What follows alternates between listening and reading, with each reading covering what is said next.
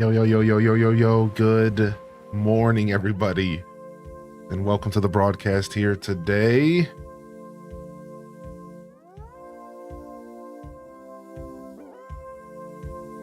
Happy Thursday.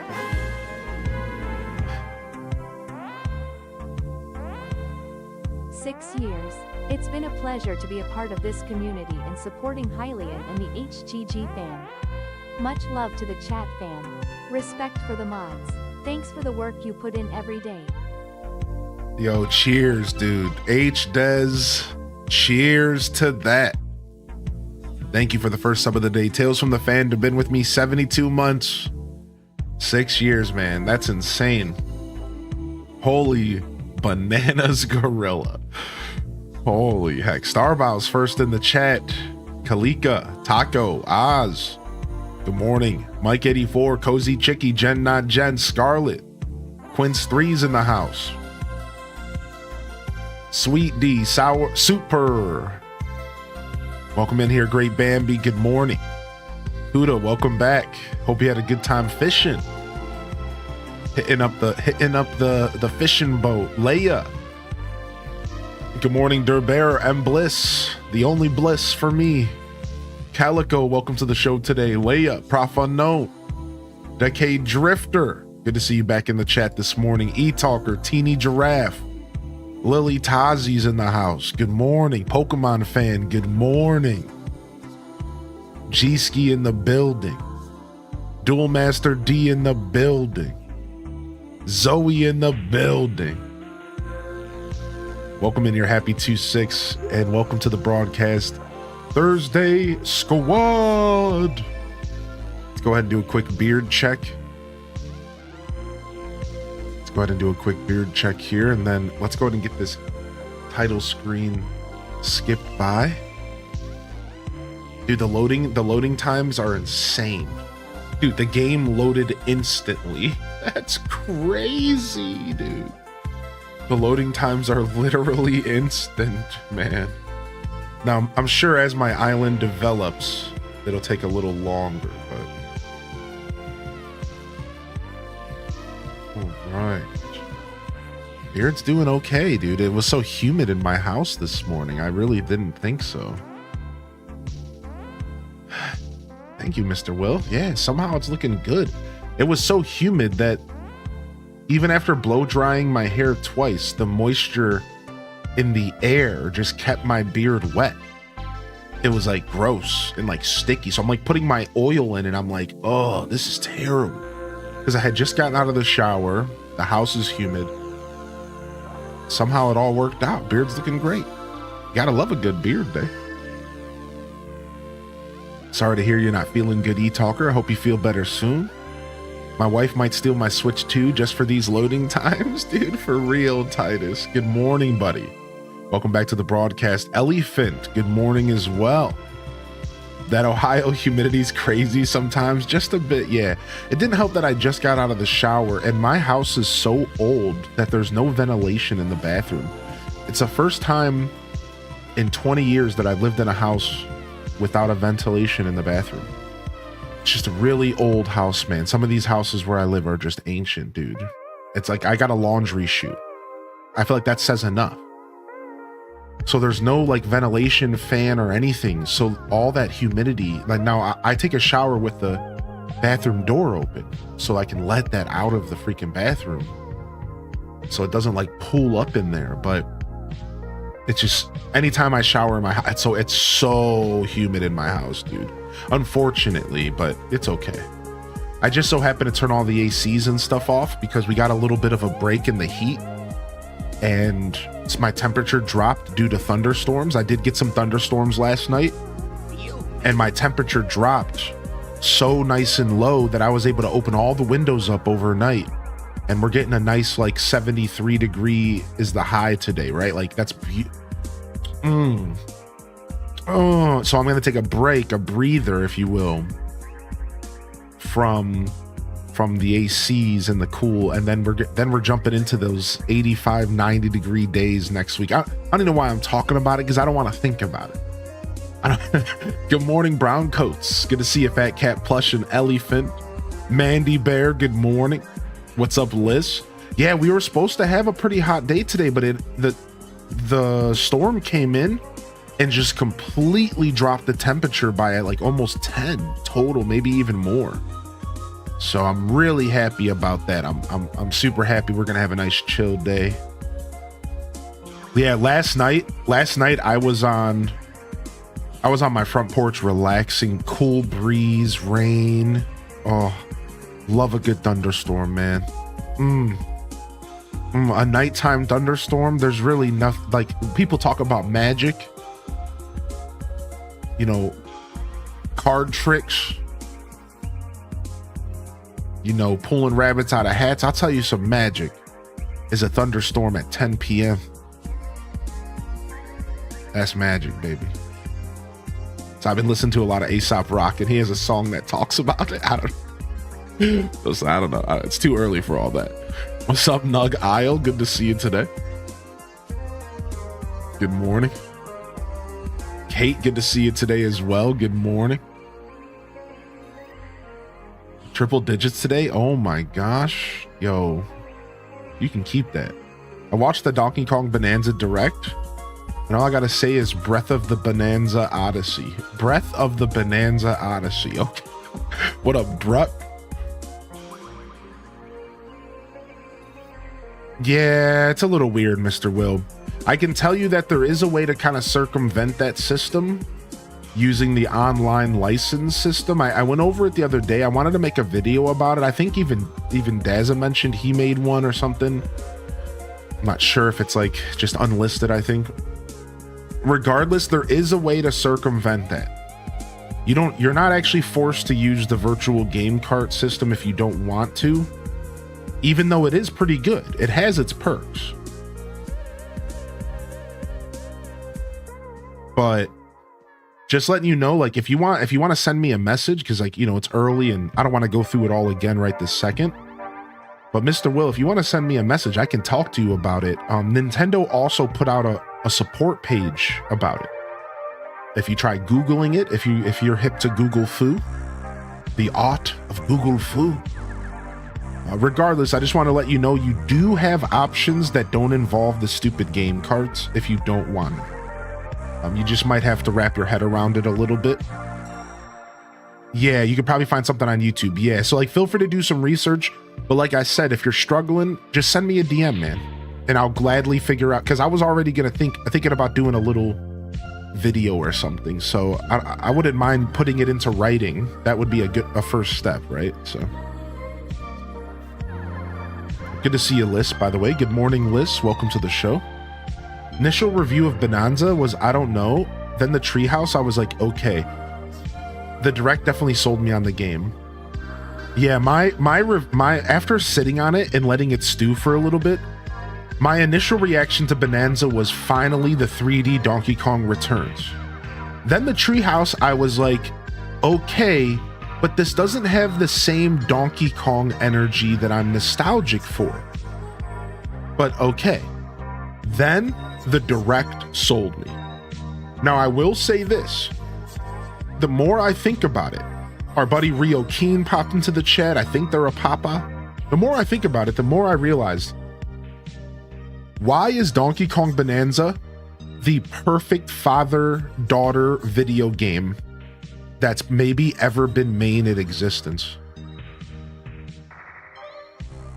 And now I'm like jealous of all the fathers out there that are going to be able to sit around with their daughter and have Pauline on their back in the game. And they're going to be able to go through this adventure with their daughter. Like, I'm jealous of all the papas out there. That's cool. Like, that's a cool concept. And I think I'm starting to see where Nintendo was going for this. I'm starting to realize like where Nintendo took this game and some of the energy they were trying to capture. I would go as far as betting that an interview or some sort of like podcast comes out where one of the higher ups of Nintendo mentions this. I bet you. I would go as far as like, I bet you like they talk about it. They'll be like, yeah, we wanted something for the dads. Like I bet, dude. I don't know. I'm just game theorying, you know. Then why is Mario kidnapping Pauline? What? Papa Descent, the new gen of gamer girls. Has anybody with the Switch 2 noticed a big difference? Yeah, Switch 2 is nice. You know, the more games come out, the more it'll be worth it, but the Switch 2 is a new system and it feels new. The Kong transformations seem weird. Yeah. I don't know if weird's the word, or if weird is the word, not a bad weird.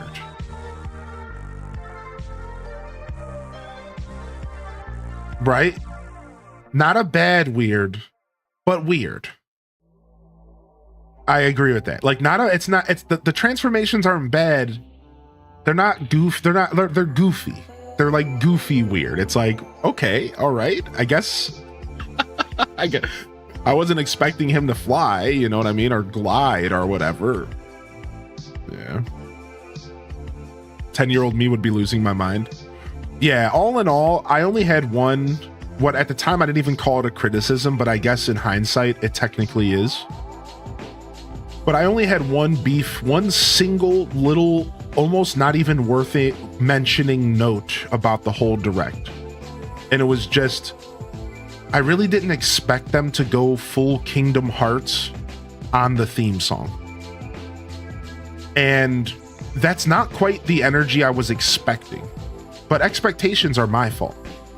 I was expecting that more lighthearted, goofy Donkey Kong tone that I was a part of my whole life. Which, to be fair, those expectations were built over years of playing Donkey Kong. So when they decided to go in this direction, and I'm calling it Kingdom Hearts, even though that's not quite accurate, but I think it covers my feelings towards the song. It's very Final Fantasy X-ish. It's very serious. It's very serious. The singing is very real and very serious, and they totally decided to go in the direction of like an experience versus the goofy, fun, silly lightheartedness. And that's probably the only thing that I'm like, oh, okay. You know what I mean? Like, it made me step back for a second. Because, like, I wasn't expecting the heartfelt tone. Exactly. That's a good way to word it. I wasn't expecting that. I wasn't expecting this heartfelt tone at all. And I don't think it's a bad thing. I want to make that clear. I do not think it's a bad thing. But I was not expecting it. And it really took me off guard. I was like, oh, okay, they're going for this. They're going all the way with this. And like, that's pretty cool. Like, I'm pretty into that. I want to say, I think that the game is going to be a lot of fun, and it's not going to be for everybody. I can already see certain people, even in this community, that are going to be cringing out of their mind. But I've learned something in life, and this isn't advice, and this isn't me talking to anybody directly. But I've learned in life that you can't take life too seriously. You can't take yourself too serious, and you need to let yourself have fun sometimes. You need to let yourself feel something every once in a while. So I'm not going to let something like a theme song and a tone of a game stop me from really enjoying it. You know what I mean? Sure, we all cringe a little here and there, but that doesn't mean that it's bad, right? That doesn't mean that it's not to be enjoyed. So I'm leaning into it. I think it's going to be a cool game. I think it's going to be a lot of fun, even if I do catch myself going like, ugh, a little bit here and there, you know. You know, oh, hold on, let's run that back. Hold up.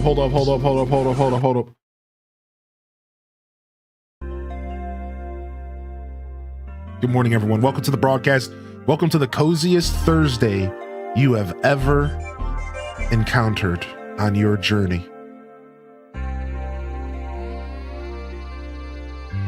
Animal Crossing, Retro Crossing, DDV. Yeah.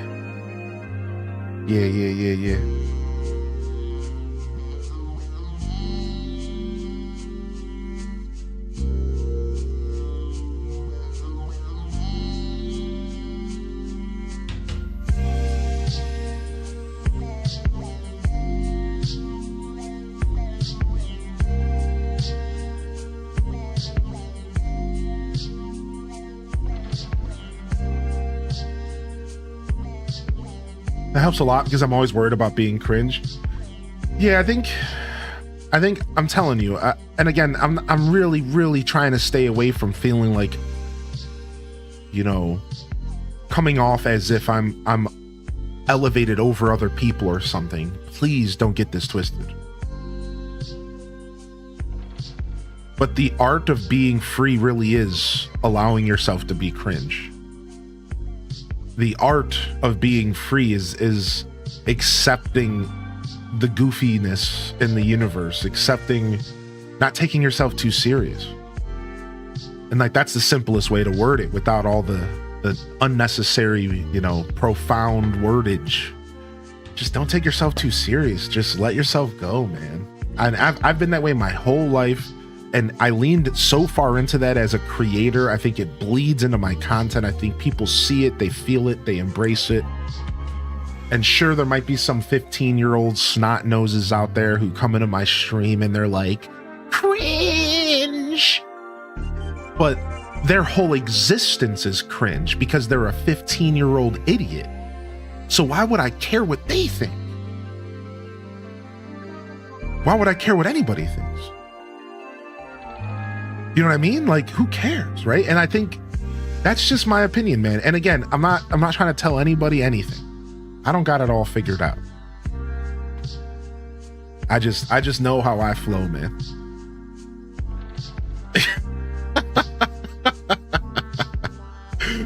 Yeah, man. That's all I know, man. Yo, what's up? What's up, Soda Vigilante? Good to see you, homie.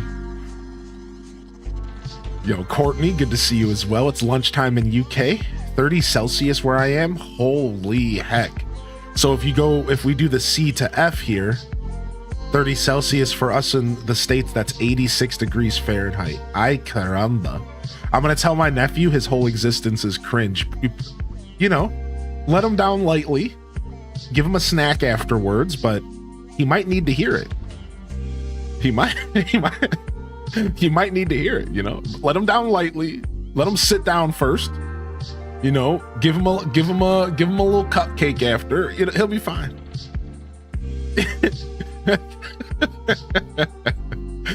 So Meta, I want to read this message real quick and then let's jump over to some Animal Crossing. Meta says, I was blown away by the direct. I love a good, simple but heartfelt story.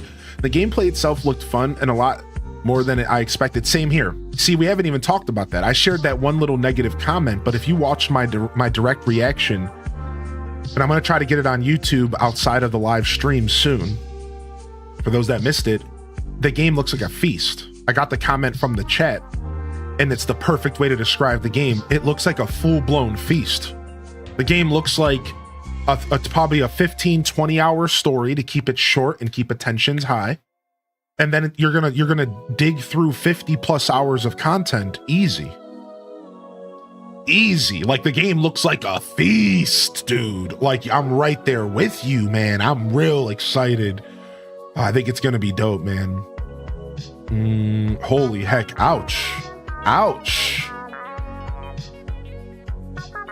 You keep that heat over there, bud. Yeah. It was cool, man. It was super cool. Definitely happy overall as well. I agree. That's one of the things that I like about Fantasy Life so much, is because Fantasy Life was a simple but heartfelt and cute story that had just enough in it to like pull on the heartstrings, but it wasn't God of War, you know, a heart-wrenching tale between dude and his son, and like, yeah, sure, like I'm not trying to compare it to like Stephen King novel, but like it doesn't need to be all like that. It can just be like a super simple, cute little thing that just like gets its point across, and it's lighthearted and it's fun and it pulls on your heartstrings, and it's just like, I like that, man. And you want to know the best way to word that in another way is like, I'm a fan of romantic comedies, and I literally just described a romantic comedy now, didn't I? Right? Like I'm a fan of romantic comedies. I like goofy, lighthearted, but like make my heart feel a little bit, you know, maybe at the end I'm tearing up or whatever. Like, I've always been a fan of rom-coms, dude. I'll watch a rom-com. I don't care what quality. I'll just throw it on, you know. I like it. Yeah, what's up, coordinator?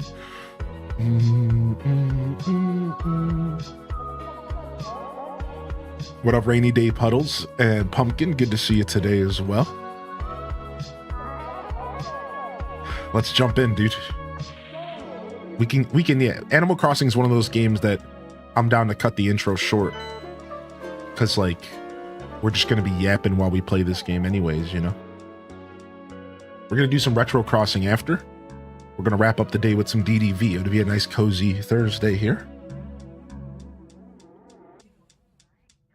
But, we don't have a ton to do here this morning. It looks like Tom Nook's got an announcement for us. I did some more Fantasy Life last night, but just a little bit. Off stream. What did I do in Fantasy Life off stream? What did y'all game on yesterday? What's been on the gaming agenda? Playing Fantasy Life, Mr. Will? Dude, nice. What did I do? I loaded up Mario Kart, but turned it off relatively quick. I just did like a couple free roam missions. Some of those free roam missions are sick, actually. Some of them are like real challenging and fun, dude. Then I loaded up a little bit of Fantasy Life. What did I do in Fantasy Life?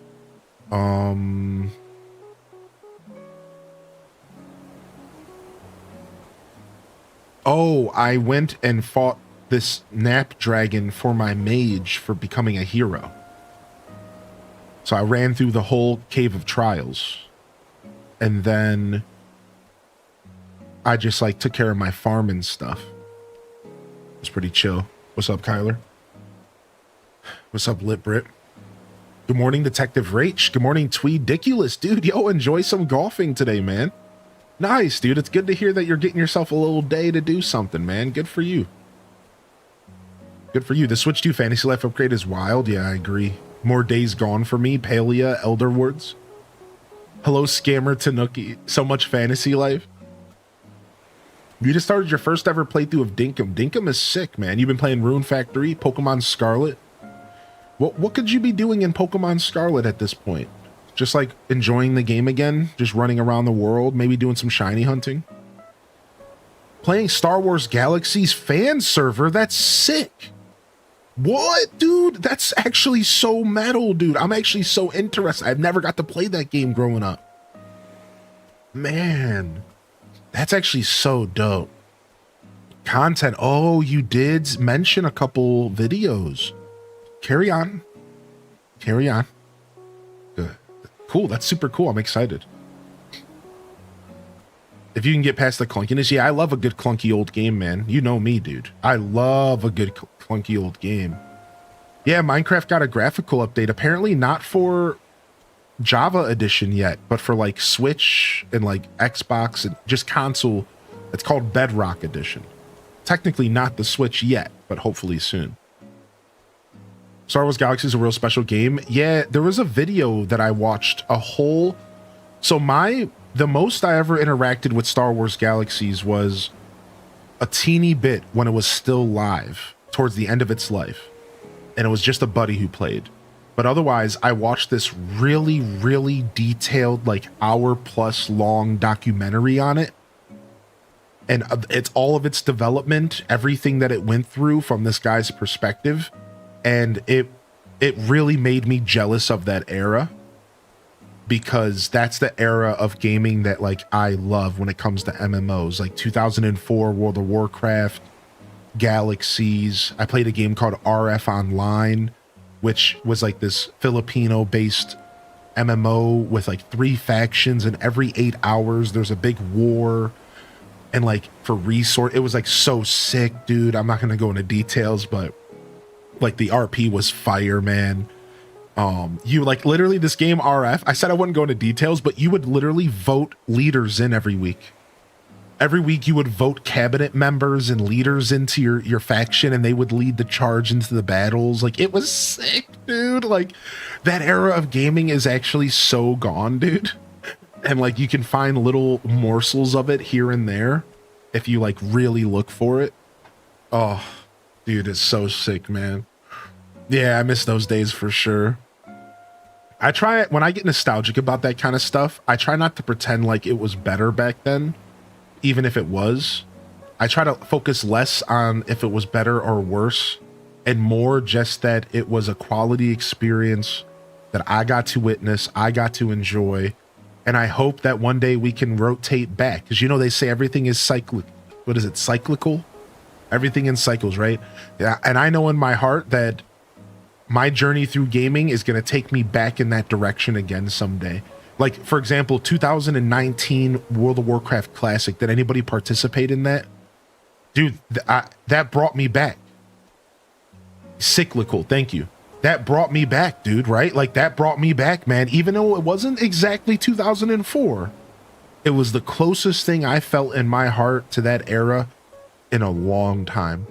And I'm so happy that I participated in the first server of World of Warcraft Classic, right? Even though I didn't even go to BC, I didn't even feel the need. I already got that taste, you know? So like, yeah, I think it'll come back, man. I'm hearing rumors of a Maple Story Classic server coming.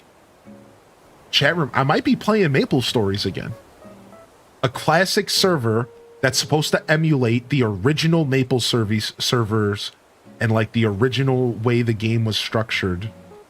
And like, I'm kind of here for it, dude. I'm kind of thinking about playing some Maples, man. Anyways, I wanted to read a message in the chat, but I got so caught up talking about old MMOs. Where was it at? There was something I was trying not to skip over. Oh, I wanted to say to Kyler, dude, I read about the compilement in the Discord. Dude, Animal Crossing is almost 100% decompiled. Animal Crossing GameCube has been going through this decompile project. For those that want English, it essentially means they're figuring out how to break the game down from GameCube so that they could rebuild it for multiple purposes. One would potentially be a native PC port that could happen way down in the future, where you could literally double click a .exe file and load up Animal Crossing GameCube as if it was designed for PC, and we could preserve the game for the rest of history. And this project is takes a lot of work, and it's getting closer to being like that vision. But for now, it's at a stage in which modders could continue to take further advantage and create unique experiences within Animal Crossing GameCube. So, you know, maybe one day we'll get that PC port the way that we have it for Ocarina of Time and Majora's Mask and Mario 64. You see, people are already creating these native PC versions of these favorite games. I think Star Fox 64 is a PC game now.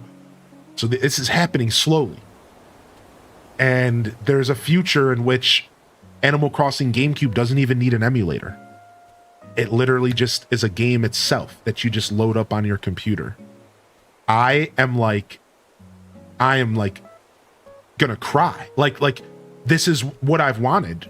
Because I truly don't believe that, you know, I want to believe that it'll get remade and get preserved. But the truth is that even if they do put it in Nintendo Switch Online, once those services go down, it's gone. So my only hope for that game was that Nintendo remade it as a separate game. And what's the chances of them doing that? I think that's kind of on the lower side. I think there's still a chance, but on the lower side. So really, it's this project and these people that are like bringing this home, like taking the reins in the situation with keeping Animal Crossing GameCube alive forever, man. Between the modders, between the decompiling. So anyways, I just wanted to say, man, I'm so happy you popped in the chat this morning that I read that in the Discord and I was like, wow, like this is it, dude. I'm so happy. Because of how I set it up, it went from 91 to 96 total in 24 hours. Wow. So yeah, man, hopefully in the future somebody writes that library and makes that happen. But for now, you know, one step at a time. Yo, what's up? How you doing today, Stratocaster? Use the boost to get through. I haven't played that game in 25 years, but I bet I could say every line. Gonna slow down to the bit to the point to where I could do a PC port right now, man. No need for libraries because we got them. Oh, sick. Okay, so it's more advanced than I thought. I was just trying to interpret what I read. You know, it's not, I don't know much about this. Right, so I was just interpreting what I read as, okay, this could take a while, but very cool. Very, very cool. Yo, we'll see you later, Dazza, if you're still listening to us. No worries, buddy. Kaiski, welcome to the show today and good morning. Rock Socks, by the way, good to see you as well. I'm just catching up on chat real quick. All right, let's go ahead and see what Tom Nook has for us today. As I mentioned yesterday, resident services is closed today due to construction. I realize this may be a bit of an inconvenience, but I promise the island will be better for it. As you can imagine, I'll have my paws full today with the resident services construction. I'll be getting back to that now. Have a good day. So here's an interesting fact. Was Leaf wasn't in the game right away, right? So Leaf was not in the game in ACNH on release. So how interesting is it that 5 years ago, I would have never seen Leaf and his cart show up here, would I? Or was Leaf in the game and he just didn't sell crops? The first year they rolled out the NPC updates per the season. Right. So how cool is it that I have Leaf visiting my early game the same way that... So when the game first came out, the only villagers that could visit your town with a cart was the Able sisters and Kick. But now, because the game is like finished and we're moving, you know, past updates, you also have the addition of Leaf showing up with the cart, which is really cool. I like that. I was not expecting to wake up to Leaf this morning, but this allows me to start my farm early, which is really cool. Now, we never went to visit Harvey yesterday, but we could go set the co-op up as well. Now, the co-op is expensive, so that's the reason I didn't go visit Harvey, because the co-op is 100,000 bells each, and your boy's still paying off his first house upgrade. So we won't be participating in the co-op anytime too soon. It's not like I'm rushing to do the museum or anything. So, what's up, Jackie? Good to see you. Good morning, Jackie. That was 2 days ago, but we were able to speed through it. Ah, cool. What's up, Random Reject? A very good morning to you, chat. Goldie came to greet us this morning. How blessed are we? I've managed to finish putting things away at home, so I'm finally freed up to meet and greet all my neighbors. I'm really grateful that you came by on my first day here to welcome me. Oh, before I forget, I'm glad I ran into you because I have a little something for you. A hello gift for my new neighbor. It's something popular back home, a document stack. What? You just gave me a stack of TPS reports? I don't want your trash. My original home. I mean, I know this is my home now. See you around. What? I don't want your TPS reports. Looking built. Woof woof. What's up? Let's chat. Don't forget to cool down after a workout. You don't want to overheat. Plus, it helps build even more muscle. Oh, okay. Is this what we're doing? Is this what we're doing this morning? Oh, I don't have the ability to sit yet.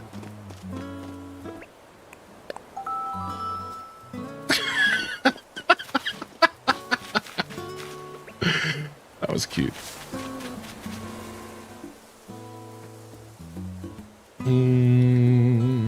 Bam, bam, bam. Can't get co-op until 3 stars? Oh, nice. I didn't know that, Rainy. Thank you. I saw that they patched ACNH. Do you have patch notes? I just updated it this morning and I was very confused. I mean, if it's not, I'll take your word for it. If it's not worth checking out, you know, I assume it was just a bunch of bugs or whatever. I hope we get a ton more dialogue phrases from the villagers in the next one. I know. Same here, man. I hope the dialogue freshens up a bit.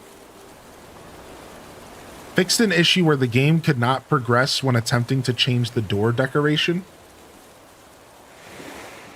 Fixed an issue where newly crafted fencing wouldn't be added to the player's inventory if a remade version of the same fence was already in your pocket.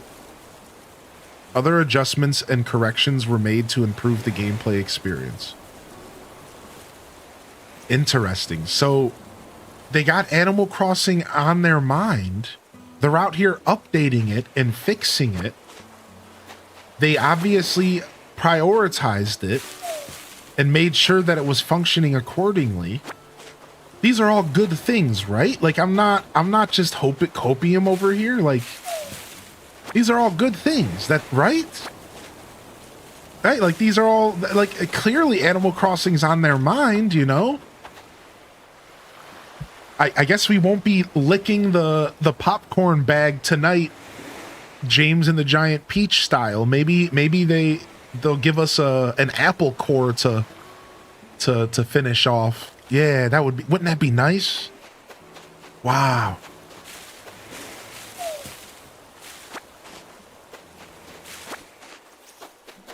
A deluxe meal, yeah.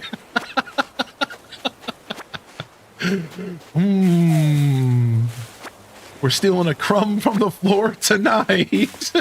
Good morning, Cozy. What's up, man? What's up, Ray Rune and JR Prisma? Good to see you today, dude. Dolore, welcome back. All right, let's go plant some more of these coconut trees. Bam, bam, bam, bam, bam, bam.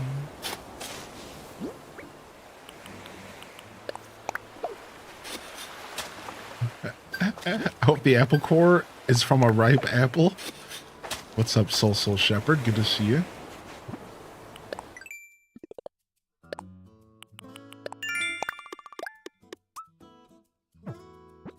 Nice. Building up those miles, baby. Bam, bam, bam, bam.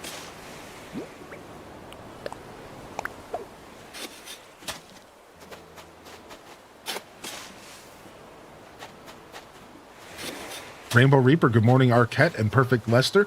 If you are lurking, feel free to enjoy your lurk. No need to jump into the chat. I do like to say good morning to the daily check-ins, but I don't want you to ever feel pressured to reply. Just have a good day. Appreciate you popping in. Uh-oh. Uh-oh, Shepherd with the 40 months. H does wiggles. H-Day Wiggle, H-Day Wiggle, H-Day Wiggle. H-Day Wiggle to you too. Thanks.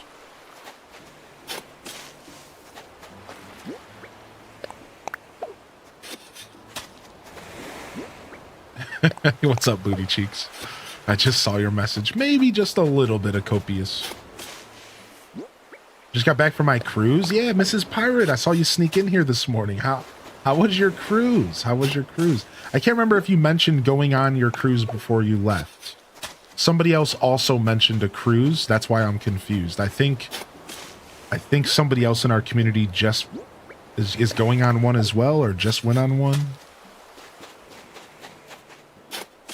It was relaxing, dude. I bet. I've never been on a cruise. Big lurk. My Snowpiercer graphic novels just arrived. Hey, get your lurk on. Today will be a good stream to lurk and read too. We'll be chilling all day. We're gonna relax. We're starting off with some New Horizons, checking out our new island. Then we're gonna dive into some ACGC Deluxe and reacquaint ourselves with our Deluxe save file. I miss it. And then we're gonna dive into some DDV to wrap up the day. That'll be our afternoon, just like relaxing game. We'll play some more DDV. We checked out the update yesterday and we unlocked Peter Pan, which honestly was really cool. They did a good job with that. Ooh, nice. 3,000 bells. And then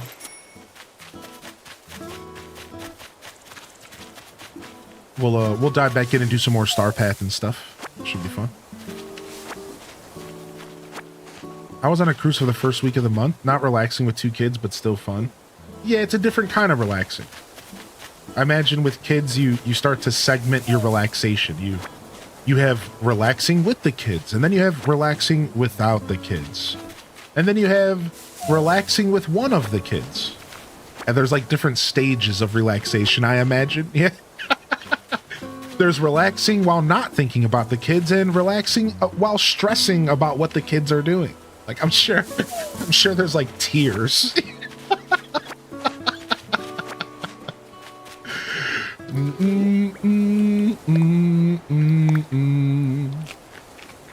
You've been on 4 cruises? Oh, that's so cool. I'm not quite worldly, chat. I haven't done a lot of traveling and stuff. I'd like to do more as I get more solidified in my content and feel like I can break away from my content more often. I'd like to do more of that stuff for sure. Nice. We can buy some bushes today. Dude, we got to make some cash because all of a sudden seeing Leaf here has just invigorated me to do a lot more today. Let's get these cherries so we can sell them for some cash here. And then let's get our money rock.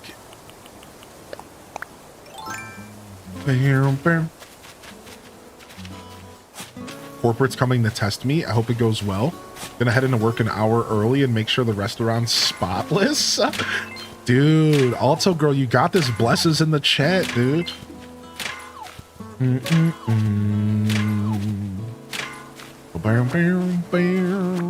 going on a family cruise in August. My parents and me and my husband and our 2 kids. I'm excited. Oh, Jelly the gamer mom. Hope you have a good trip. This is the last day we get to enjoy this music. And we're going to enjoy every bit of it. Welcome to the show here. Good morning. If you're hanging out over on YouTube today and you've made it this far into the video, you might like the vibes. Hit that like and subscribe. We got Animal Crossing, farming sims, cozy games, if you will. But I prefer to say the genres specifically because they're not all as cozy, in my opinion. We're going to be diving into all sorts of Nintendo content throughout the year, per usual. But I always like to mix it up as well. I'm a Nintendo baby at heart with a variety gamer's soul. So if that's your vibe, hopefully you stick around. Feel free to leave a comment if this is a VOD in the future. And hit that like if you're over there live today. And come over and chat with us if you would like. You'll find the Twitch link in the description below, all right? Let me go make sure that the description doesn't have the DDV code. Oh, we'll just leave it in there today. Sure. Yeah, we'll leave it in there today. Boom, boom, boom, boom, boom, boom, boom.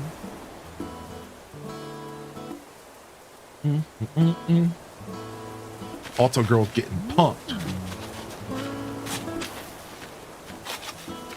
Bam, bam. Bam, bam. Bam, bam, bam, bam. What's up, Pirater and Dad Baby?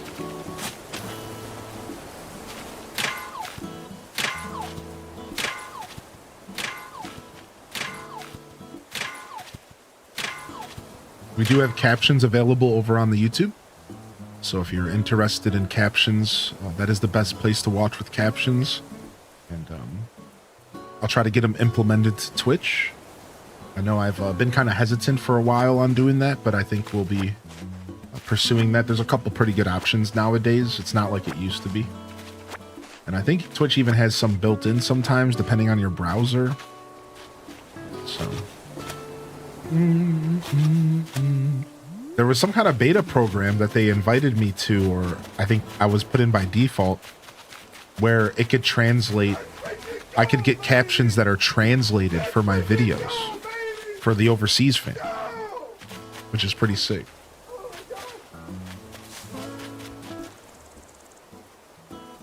With you is quite a long time, buddy.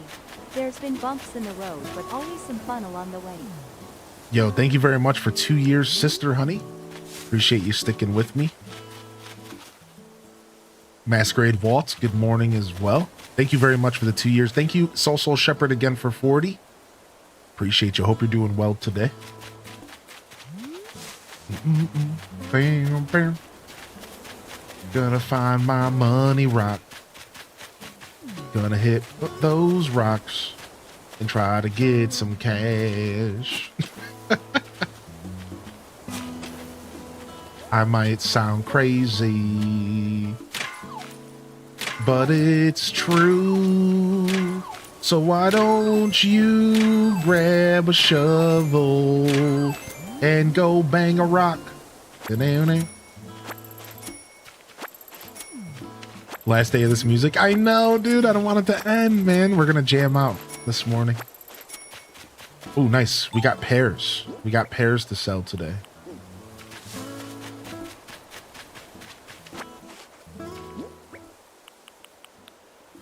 Yeah, having too much fun.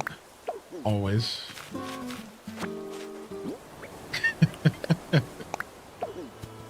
Ba-dum, boom.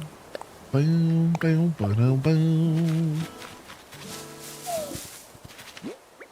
All right, now usually I want to propagate my pears, but I think we're gonna sell them for cash today, so we can get vegetables, because we're starting a mega farm.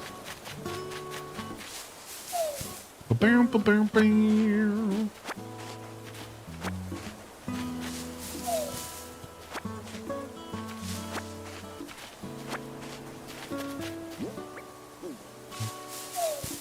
We should probably buy our inventory upgrade, huh? I think it's pretty overdue. We can't do that today though, because resident services is closed, so that'll be a treat for tomorrow or the next episode.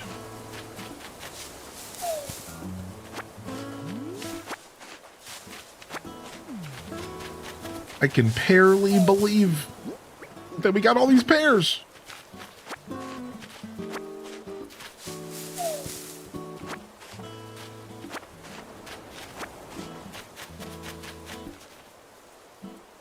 I don't have the tool wheel yet either. It's so funny to me. H does stare.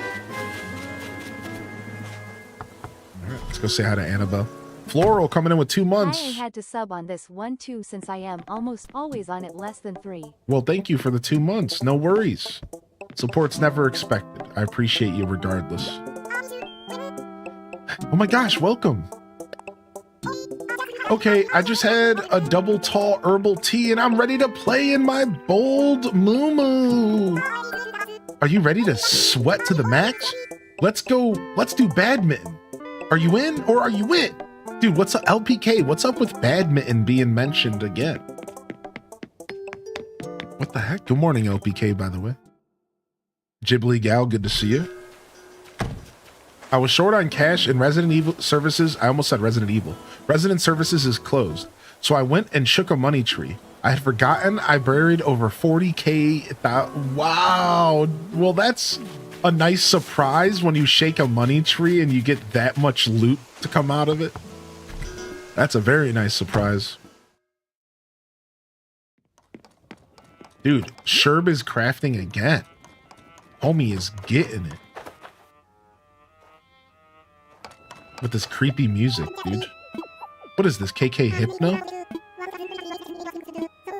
What, he's making a cardboard bed? Okay, buddy. Okay, buddy. Yo, good morning, Taco, by the way, formerly known as Angry Auntie.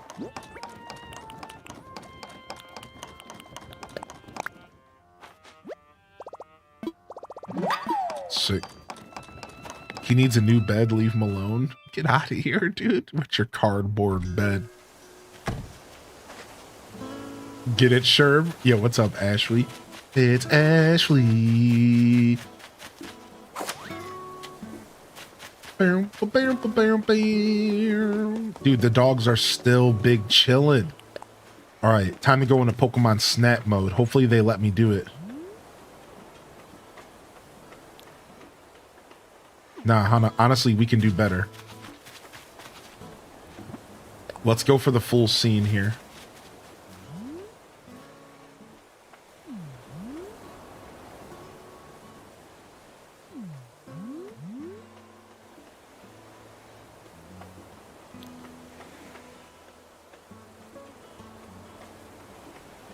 How do you zoom in?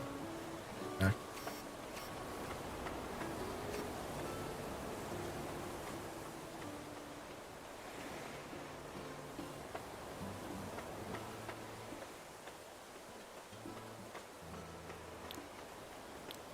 There's no way they're going to let me have this, right?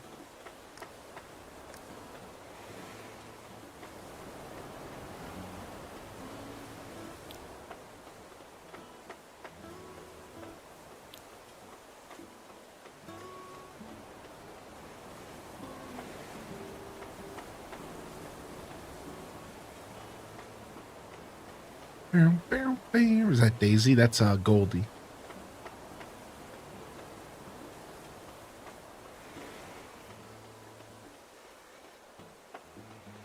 What's up, Flower Child? Nice. All right, got the video.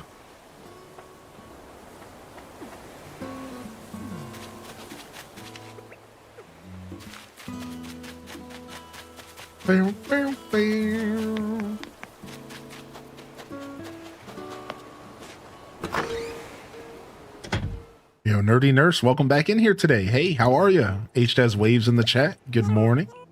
Welcome to the show today. What's up, Courtney? No theme of dogs. We just so happen to get 2 doggos. Just a coink-a-dink. Just a coink-a-dink. That'll fatten up our cash. How you doing today, Ciro Nacho?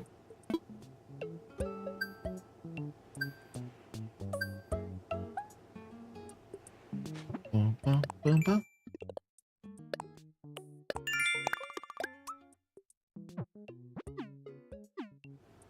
All right, let's check those turnip prices. Hopefully they went up. 136. We're selling. We're selling, dude. I bought them for 99. That's plenty, dude. I'm not greedy. Somebody in the Discord last night had 300, but I showed restraint. I decided against selling them on somebody else's island.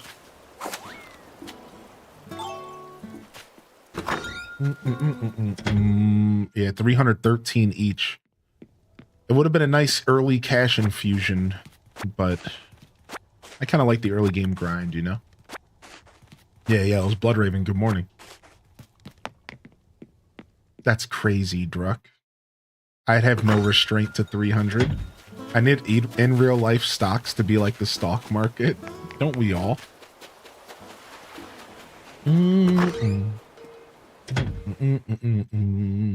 Although with my track record with letting turnips spoil, I'd probably still be where I'm at in real life today. So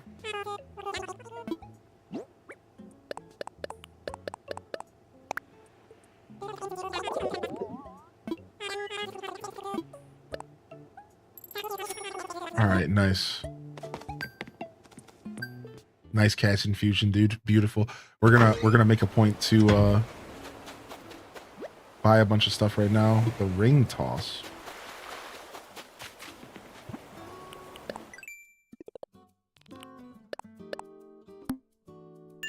Nice. Status minded. Spectacular. Ooh. Money bags.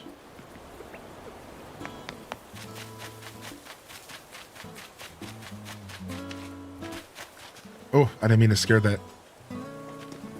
Should have done 300 as well. Mine were going down every day. They were 100 something last night, going for higher for the second time. Should have been higher today, but they're 87. I don't know what happened. Oh no, you had a market crash. I remember the first time I played stock market in ACGC, I sold them for about 600 bells. Striking gold like that in ACGC was insane. Yeah, because you didn't have access to online. See, I've talked about that. I think, are they?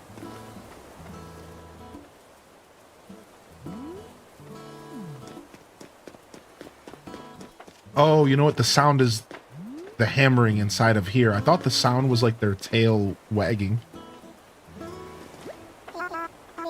Yeah. Yeah, dude, like, you didn't have access to different towns like all like that in ACGC. So it was like, it was huge. It was absolutely huge when you would... It was absolutely huge when you would get a market spike like that, yeah.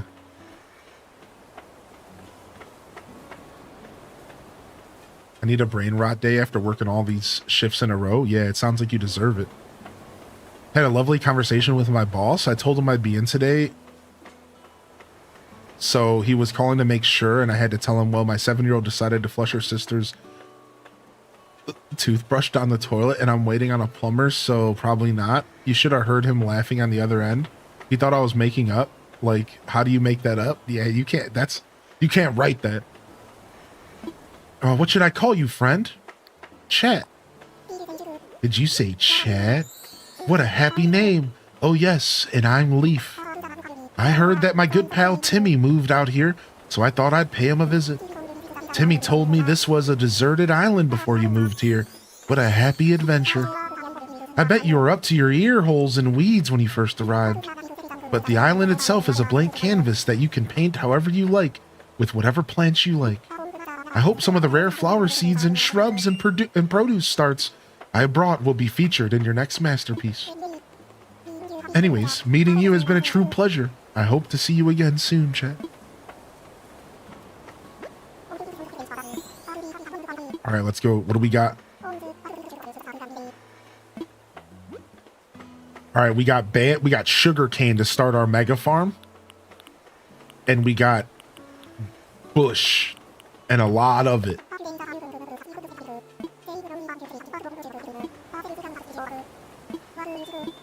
All right, I'll take 5, please. Only Timmy is his friend, F Tommy. Hey, just because they're identical twins doesn't mean they have to live the same exact life, all right?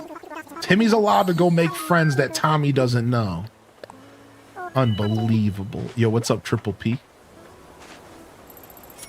I never remember to get up early enough to play the stock market. That's tough, especially on a Sunday when you're trying to sleep in.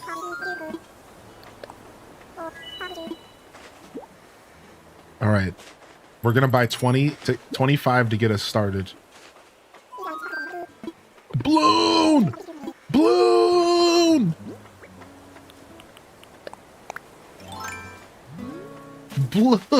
Balloon!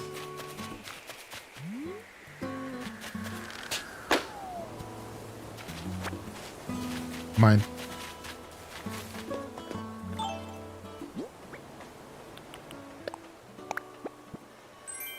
Ooh, nuggies.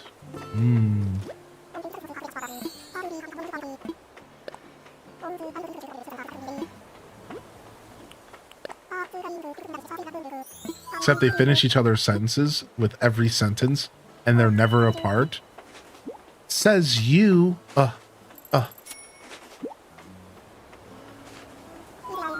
So that's just what you do all day? You just sit around and watch what Timmy and Tommy do? They're like Toy Story toys. What do you think happens when you look away? Yeah.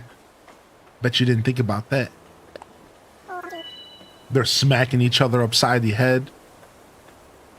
Kicking each other's shins.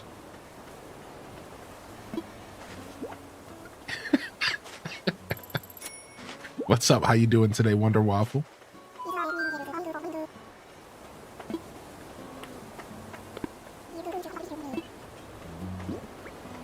All right, we got 25 starts. Let's go. Yep, sure do.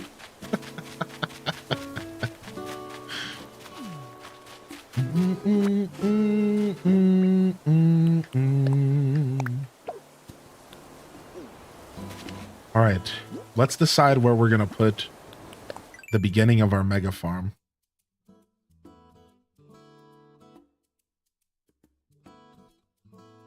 Let's go up to the tier 3 and plant up there to the left.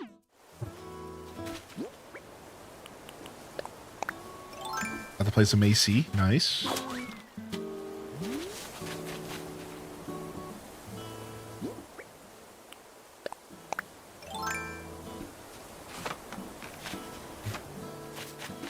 You got red on your island for the first time.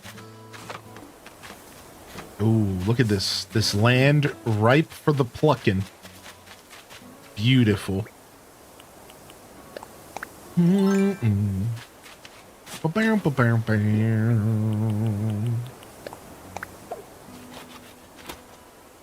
You know what? We're going to need another shovel.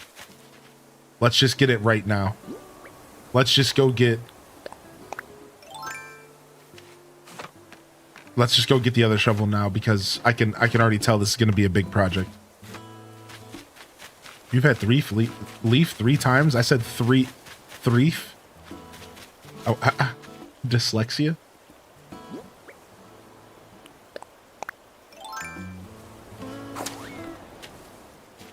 Bam, bam, bam, bam. Bam, bam. Bam, bam, bam, bam. All right, we need some hardwood. Dang, we only got 2 hardwood, huh? We've been slacking. We've been slacking. All right, let's go ahead and try to get some hardwood here. You know what? Let's actually just take the luxury of buying the shovel today. Let's treat ourselves.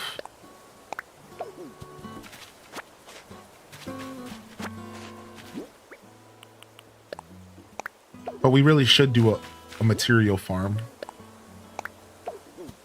We really should do a material farm, but I definitely forgot how much of a satisfying grind the beginning was. Yeah.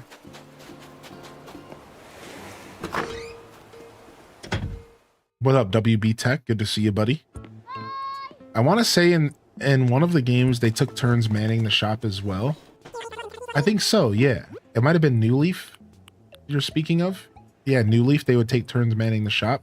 Some days Timmy would be there and some days Tommy. Yeah, I do remember that now. All right, I'm here for a flimsy shovel. Have you seen the DK Direct? I sure have. Yeah, we watched it yesterday live. My reaction is on yesterday's VOD, and you can pick through it. It was pretty early in the stream. And then I'll be releasing the reaction on its own here, probably later today. I didn't end up doing it yesterday.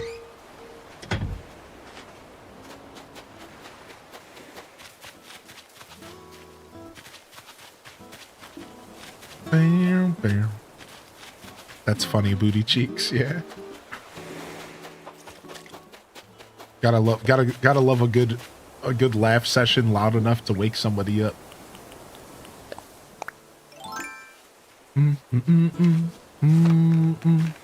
Yo, good morning, Tamperp and Yuki. Good to see you back, Yuki. Bam, bam. Bam, bam.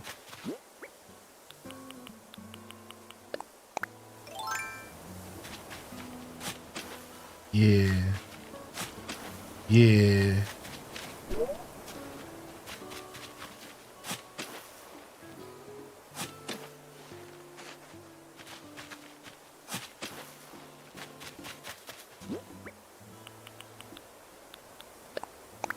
Get these bad boys planted. I can imagine all the sequence breaking and glitches speedrunners are going to find. Oh yeah, for sure, right? It's going to be super cool. I just enjoy that kind of freedom in games, so like I know I'll enjoy just being able to do whatever I want.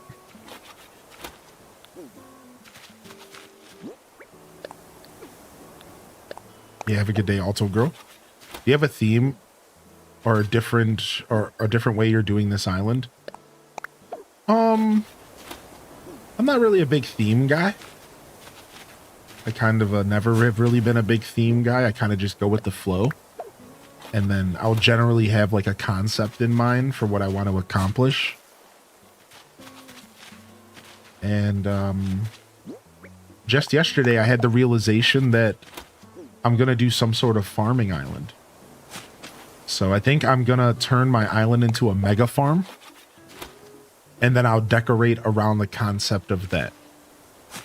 So conceptually, I'll be doing like a mega farm, and then I'll be decorating around that concept. So I guess that's just a roundabout way to say a theme. I just don't, I just don't know exactly what I'm doing, so I'm just avoiding the word, I guess.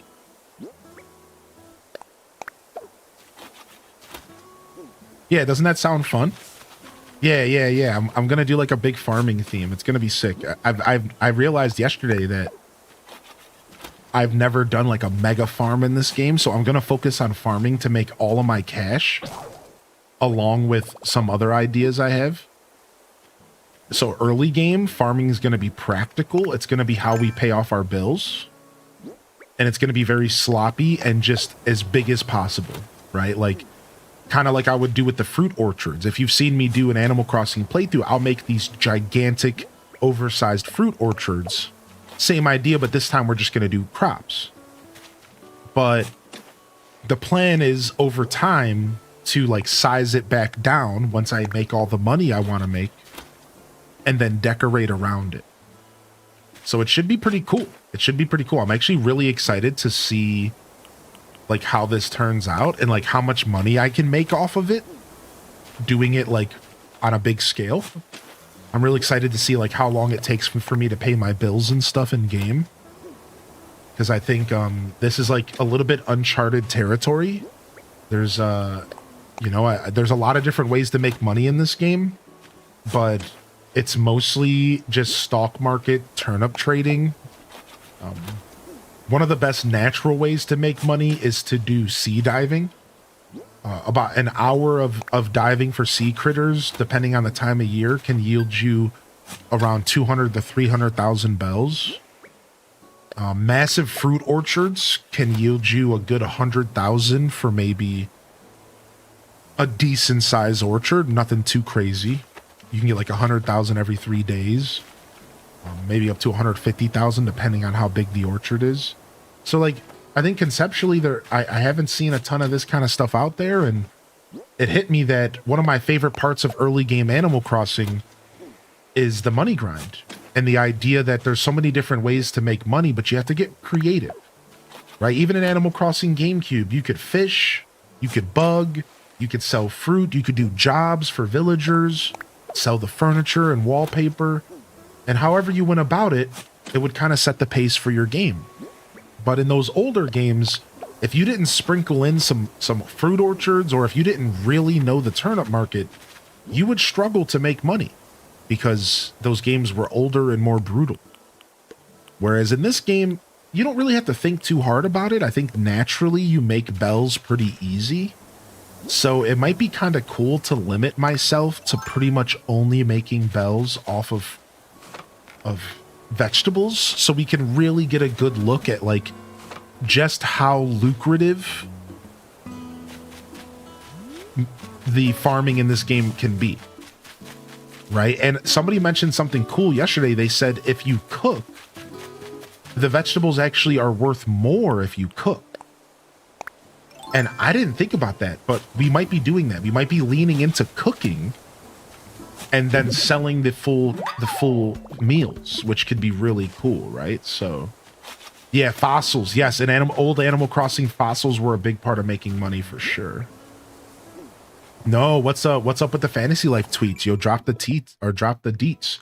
Don't drop the teats. Put those away. Those don't belong in my chat. Drop the teats somewhere else, but the deets right here. Hold the teat. We're not asking for all that.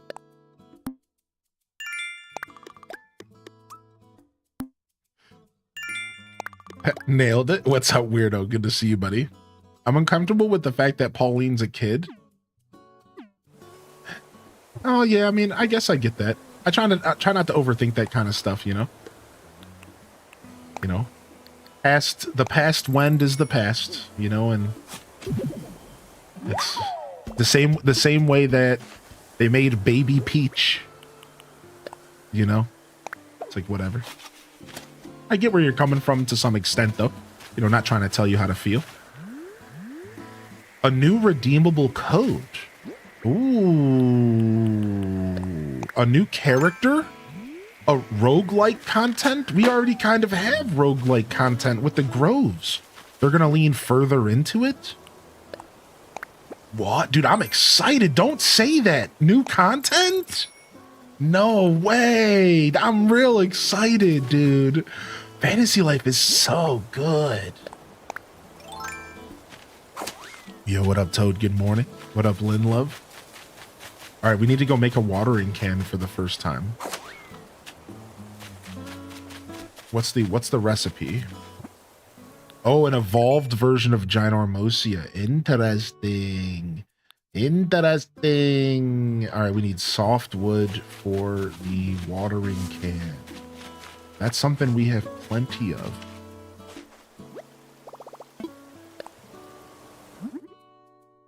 Switch 2 version of Fantasy Life is good.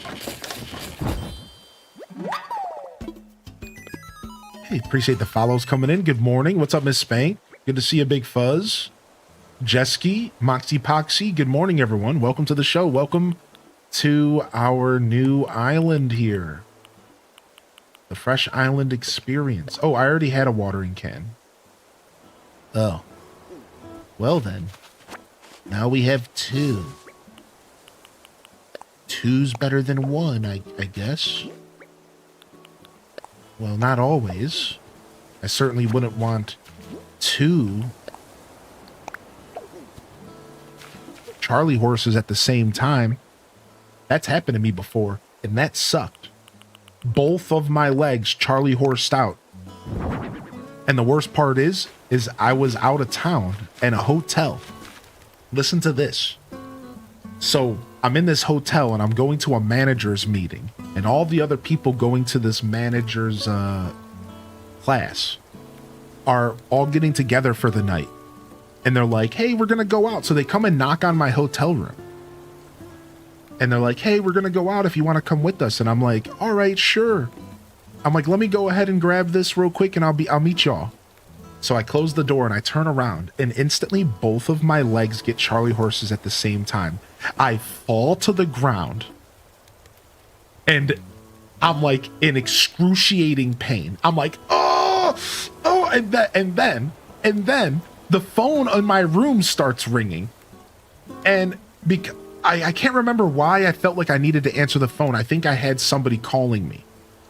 So I start army crawling. I literally army crawling to the phone. I'm like, oh, and I grab this phone and I like pick it up and I'm like, okay, thanks. It was by far the worst situation I've ever been in with a Charlie horse, man. It freaking sucked, dude. Yeah, help me. Oh my lord, dude. The double Charlie horse, man.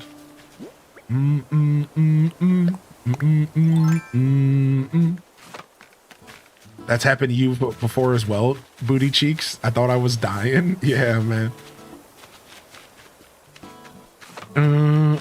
Who's on your island now?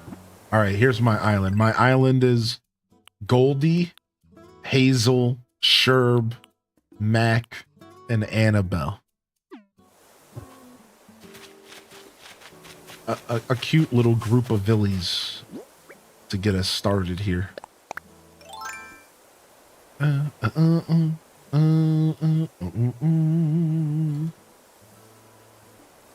got one in both thighs during an active firefight in Iraq when I was in the Marines. Oh my God, what do you do? That's terrifying. That's the kind of moment that you just like lock in. You just like ignore it. Right? Like you just like lock in and just ignore it. You're just like, you just have to move on, right? I don't know, man. Yo, what up, Flo Dunn? Good to see you today, buddy. I'm on mobile, so I can't hit the life alert. Yeah, it really was life alert. Yeah, you. What else can you do, right, Kuda? I got Unibrow. I did get Uniwow. Oh my gosh, Hearts of Violet? That's scary, dude. I bet they were wondering what was going on in there. I was definitely making a lot of grunting noises, that's for sure.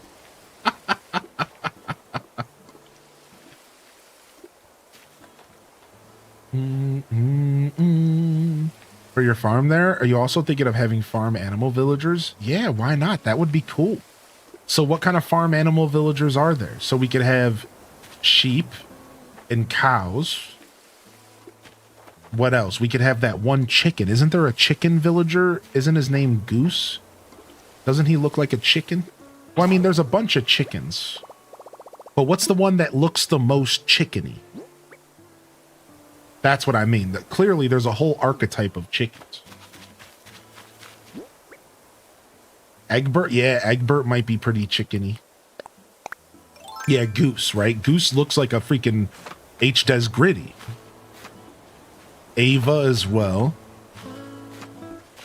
Goats. Goats. Now, honestly, this concept's really cool. You want to know why? Because I am not a big fan of the cows or the chickens. So this would get me to experience some villagers out of my normal scope.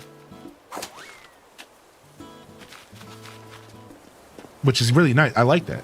When we're doing a fresh save file, you know what I mean? Like, I could get some villagers that are out of my normal scope, because I don't usually mess with chickens and cows. I'm not a big fan of them. You gotta have a barn cat? I mean, can Tangy be our barn cat, or is there a better candidate?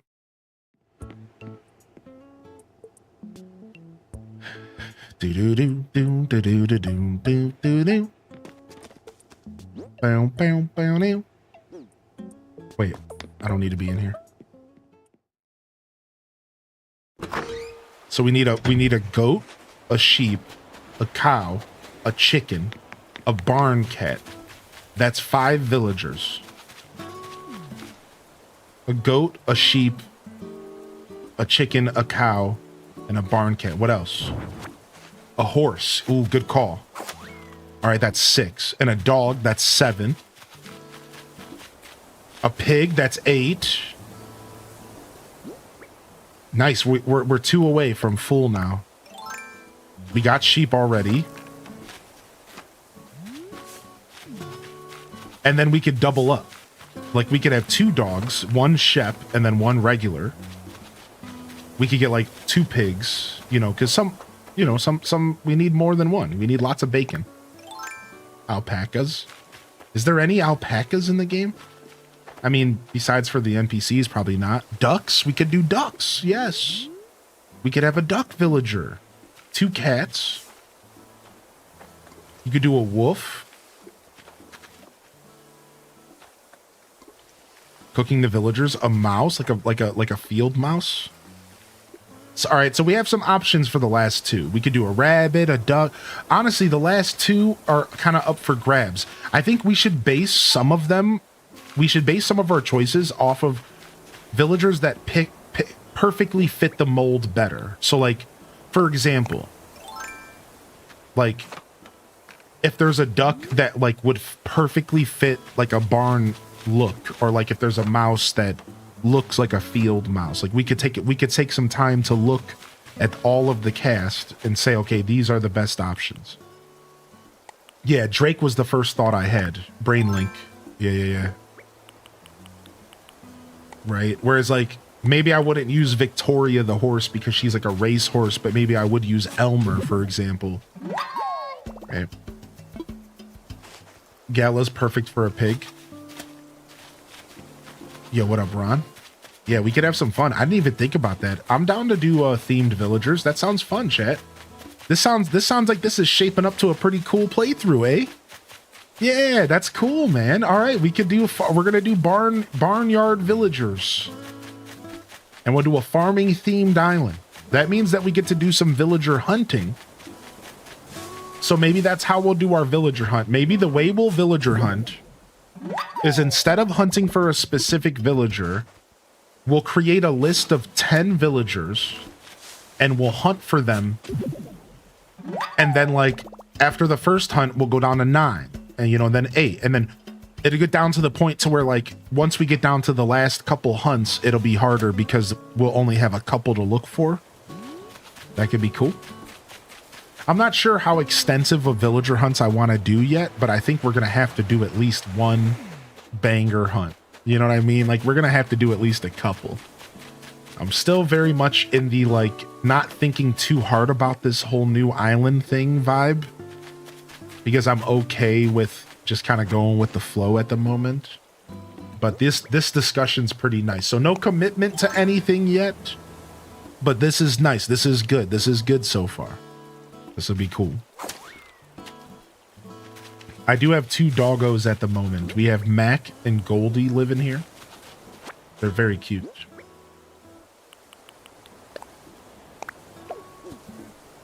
Yeah, we'll figure it out. I actually already have a couple ideas for how we could actually do this and make it even cooler than what I just said. But I'm going to keep the ideas to my chest, and we'll talk about it as we go forward. I actually have a couple really good ideas. Now that I sit here and think about it, I actually have a couple really good ideas. This could be really fun. Yeah, definitely save those channel points. Yeah, Mac the dog. This little guy.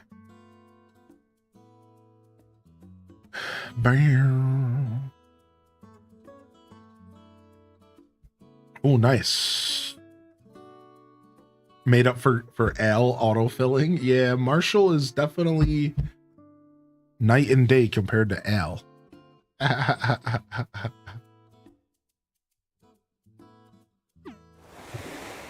right, let's go drop off these fossils to the boy. And then let's go buy some bushes. Ooh! Oh dear, pardon me.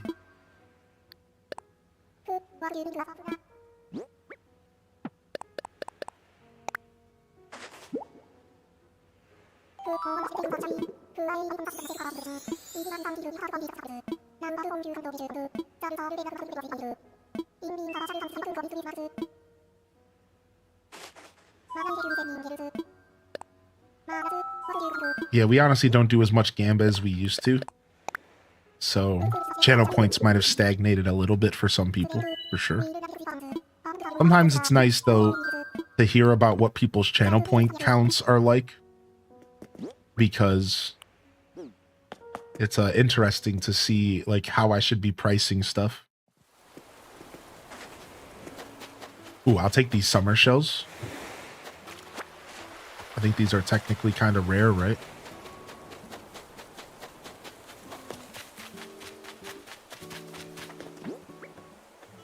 All right, I'm going to take a quick tinkle chat room and I'll be right back. And I think I have a teeny bit of coffee to refresh my stuff real quick.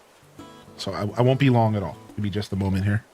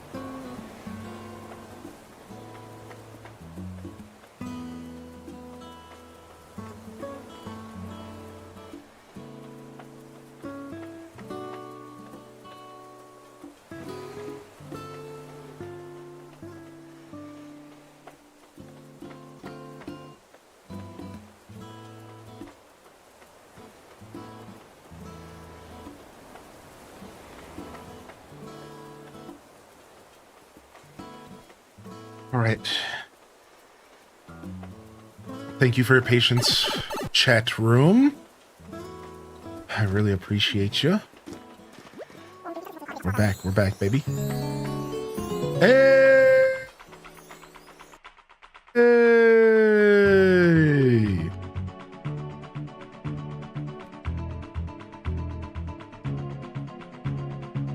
Do-do-do-do, do-do-do-do, ba-da-da-do, do-do-do-do, ba-da-da-do, ba-da-da-do, da-da-da-do, da-da-da-da, da-da-da-da. All right, it's Taco has redeemed the VIP roulette. I'm gonna hook you up with that VIP badge.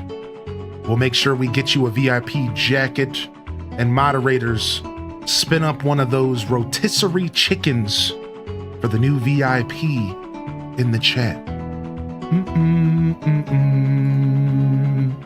Boo boo beep bo bo bo beat a bo bo beep bo bo bo beat a bo bo. All right, that does mean that somebody will fall today, though. And while you're booging, make sure you slide in a salute in the chat for the lovely Saidi, who went for a solid 4 months. Salute Saidi, it was a long run. Do do do do do do do do do do do do do do. Do do do do do do do do do do do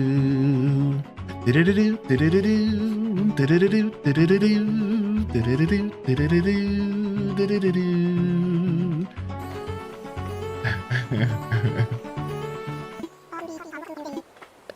Enjoy your VIP badge. It was a long run. 4 months is honestly becoming pretty standard for the VIP roulette. So I think if people were curious if they're getting the bang for their buck, as of right now, 4 months is starting to become pretty average. I think that looks like to be the run cap. Most people hold the badge for about 4 months. So, I mean, I'd say that's pretty worth it. It's a lot of channel points, but I think you can earn about 500,000 and a half a year or so, maybe, depending on your frequency of enjoying the show. I mean, the whole point is to reward people who do tune in often. So it's, however, not meant to be something that to bring down those who can't. So on that note, thank you for tuning in, whether it's for 5 minutes or whether it's every day. Thank you. And just know that you're all appreciated regardless of your frequency and how long you enjoy my broadcast. Thank you very much. Good to see you today, Cindy.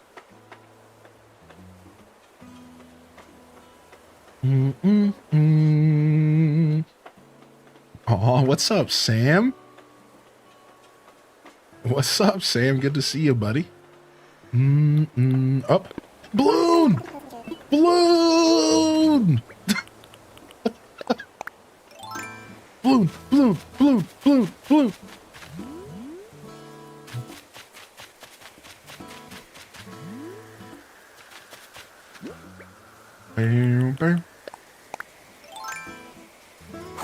A wrong address birthday card got delivered to my house. I opened it. 20 bucks were in there. Sick, dude. Nice. Go treat yourself to a burrito. Go treat yourself to a burrito. You've earned it. I can't stop listening to Superette. It's over, man. A-Stop did it again. Why is it perfect? Why is it absolutely perfect? So I last night, the song that I really connected with is the song where he's talking about magic, but he's like, your kind of witchcraft take a lot of angles. My kind of witchcraft, that song, right? And the whole song, I realized he's talking about like nature. So he's saying like, basically he's saying like the word magic. This is my interpretation. He's like, the word magic, we apply the word magic to tricks and phoniness. In some ways, he's saying, we apply the word magic to card tricks, but in all reality, magic is witnessing 1,000 birds fly out of a chimney. Magic in all reality is watching the birds create V formations in the sky and fly to the south. He's basically saying magic is all around us. It's in nature, and it's the way that life lives on and moves forward. And you can tell that Aesop is really a nature boy nowadays. Yeah, my kind of witchcraft show up in an atlas. Right. You can tell that like he's a nature boy, and he like really loves nature and connecting with nature. You hear that in Snails, and even past albums he's talked a little bit about how, you know, he approaches that stuff, you know. And it's really cool that he wrote this whole song, and it's like an ode to the magic that is like nature, and like how it's so easy to overlook that.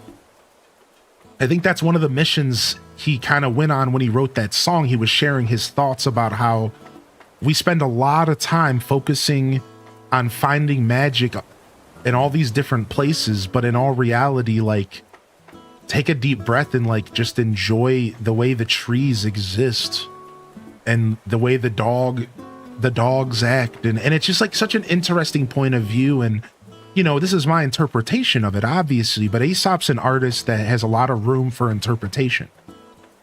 That's the whole point of his music. He makes movies for the blind. He does a lot of visualization, imagery, like image craft with words. And when he's not doing twisted, intrinsic metaphors that aren't even meant to make sense, but more to make you see something or get an image of something, he's also writing dope bars about nature. Like he's just a super interesting artist, and there's a lot of room for interpretation, but every once in a while he pulls back the veil, and he just writes a song that's just straight and to the point. And that's that song. It's just straight and to the point. He's just straight up, you know, he's making a point, he's sharing his thoughts. And I love when Aesop can go back and forth. I love that he can rhyme through walls and make me like visualize things, but then he can also just go straight to the point and just be like, this is what I want to say. He has honed his craft. He's gotten so good at turning on whatever switch he wants to turn on. Does he want to be the metaphor genius? Does he want to be the lyrical god? Or does he want to just be silly and write a song about a lipstick tattoo on a guy's neck when he goes to buy some ice cream, and his existential crisis about how maybe he's not as cool as he thought he was because this dude's tattoo made him question his own tattoos? Like, that's like an old song on a different album. Like he's just such a goofy goober, man. I literally love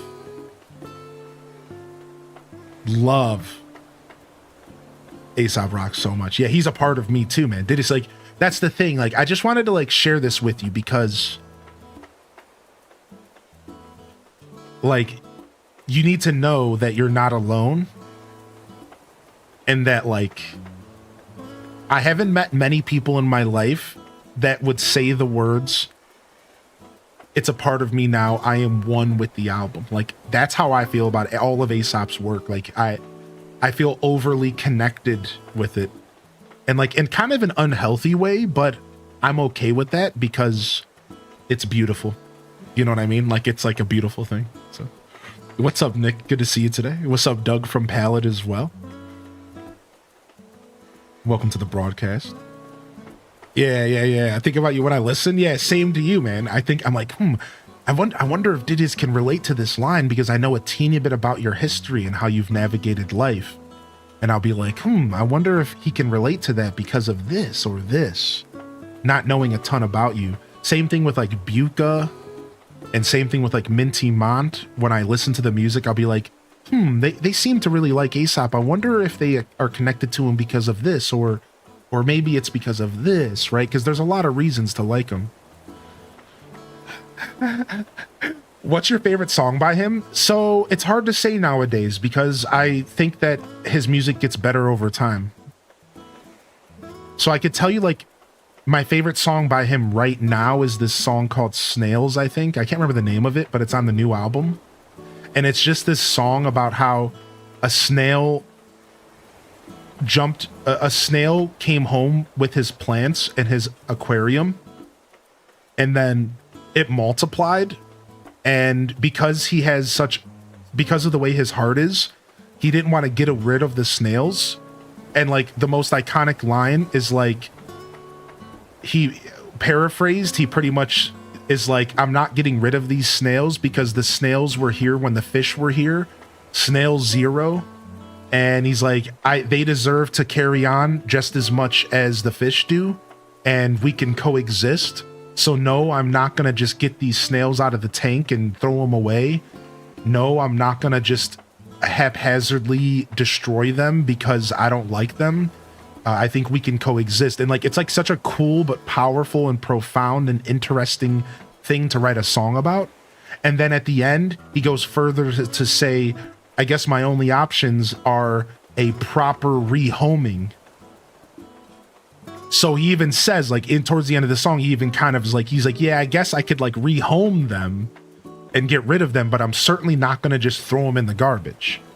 So it was just like such a cool and insightful little cute song about snails. And like, he's just such a fun artist. That's probably my current favorite song, called Snail Zero.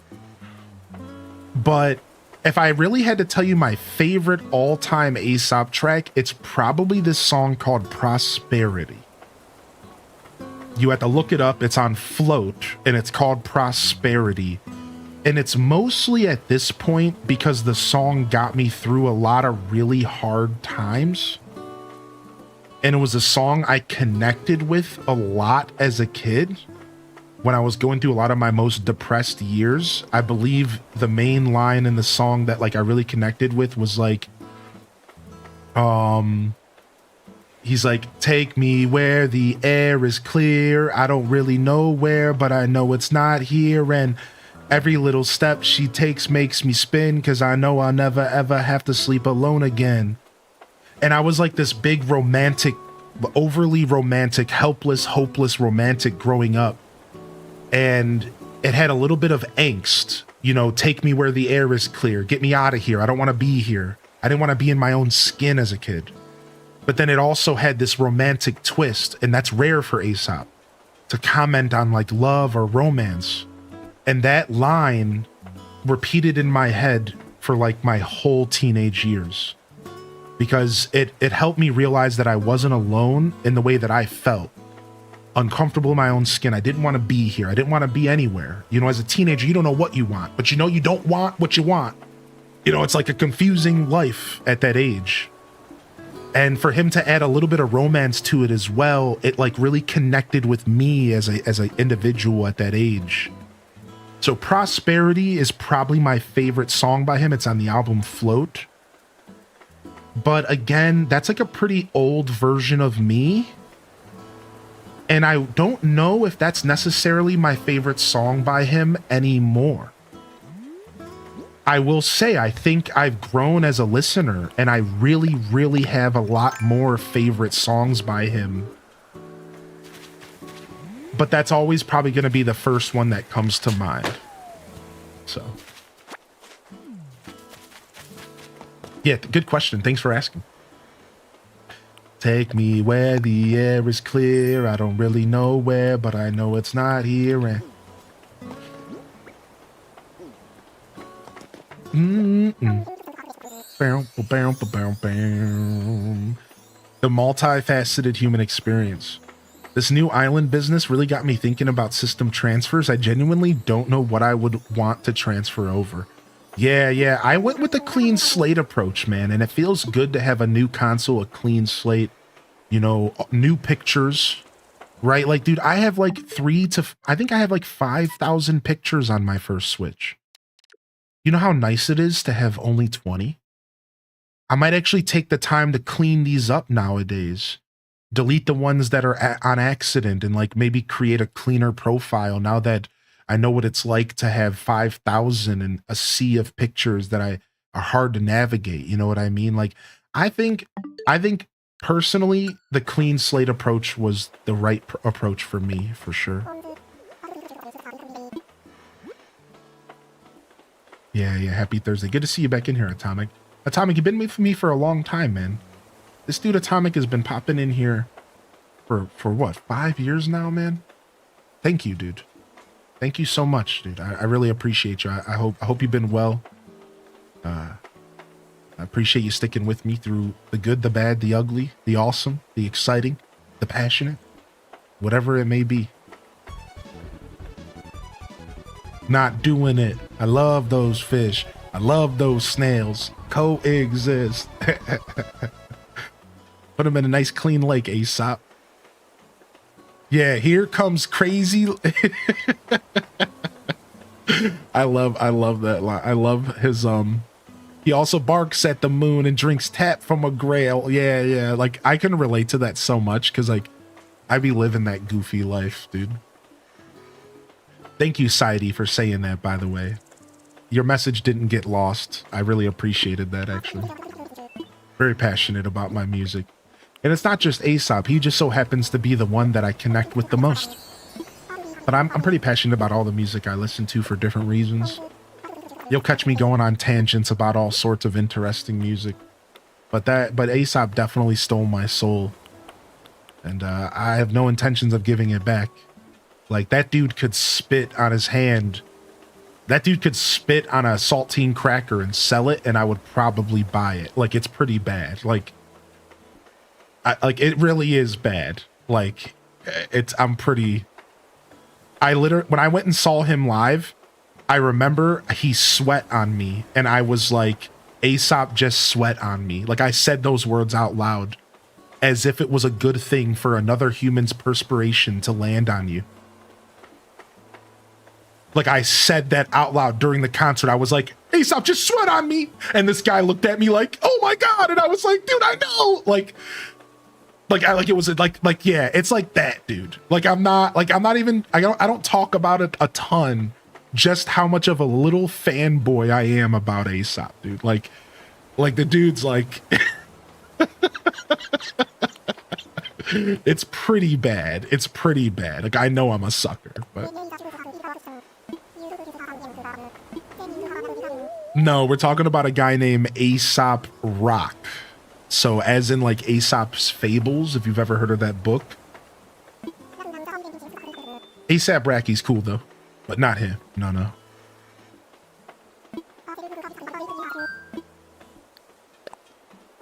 Yes, thank you. Thank you for spelling it, yeah.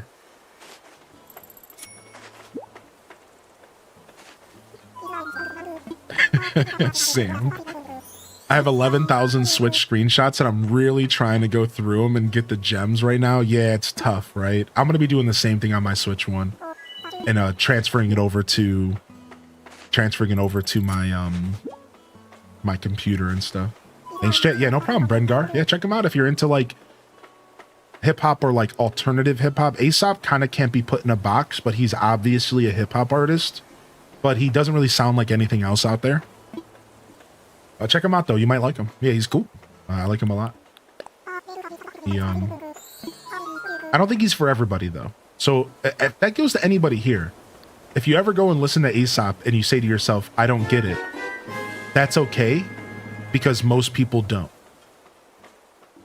That's fine. 15 months already. Let's go. H-day wiggle, H-day wiggle, H-day wiggle. Decided to clear out my Switch gallery at some point because it gives me an excuse to use the mouse mode. Dude, that's such a smart call out. Let me buy more. Thank you, Jessica, for the 15. I can't remember. I had something to tell you, Jessica, but I can't remember. I don't know if you asked a question that I missed that I wanted to answer. I don't know what it was, but good to see you back in here today. I hope you're feeling all right.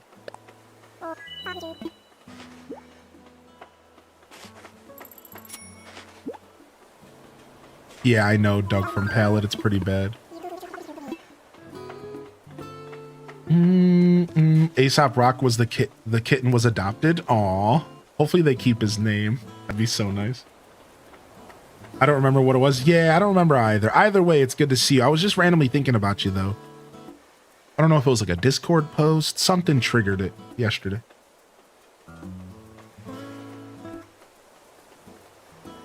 Dude, Send Help is a good choice. Honestly, this album is a good starting point for Aesop. I tell that for everybody.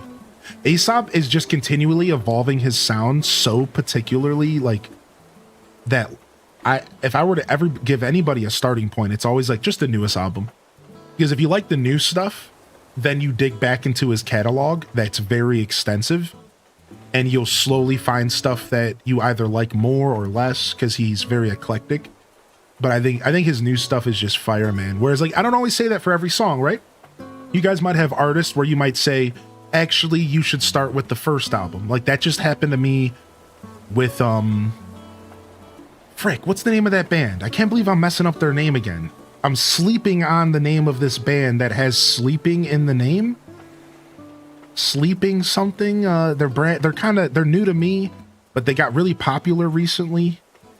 I think Sleep's in their name. I'm blanking. I'm drawing a massive blank. Sleep Token.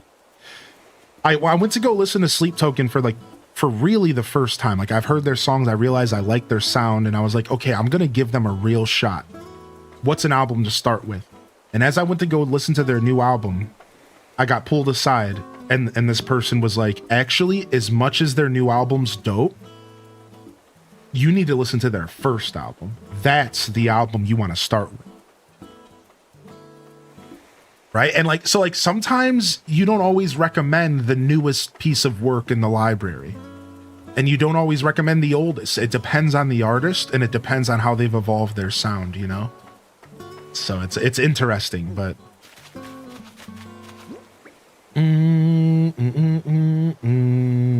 yeah, usually Dragon Crystal. I agree with that, buddy. Dude, I'm telling you, Wonder Waffle Prime, Windows 96 is legendary.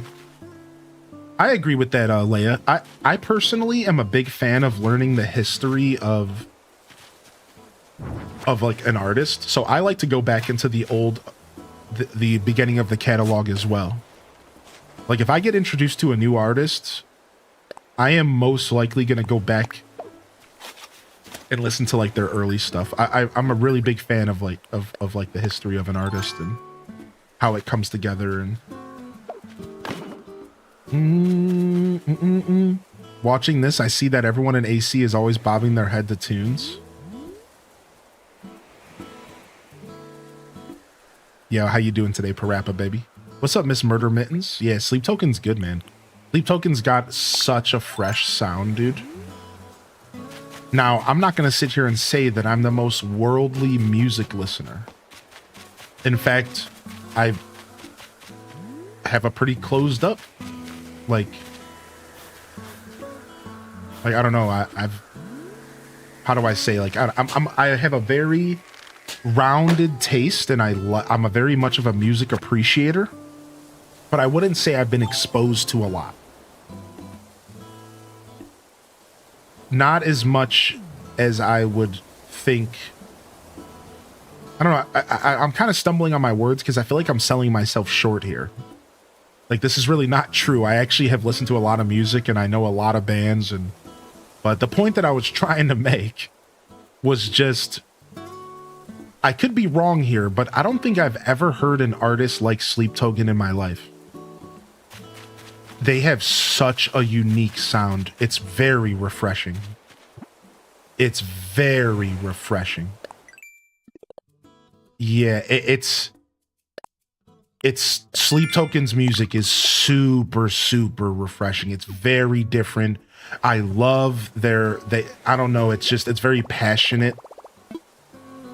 Very passionate music as well, and I think that matters a lot.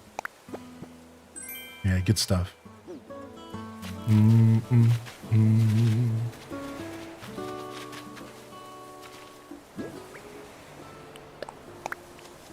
Check out Friday's new album. Dude, thank you for the recommendation. Here, I'll write down a couple of the recommendations I got from chat real quick. I like to every once in a while I like to write this stuff down. If I'm in the mood for something new, I will.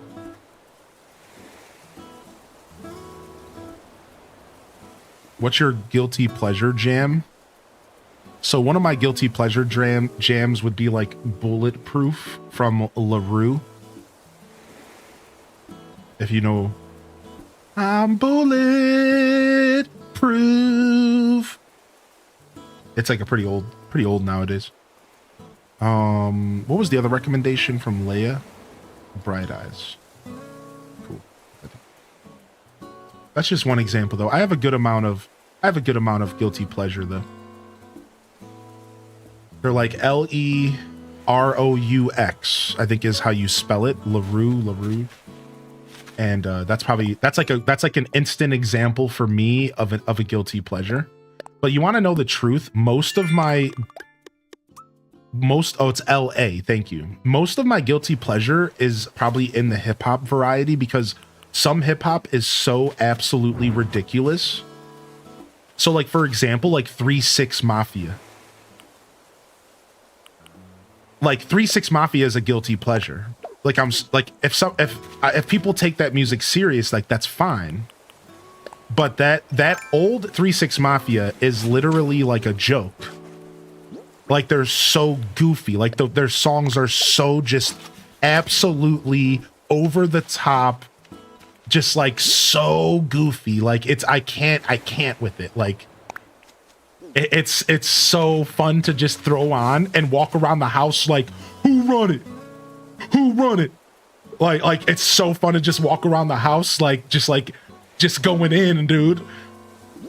These ain't run it with your mouth. But the first hater step the first, hater getting tossed out. Like you just like throw it on and go nuts. Their next level, is it turtle time? Yeah. Exactly. Yeah, like they're just so goofy. Like it's just like over the top, not like early 2000s, late 90s gangster rap is I guess what you would call it. But like when you listen to it nowadays, especially like as an adult, it's like these dudes were just having way too much fun. I bet you the majority of them, like, I don't know, like sometimes you do have to question like old hip hop, because like old hip hop, a lot of it was pretty genuine, and like they weren't studio thugs. They were thugs in the studio. But every once in a while, you would run into some more like kind of fake, I'm just gonna rap about living a hard life, but I never lived a hard life. I think 3-6 Mafia like is right in the middle. I bet you some of those dudes were totally like living some of that life. But I think over time you could tell that like they just started leaning into the studio thug vibe. Like they were just like having too much fun. Like like the same way that I'm sure like members of Wu-Tang totally lived a lot of what they talked about early on, like even Method Man and Tikal and stuff. But like by the time they put out Gravel Pit, I think we all understand that they were making music for music. Check out my gravel pit, the mysteries unravel. Yeah, they turn into showmen. Like, but their first stuff was probably super real and it was gutter and, you know, and I'm attracted to that real energy. I love that real energy. That's why I started messing with Griselda for a little bit. If anybody knows Griselda and like some of the artists that came out of that group, some of their stuff early on was like real gritty and like there was some genuine energy to it. But you know, there's always like a little bit of showmanship. I think that's like the blur. You have to kind of blur the lines. I was going to give Griselda as a recommendation. Yeah, I'm hip, baby. You love Griselda, dude? Griselda, I'm hip, baby. Yeah, dude, I'm hip. Hall & Nash is one of the hardest albums ever made in existence. The Hall & Nash album is one of the gritty, like that album is so hard. I can't even put it on. Like I can't put it on. Sometimes I can't even share that I listen to that because the album is so gritty, dude. It's like, dang, dude, these dudes don't care, homie. Yeah, having too much fun. Yo, good morning, dude Supreme. Going to do some working and lurking, but I just wanted to pop in and say hi. Also, Move Your Feet by Junior Senior is my guilty pleasure. I don't know if I know that song. Maybe I would if I heard it. Yeah, guilty pleasures. To go back to guilty pleasures, though, I think I have a couple for sure. I'm not guilty about liking different music though. So the term guilty pleasure only applies to me so much. Like I said, LaRue, Bulletproof. But in all reality, like, I love listening to house music and dance music and Jamiroquai and like 90s house and the rhythm of the night, my life. Oh yeah. Like I'm not, that stuff's not a guilty pleasure for me. So it's like, for me, it takes something that really makes me cringe, but for some reason I love it, which is the definition of a guilty pleasure. It makes you cringe, but you love it anyways. And like, there's not a lot of that. We just talked earlier about like, I have a pretty free spirit. Like, I'm not really embarrassed or cringed about anything. Like, I love a lot of the music I choose to listen to. So nice. I got my first gold chunk, by the way. We got our first gold chunk. Bop by Hanson. Dude, Bop by Hanson is definitely a good candidate for a guilty pleasure. I think that if Bop by Hanson came on the radio and I was in my room alone cleaning, I would probably bop along with it for sure. Yeah, for sure. Yeah, I would sing. Yeah, I would. Yeah, I would do it. Everyone secretly sings along with Bop. I would do it. I went to a disco party on the cruise and I loved it. Yesterday I was told by a streamer buddy of mine that he looks like Jamiroquai's Jiminy Cricket. What? Jamiroquai's dope, man. What's up, Food Man Chew?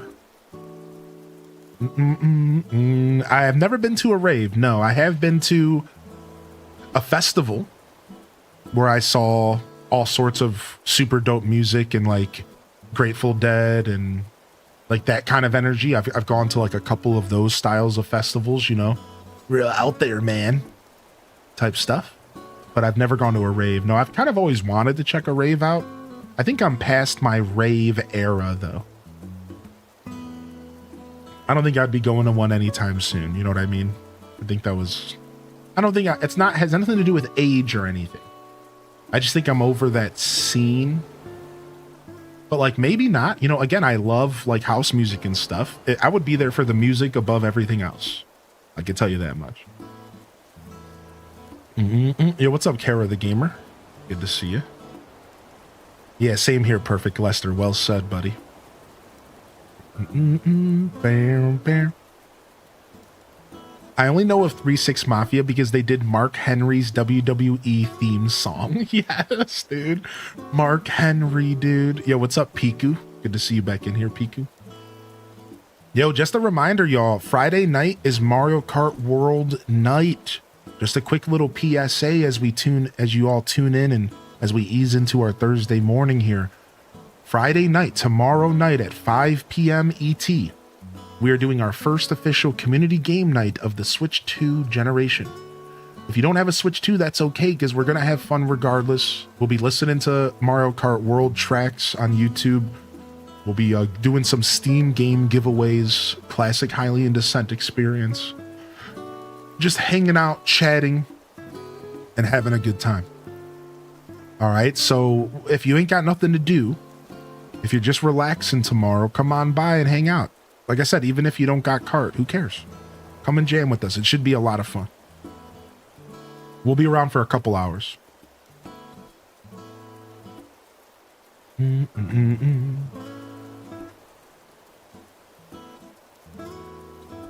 Yeah, Cushy Bear. I've heard good things. The last rave I went to, a man wrapped himself in a rug so people could step on him when they entered the room in 2010. Why does that sound like a 2010 experience? Yeah, 100%. You didn't have to tell me the year and I would have kind of already guessed it. That's exactly what life was like in 2010. Yeah.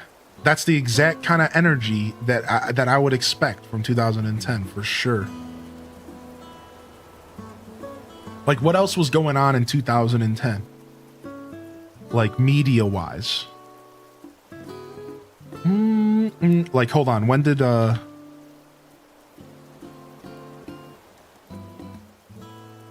like Shameless just came out in 2011? The show Shameless came out. You see what I mean? That's like some 2010 shit, right? Like, I knew it. I instantly knew it. I was like, dude, that's right around when Shameless came out. Now, really think about the show Shameless. Think about the show Shameless and like the energy of that show. It's so 2010. That show describes the whole energy of the world in 2010. You know, my bubble, which is my world, you know. I'm not sure what was going on in other countries. Yeah, planking came back. Yeah, mega gritty.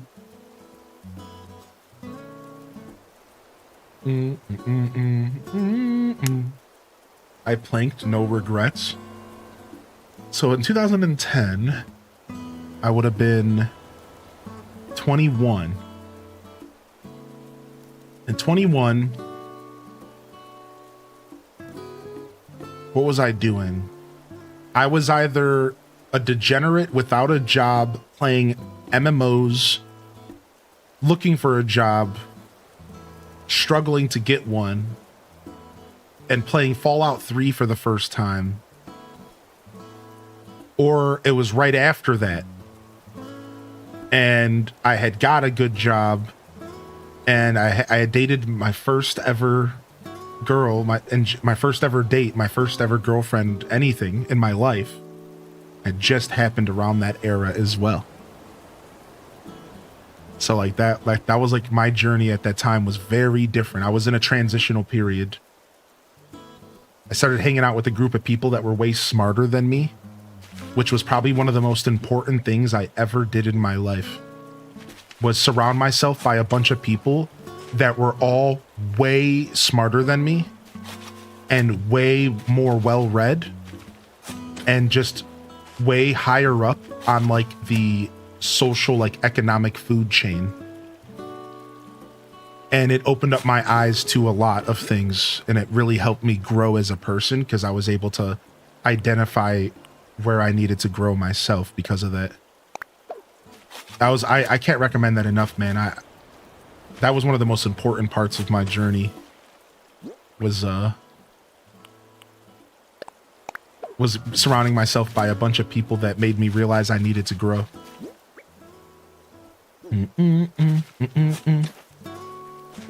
Came in at an awkward time. Why? What was awkward about that? Did it make you feel awkward to talk about for someone talking about growing? Does that make you cringe when somebody shares their experiences through life? That's okay if it does, but that's on you, not me. Yeah, nothing awkward about being real at all. Awkward is my middle name. If that makes you uncomfortable, though, you might be in the wrong place. Because we do a lot of that here. A lot of reflection, sharing our experiences. Through our shared experience here on this channel, we connect as humans. In 2010, I was like 12. Bam, bam, bam, bam. Bam, bam, bam, bam, bam, bam. Awkward moments are a part of life. I think there's plenty of spaces on the internet for you to let loose and shit post and step away from reality. And I really enjoy those spaces on the internet just as much as the next person. But I think what I love about this community and this space is this is a checkpoint. This is one of the checkpoints on the internet. It's a place where I'm not afraid to talk about my experiences and to share my experiences, and the community is not afraid to share theirs. And through that shared experience, we connect in a way that you don't necessarily find always on the internet. And I like that shared experience. I like that connection. I like building a space where humans can come together and say, hey, I can find a sense of community here, that I'm a part of something bigger than myself. And that's something I strive for as a creator. I think it's really cool. I think that's really cool. That's what we do here. We also play video games and talk about butts. So, you know, kind of do a little bit of everything.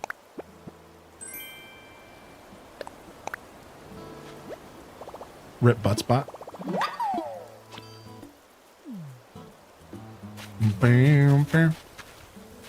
Man, I love butts. Me too. Me too.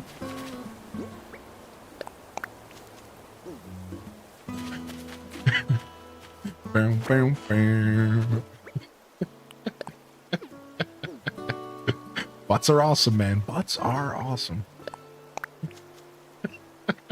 What's up, Third Eye Illustrations? Good to see you, dude.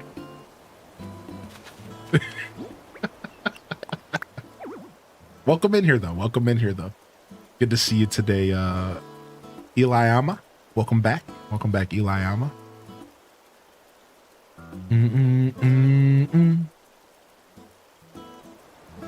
I'm 19 and I feel like I'm behind in a lot of areas. Then I realize I have lots of time. Yeah, dude, take your time, man. Figure it out on your own.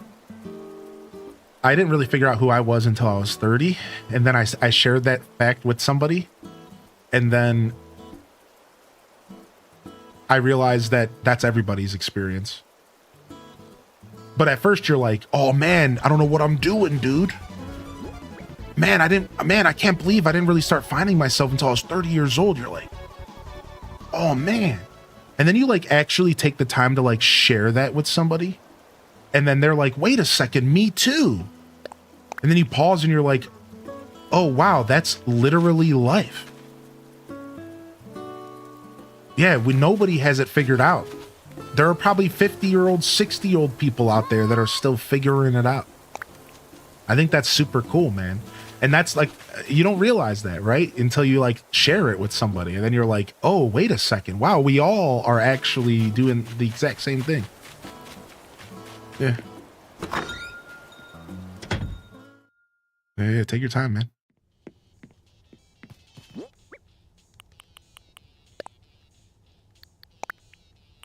That's what life does to you. I was a hot mess at 30. I just left my hot mess era at 29. Then I entered the stream scene.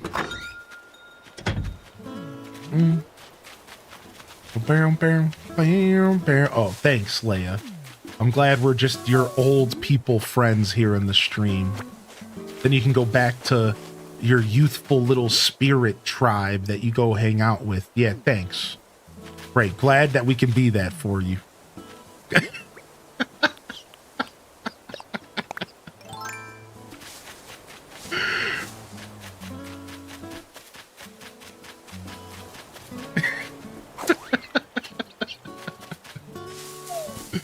Nah, that's cool. I'm just messing with you.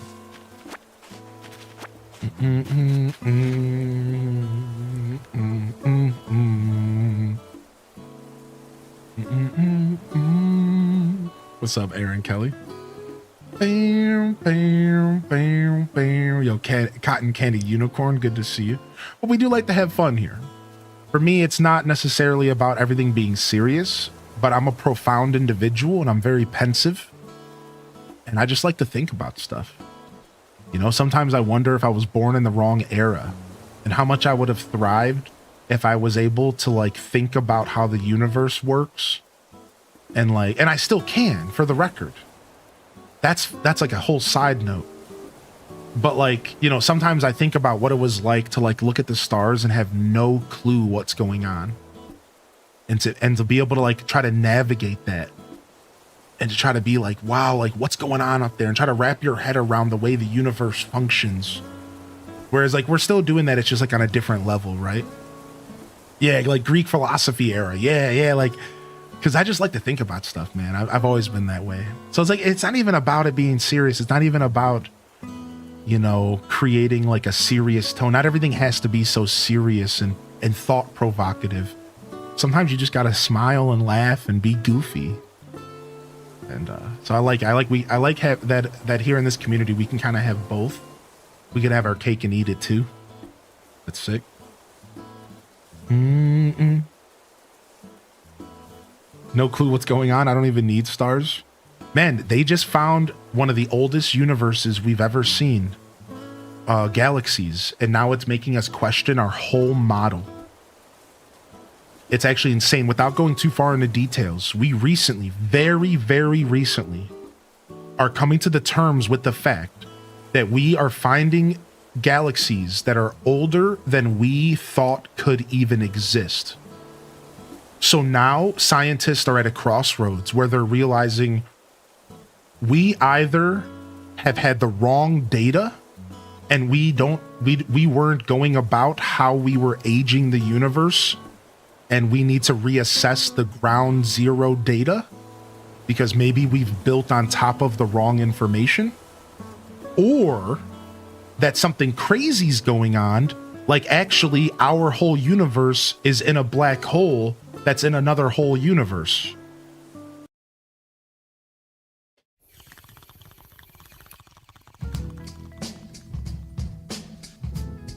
That's me. That was me last night.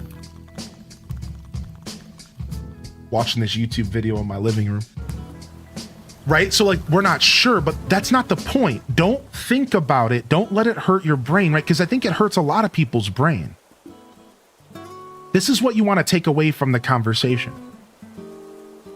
Our understanding, our current understanding of the universe might be more wrong than we realize.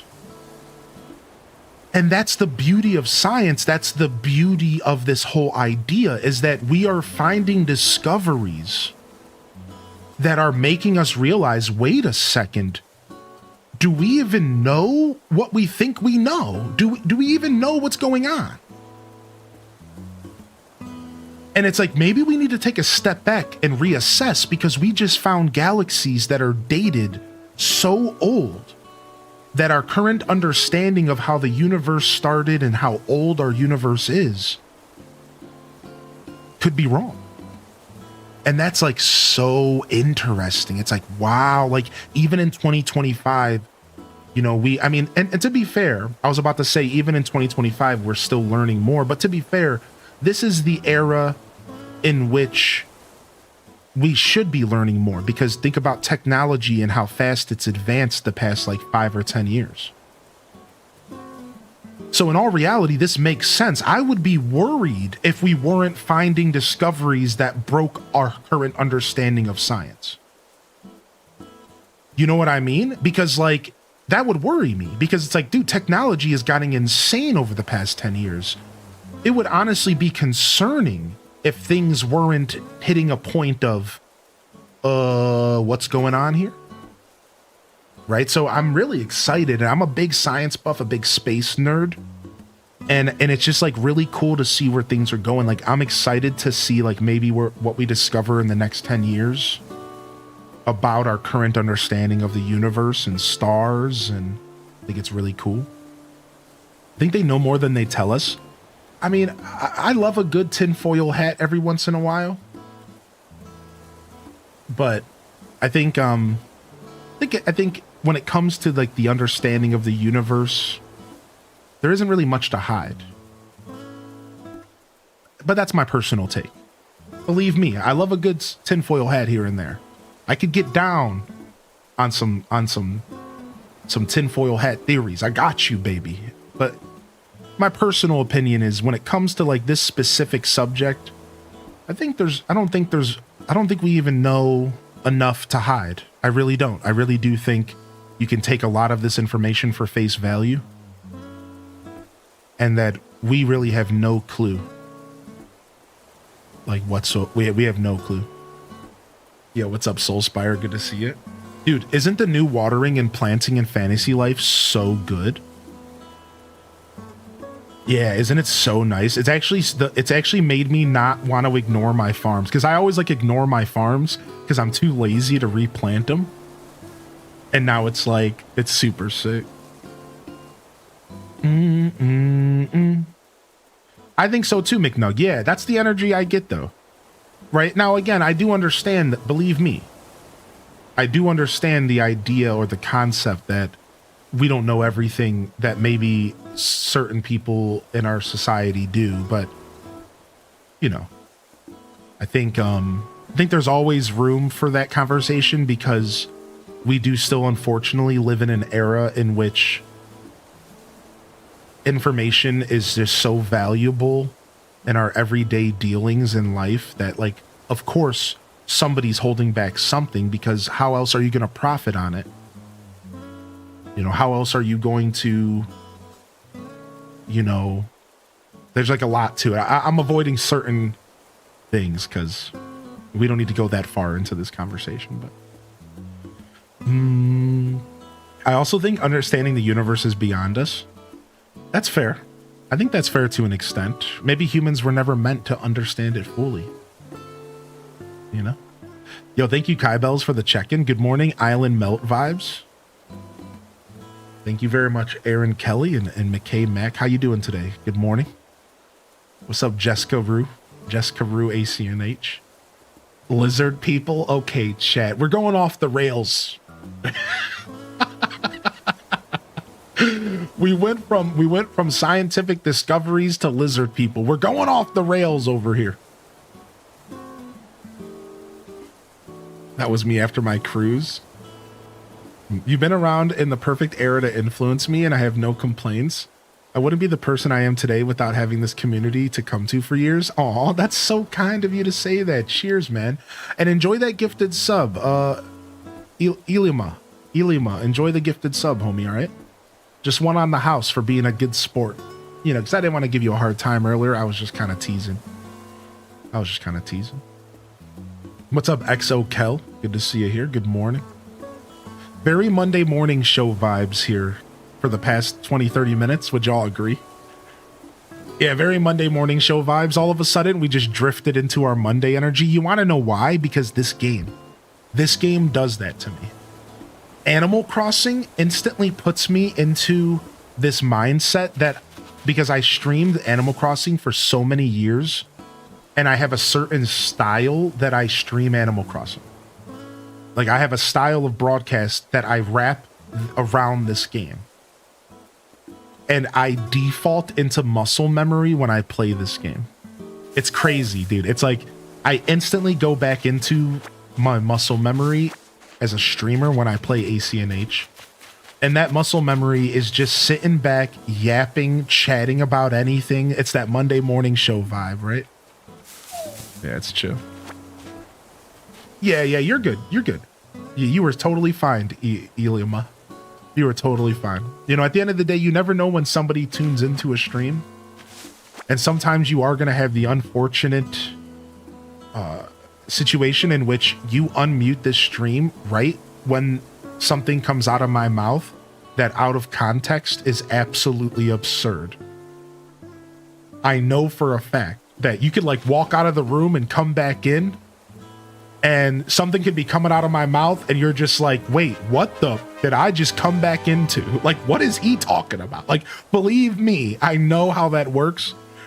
Good morning. I'm a Twitcher as well. You guys got to remember, I'm a Twitcher as much as I am a streamer. So sometimes, dude, you turn a stream on and you're just like, wait, what is going on in here? Like, believe me, dude, I get it, man. I get it, dude. So sometimes it's nice to be reminded that, you know, not everyone's going to understand the context of a conversation. And like, that's okay. Yeah, that's okay. I do shampoo my beard. Yeah, my beard, I currently use Head and Shoulders because I deal with beard dandruff, which sucks. And the longer your beard gets, the more prone you are to it because your beard is stripping the nutrients from your skin. So I started using Head and Shoulders. If I'm doing it properly, I should be washing every 3 days or so. The 2-in-1 conditioner as well. But a lot of times I only wash like once a week. I say properly because if I only wash once a week, the dandruff comes back. But if I wash every 3 days, the dandruff stays at bay. So yeah, that's about it. Usually no less than every 5 days for the beard. When it comes to shampoo and conditioner. Again, I use the 2-in-1.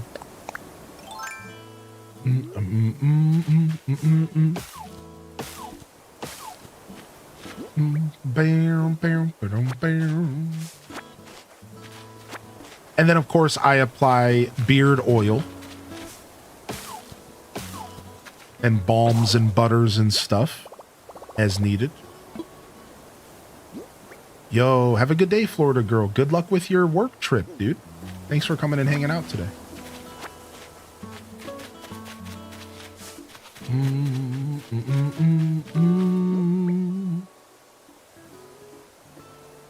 Yeah, Bookworm Maya, exactly. What you been gaming on, Bookworm?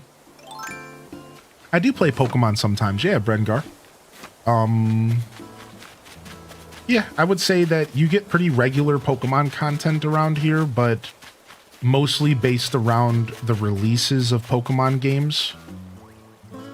Oh my gosh, she has fleas. So, like, for example, we'll be playing Legend ZA on day 1. We played Sword and Shield on day 1 on this channel. Scarlet and Violet, Legends Arceus, Pokemon Diamond and Pearl. Right, we've done all the releases. And then occasionally I'll mix it up and do something kind of out there. Like we did TCG Pocket when that came out. And like, I'm occasionally in the mood for like a Nuzlocke and stuff like that. Nice, you've been playing Pokemon MMO. I played that back in the day. It's been a while.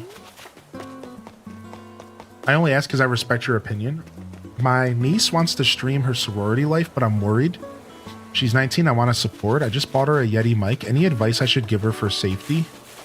Yeah, I mean, if you're concerned for safety, you just need to make it absolutely clear that she needs to make her sorority friends and stuff aware of the dangers of what we call doxing.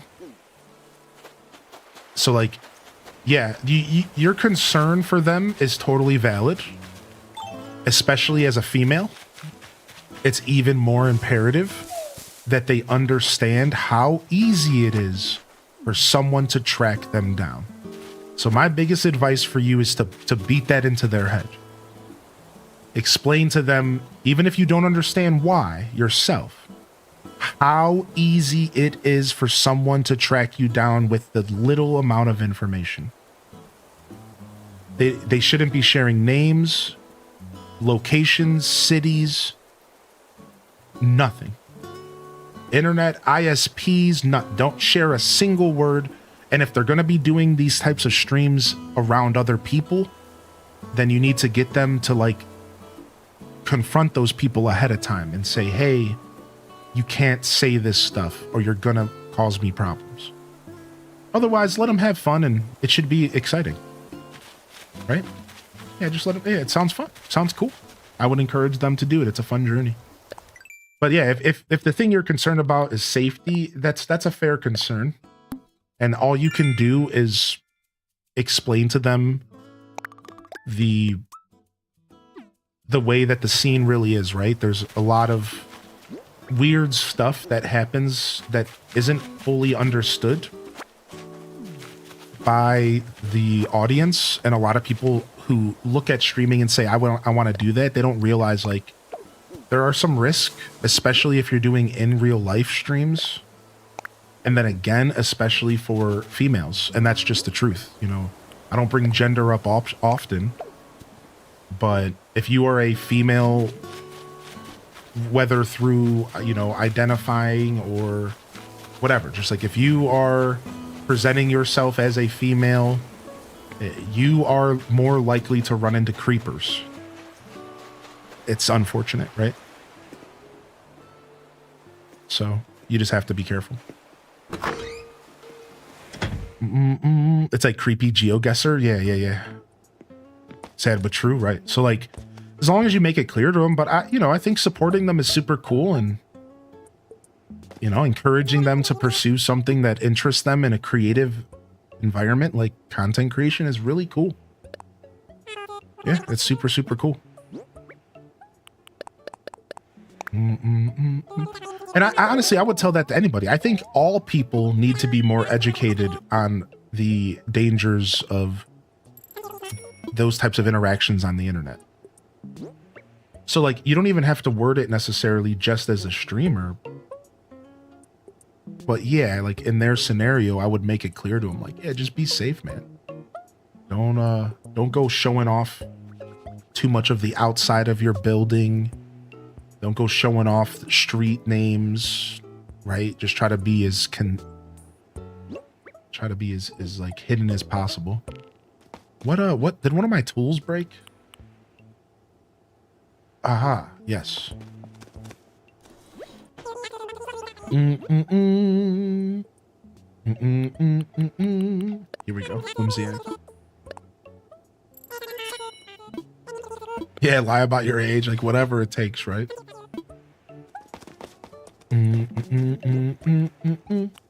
But you know, some people got to learn stuff their own way. All you can do is teach them. Your slimsy axe. All you can do is teach them, and then like just kind of let them do their thing. You know what I mean? Like, I know I, for one, have to learn stuff the hard way in life. No matter how many times somebody tries to tell me. So, I'm pretty bad about that. Goodbye for the whole day.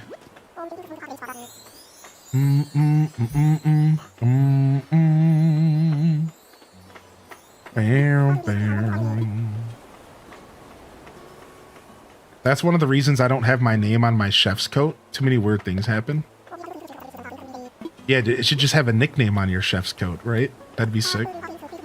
LPK the legend. What's the theme for the island? We're going to be doing a farming theme. And we're going to have barnyard animals, and we're going to make a mega farm. It's going to be sick. I'm excited.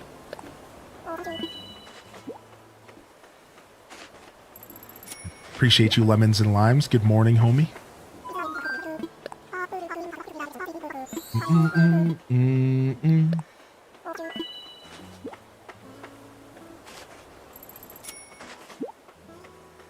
Fairly unique name. Used to be so uncomfortable wearing a name tag on my old job. One time I worked in a kitchen where they got me a chef's coat, and instead of putting my name on it, they put the crimson chin.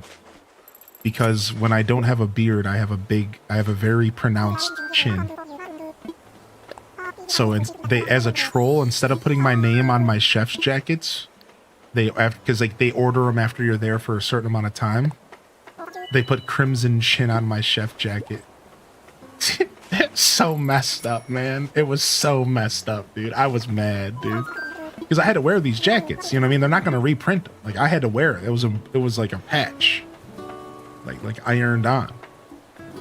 I was so mad, dude. I didn't stay at that job for long.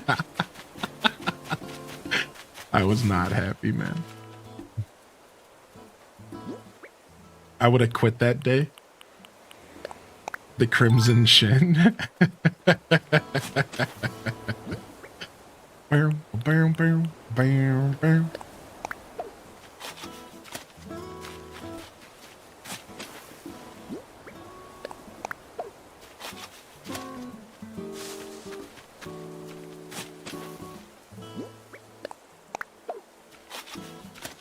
used to have to get onto the young Marines in my unit about the stuff they would share online.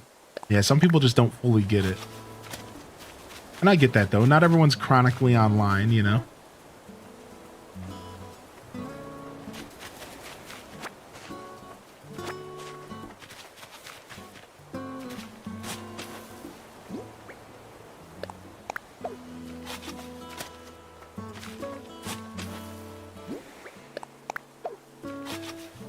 If people use your DDV code, do you get some sort of recognition or credit?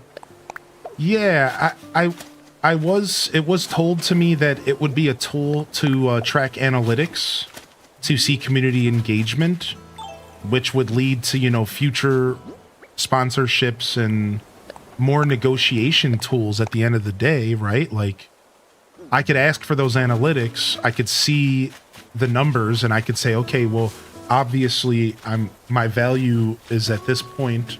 I could take those, I could share those analytics to like other potential sponsors and say, hey, you know, this is what I can do. This is what I can accomplish in my community. And, you know, so this is what I'm valued at, so on and so forth. Yeah. So, in a way it does help. Now, I don't get any direct kickback or anything from it. To answer that, like I'm not being paid or anything outside of just the sponsor itself. But it's appreciated. I appreciate you sharing the word and letting people know that that code exists. Yeah, you could share it with anybody.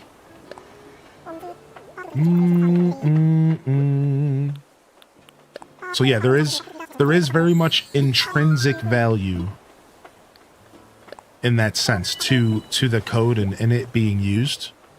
And to clarify, they did say they would be using it as like a tracking metric, which is pretty cool. Because I actually, when I do sponsorships, I ask for that information. See, they don't offer it necessarily right out the gate. It's not something that I think is normalized in the industry. Normally, you give them the metrics, they take them, and then like that's the end of your sponsorship. But what I do, and I've been doing this for a long time, is I go, can you give me the metrics? I ask every sponsorship I've done, almost every one. Can you give me the numbers on how many times that link got clicked? And can you tell me the impressions? And can you tell me how the impressions on my stream translates to your business? And I ask for that information because I'm trying to collect a portfolio and a better understanding of how this industry works and how marketing works because, you know, starting out doing this job, I didn't understand much of it. So yeah, for me, it's even more important because I like to make a point to collect that information, to create little portfolios and to say, hey, this is my value and here's examples of what I've accomplished in the past. And in fact, in a couple sponsor negotiations, I have used that portfolio, just a couple, where I showed up and said, this is what I'm valued at. Here's why I'm valued at it. Take it or leave it. And like I'm telling you right now, the funny part about that is, on a side note, these marketing agents are not ready for someone who takes their job serious as a streamer, man. Like the amount of times that they get taken back, they're like, wait a second, I'm not going to be able to take advantage of this guy. And I'm like, nope, this is exactly my value on the market per to this information. And this is what I'm valued at. And this is what you're going to be paying me. And they're just like, like they don't even know what to say.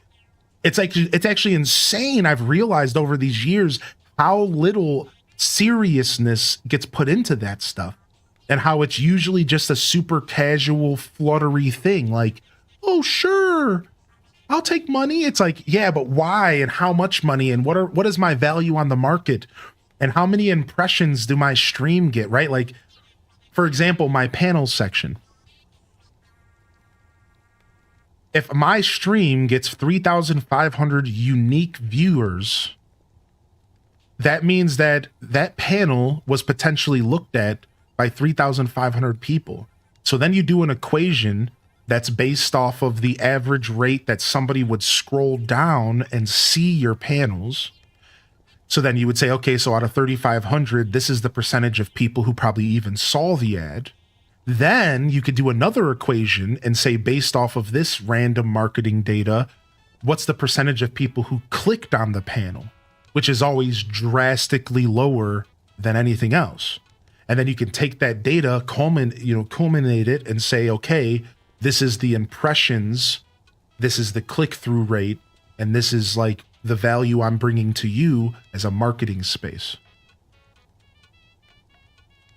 You know, and I know it's like super nerdy and crazy, but like that's like how deep you can really go with like these little casual sponsorships. And once you collect enough data, you can use that data for future negotiations. So when somebody approaches me and says, yo, I want to give you this much money for a sponsorship, I can say, well, this is actually what I'm valued at. So this is what I'm expecting, or I can negotiate with them knowing my worth. And I can't express it enough, man. you have to know your worth in a market like this.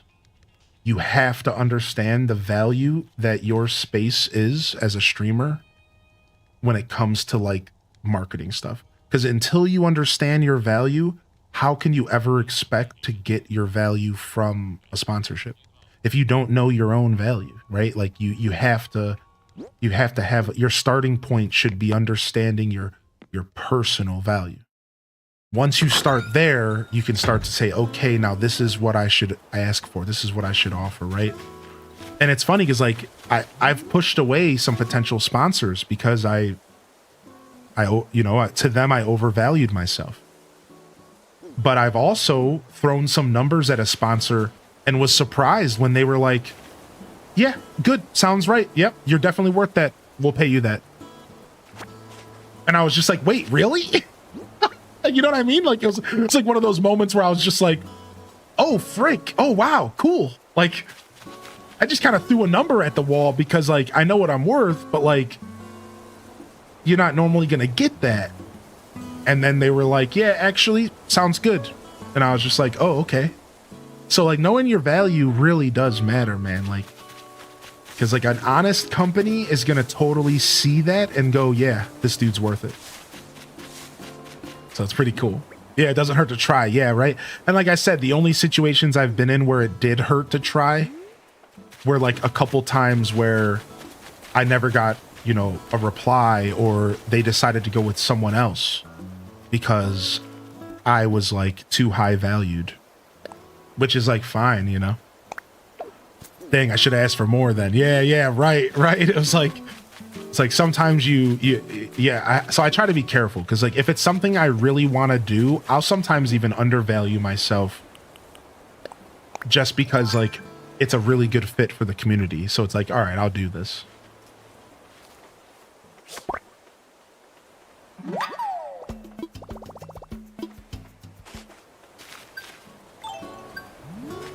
Some are saving my post and some are sharing it, so you may get a lot using it. Thank you, Lily Tazi. I appreciate you, man. Thank you. Boom, boom, boom.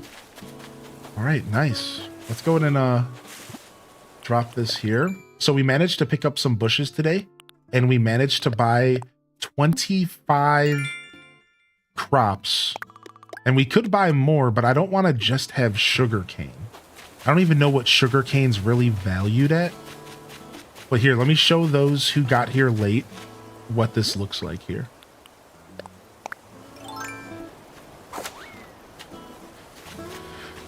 Boom, boom, boom, boom, boom, boom, boom.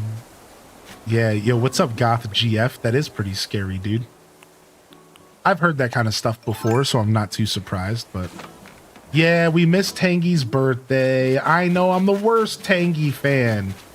I know. Her birthday's June, 18th? Yeah, her birthday was yesterday. I know. We might have to go back and visit Tangy for her birthday over on Gale Island. I know, dude. I know. We missed Tangy's birthday. It was the 17th. Thank you.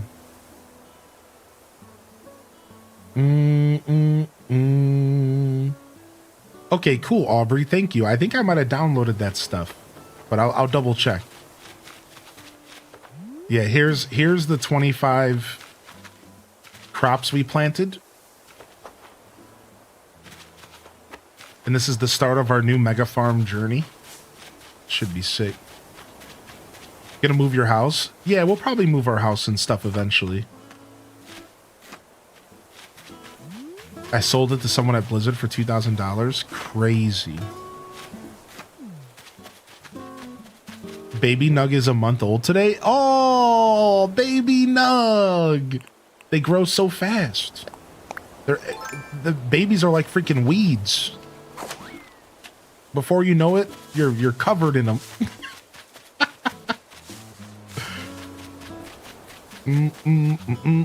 Bam, bam.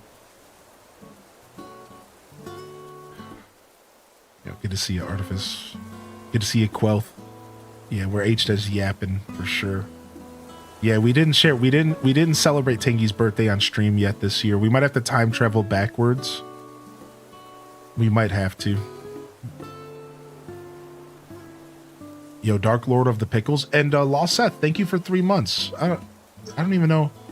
I acknowledged it, but I didn't say thank you properly yet. You're still out there, Lost Seth. Thank you for the 3 months. Thank you. Thank you very much. I know I was talking and I heard the good morning and I like pointed up, but I don't think I said thanks. She's a whole 8 pounds. Plenty of delicious yapping today. Thank you, YouTube, for hitting that like. Y'all are killing it. My goal is 20 likes a day if we can, and thank you so much for hitting that goal today, chat. I really appreciate you. Been enjoying your streams. I've been enjoying having you here. Thank you, man. Hope you continue to enjoy the broadcast. What's up, Draco? Good morning, Thrasher. Yo, Clover. All right, enough of this coffee. What up, Soy Timo? All right, I want to do some retro crossing. I think I'm done putting down bushes for now. We're gonna let these bushes grow.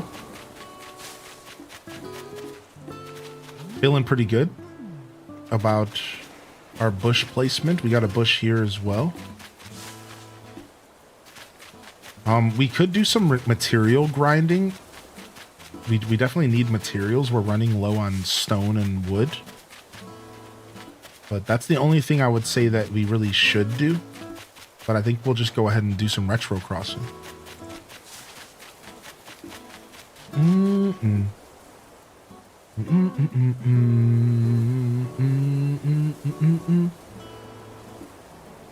Aw, yeah. Yeah. Success isn't always found in your comfort zone, so sometimes you just gotta power through it in order to find the success I'm looking for. Yeah, it is. That is the most true statement I could, as somebody who's found some, you know, success is in the eye of the beholder, and I found the most success in my life pushing myself into the unknown. So I feel like I'm a literal walking example. Heck yeah, I'm getting Donkey Kong. Heck yeah, we're day oneing on Donkey Kong. We're day oneing on that danker. Yo, what's up, Tyro? I'm trying to get the Roast of Legend as well.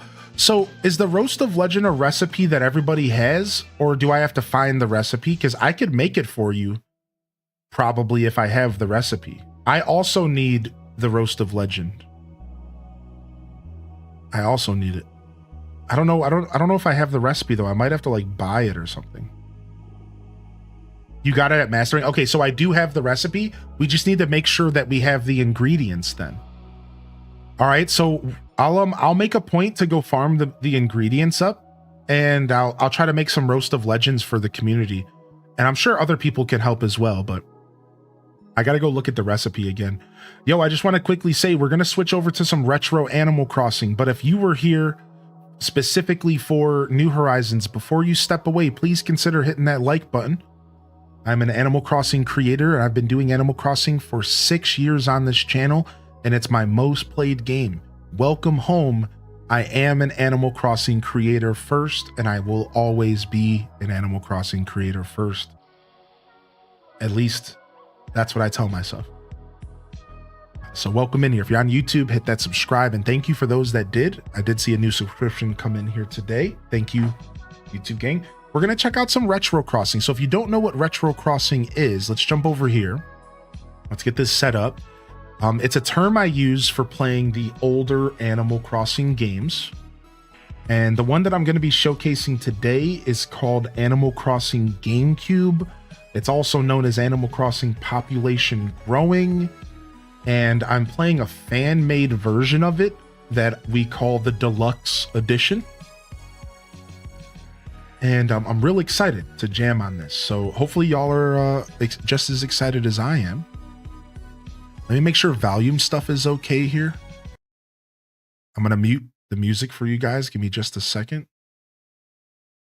I got to make sure the music's playing out of the right location here. Okay, everything's good. All right, sick.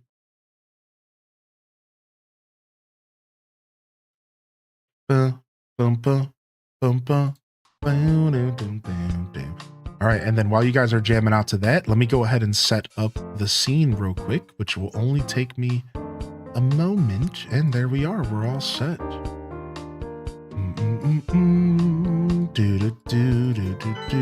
I just went to the wrong place. I didn't mean to come here. Hey, everybody. I'm a real streamer boy who knows how to click buttons properly. Now, back to Hylian with the video games.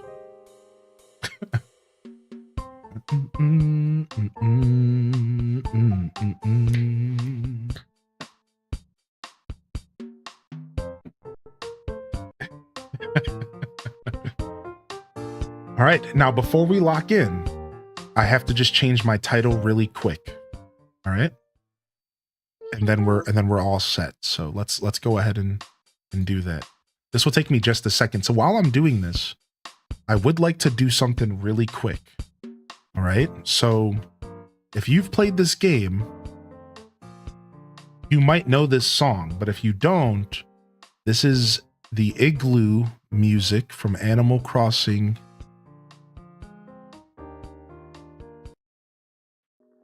GameCube.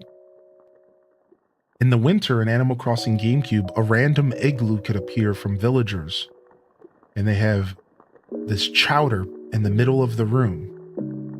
And you walk in, it's this beautiful, most cozy little scene, and the villager will hang out in the igloo all day. And today, this is our checkpoint music. So for those of you just tuning in, for those of you that have been here, congratulations, you made it to the checkpoint of today's stream.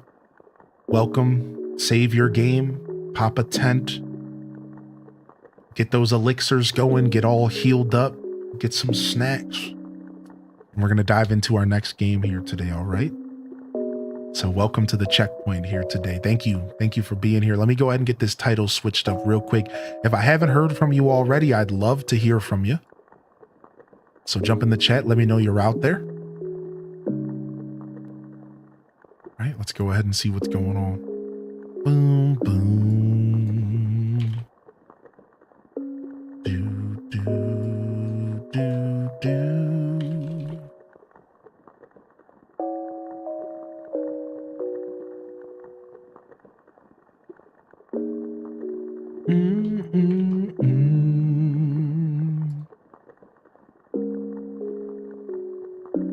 We're going to switch over to the original category. We're going to lock in. All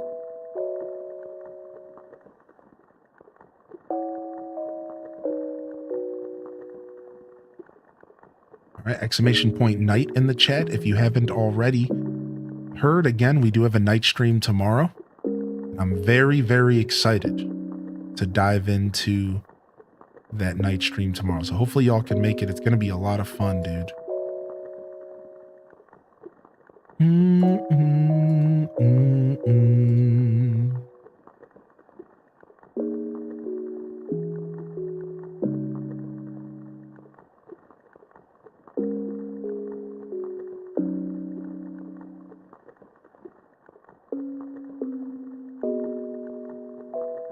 All right, cool. Titles changed. I should probably change the thumbnail because it's advertising the Animal Crossing New Horizons. I don't want to debate people. Okay. Let's go ahead and dive in. Boo, boo, boo, boo. Such a cozy, nostalgic song. Isn't that song so beautiful? I used to start my streams with that song back when we started our show at 6 in the morning.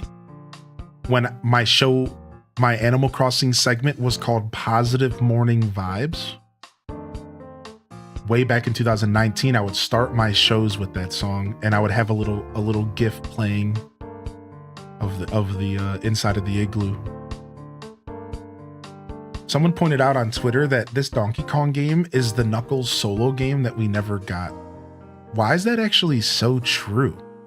Where's my Knuckles solo game at? I wonder if this will inspire them to do that. Sega is always trying to keep up with Nintendo, you know? Maybe this is the inspiration they needed. Knuckles Bonanza.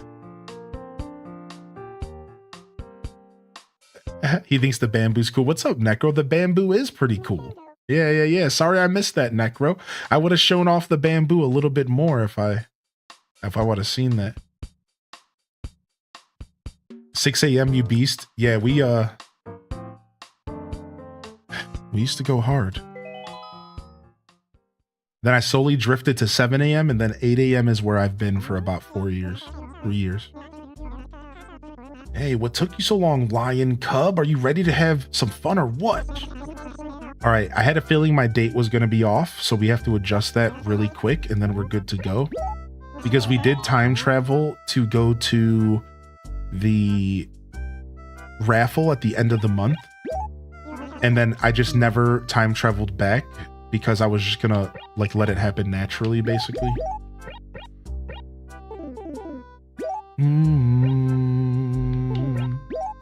Also, why was it an hour in advance though? Why did it go an hour in advance? That's weird. I don't think there's been any kind of daylight savings stuff since.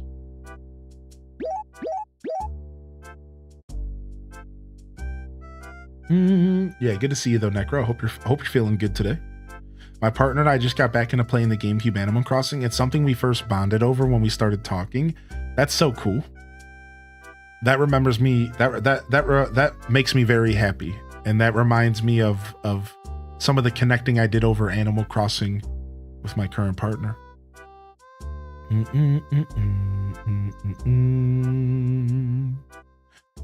boom, boom, boom, boom, boom, boom. I was just waiting for the clock to tick over. There we go. All right, 11:06. Hylian, let's go. I'm just joshing you, Hylian. That used to bug me out as a kid because my name's Josh.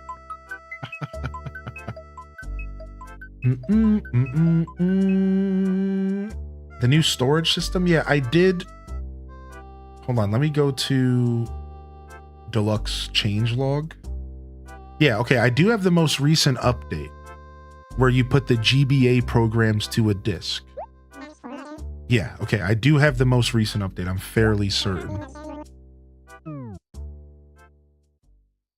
You can now mail your villagers a KK Aircheck song, and they will play that in their house if they have a music player.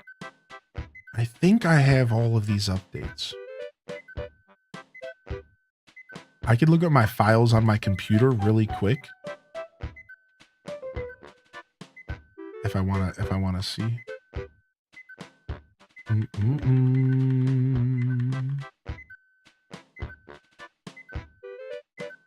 Yeah, that's why I updated, because of the crash, right? So give me just a second. I'm just trying to get my mouse back. Boom, boom, boom, boom, boom.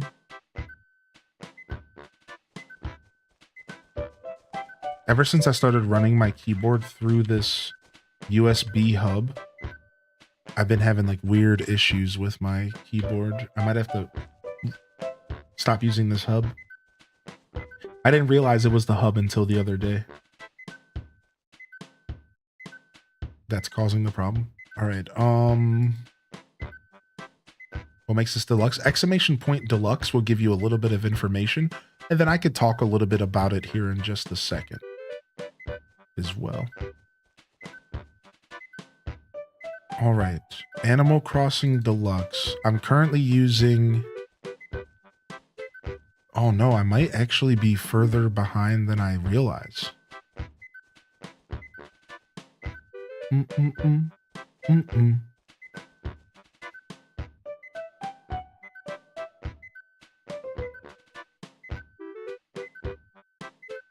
Yeah, I might actually be further behind than I realized. I thought I patched that for sure.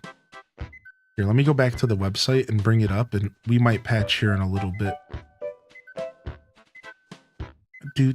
Man, I love this music so much. Bum, bum, bum. Bum, bum, bum, bum, bum, bum. Bum, bum, bum, bum. Yeah, let me pull that up, and after we get we'll take a breather once we get going here, and we'll patch and reload here shortly. I'll leave all this information over here. Okay, so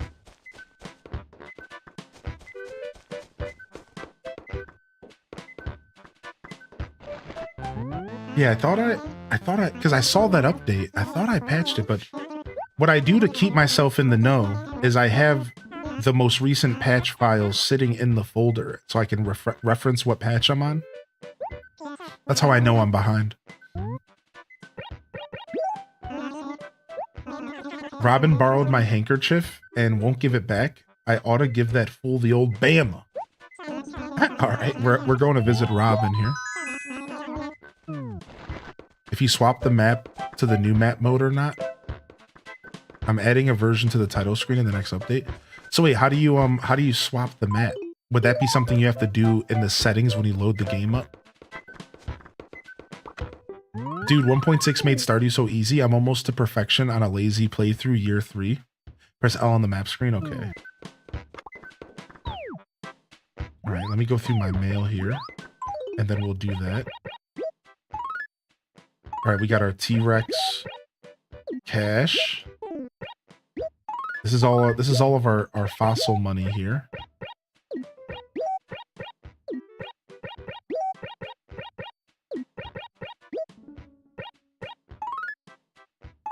Either that or you're just getting way too good at the game. You have to give yourself some credit. You're also a legendary Stardew Valleyer. All right, let me see if I missed any messages here real quick before I go forward, because I think I might have. What's up, Caitlin's, by the way? So yeah, what makes this deluxe is if you didn't know, there's actually 5 versions of this Animal Crossing game. About 5 versions of Animal Crossing GameCube that are scattered all between different countries. There's a Chinese one, there's multiple Japanese ones, so on and so forth. So what this game does is it takes all of those versions and smushes it into one version.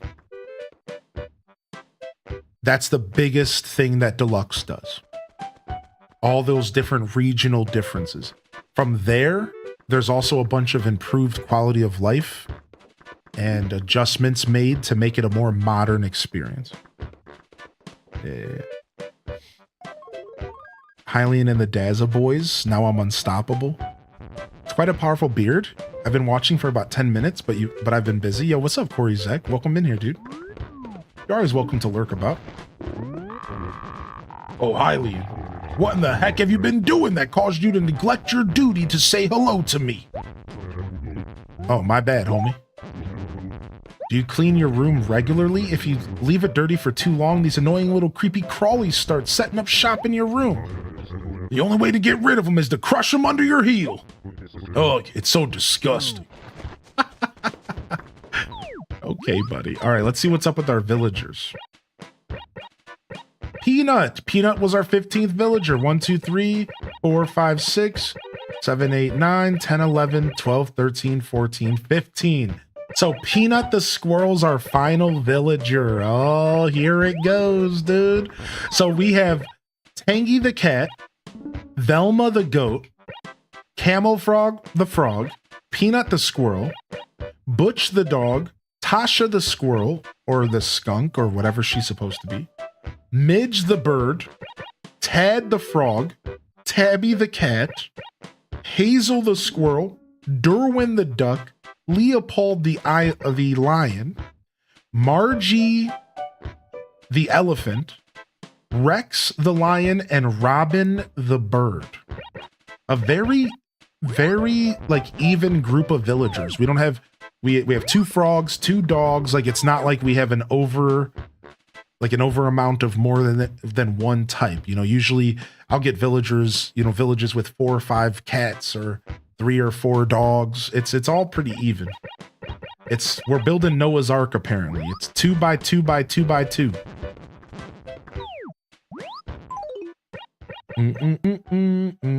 Do you think there's a reason why they went from 15 villagers on GameCube to 10 on ACNH?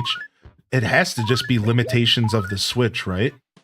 Pinky moved. Oh, Pinky was our 15th villager, but I forgot about her because she was the most recent villager and now she just moved out.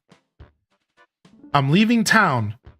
And I'm not telling anyone where I'm going, but do not worry. I'm off on a grand adventure that's totally going to rule. Wish me luck in my new life. If you download this game for PC, you can apply a mod that has unlimited villagers and everything starts to get a bit messy. A Yuki figure. 13,000 points.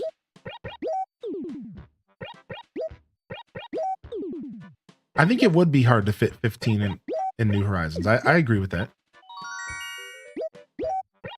Yeah, I think it came down to like the size of the map. I think it came down to hardware limitations potentially as well.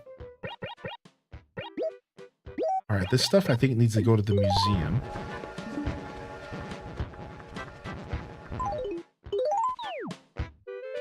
Yeah, we don't have the map update. We'll update our save file here in a little bit though, for sure.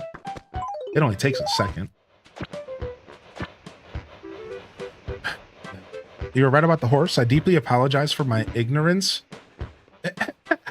Oh, dude, no, man, it's fine. It only really starts to matter when you get to that min-maxi era of gaming, you know? Stay away from the tents. Is the tents where the crash is happening? Cool.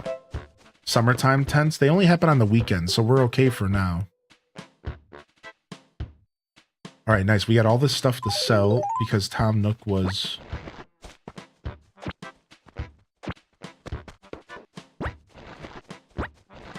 $8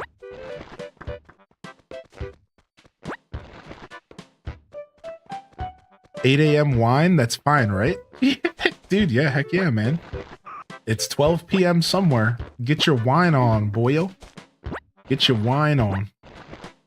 Sometimes the universe just leads you to your next journey, and clearly our stream today was your next journey. So welcome. All right, let's go check this modern tile real quick. Yo, what's up, Exhaustion? It's 12 p.m. here, so there you go.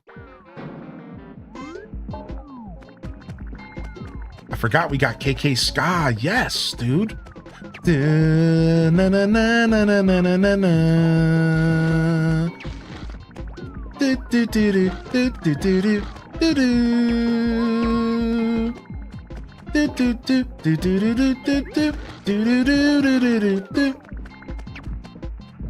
Why is ska music so fun?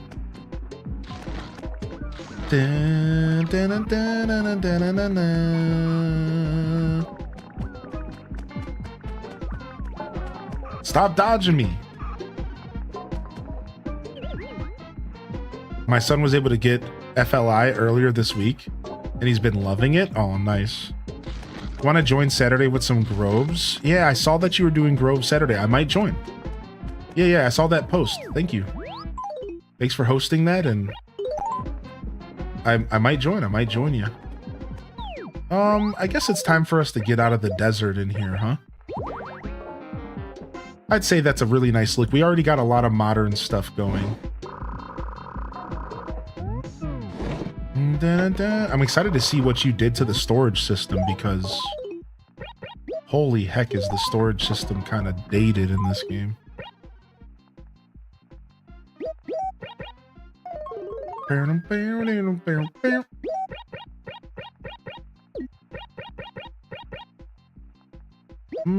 I'll keep the spring shirt as my backdrop. We'll get rid of the dreamy shirt. I'd say we're almost ready to start paying off Tom Nook here. Look at these stacks. Look at these stacks. Mom gifted me a handheld blender and I have some fresh oranges. I'm about to make the freshest orange juice you've ever heard of. Dude, I love fresh orange juice, man. Sounds delicious. I remember I went through my juicing era in life. I was juicing everything. Left and right. I was juicing everything. My favorite was orange, carrot, banana. Something about orange and carrot with a little bit of banana to bring it all together was my favorite. But like, you don't juice banana, so you would juice it and then you would blend it with the banana afterwards. Or carrot, orange, apple was kind of dope as well.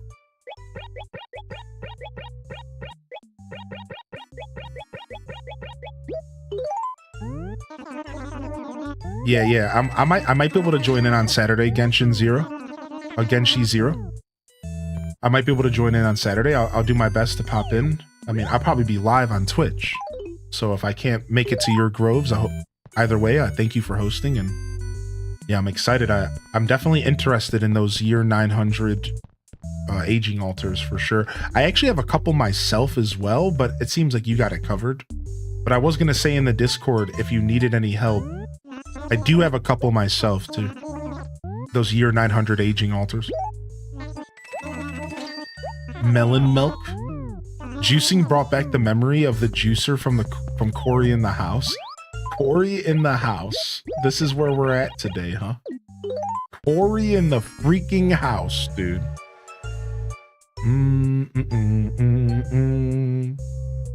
All right. Do I want to buy this furniture today?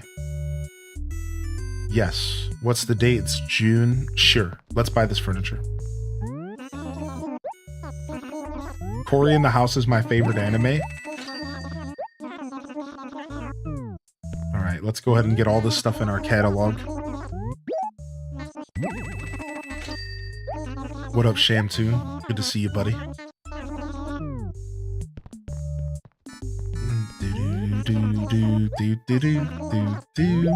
Legend has it, he can get the juice out of anything.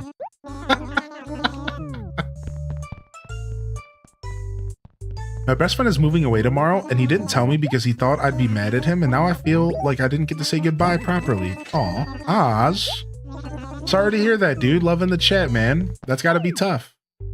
What's up, Chow Master? Like Chows in Sonic? Are you a Chow Master in my chat? Because I freaking love Chows. Freaking love them. All right, let's check these wallpapers and floors. Round carpet? Let me see. This looks nice. I don't know if I've seen this. This looks real nice.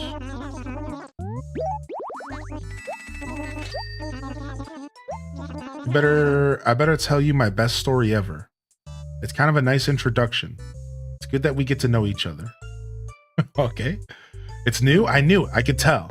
I'm not going to be able to identify all the new ones, but I could tell, yeah. I'm down. I'm always down for a good story. Gold screen wall.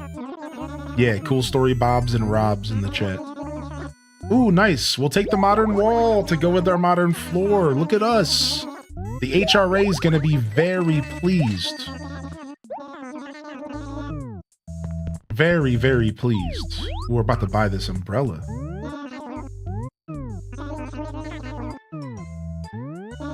Yo, what's up, Princess Cold Brew? The reason I have the addiction is because of you. It's actually a bit shameful how much I spent playing. So thank you for vouching for the game. It was absolutely worth it. The girlfriend loves it. Wait, do I keep accidentally clicking on him? I'm not paying attention. Yeah, dude. Thank you, man. I'm also fully addicted to the game.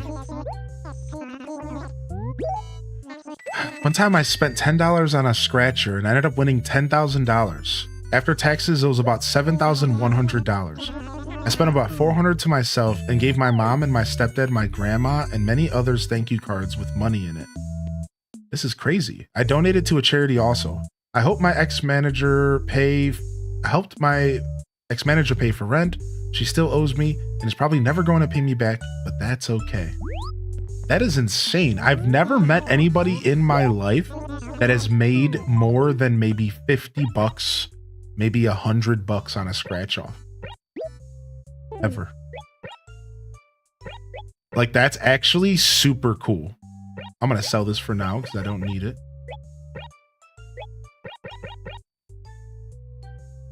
I don't want that. I'll take the modern wall though. I won 80 once. Yeah, that's super cool. Oh yeah, no problem, dude. Typos are always fine, man. What's up, Tima, by the way? Good morning, Tima. Good morning, Princess Cold Brew. Yeah, we're doing some retro crossing today. I'm so glad to see you excited about it. Yes! We're here for the retro journey. But I've been missing this game. All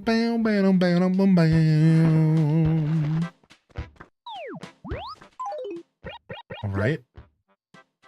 Let's drop off. Speaking of scratch offs.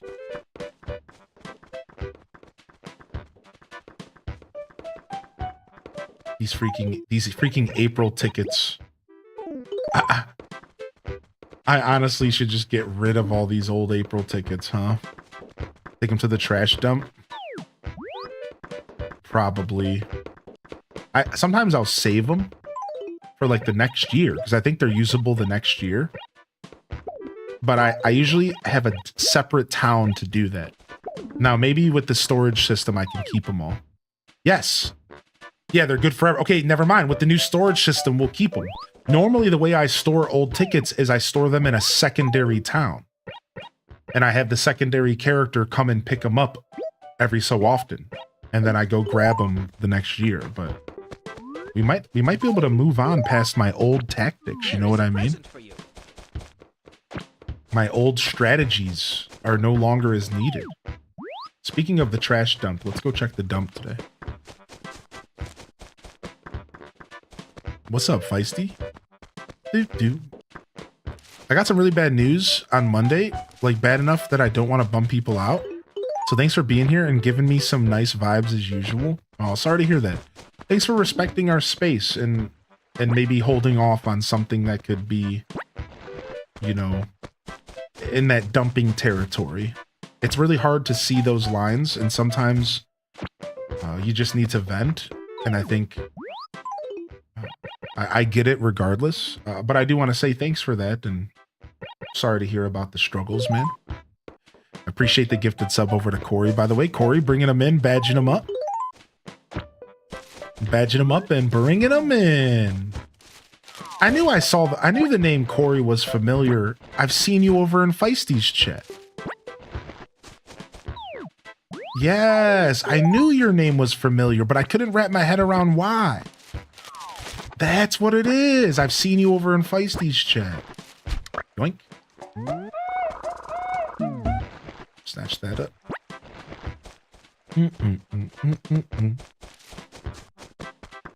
All right, let's go say good morning to Tangy. You've known Feisty for like 4 to 6 years. Yeah, Feisty's a legend. I am emulating, correct. Now I think you can technically play Deluxe on the console if you have the right setup. I think it's technically very playable on like a GameCube or a modded Wii, but I think you just need to have the right setup. I could be wrong, but I'm pretty sure that you could.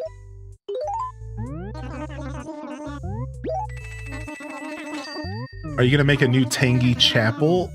No Tangy Chapels. I've never made a Tangy Chapel. I've never done anything like that.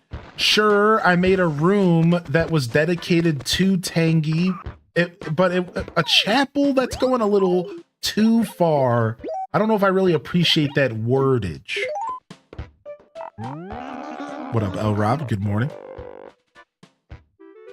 Good morning. I haven't seen you around. You been sick or something? If you work out every day, colds just flee and tear. Oh, yeah. What's up? Oh, what a beautiful morning. Hylian, let's go fishing or catch some insects or something. We need exercise. I'll do it. Yeah, that's the spirit. But it's not like I need to get good weather to do what I love to do. Nothing stops me. Tad's a legend. All right, let's go say good morning to Tangy. We'll get our money rock. Then we'll save the game. We'll update. And then we'll continue our playthrough today. We got a lot of stuff to catch up on in this village. No, Tangy! Have you not been taking baths? Have you not been taking baths, Tangy?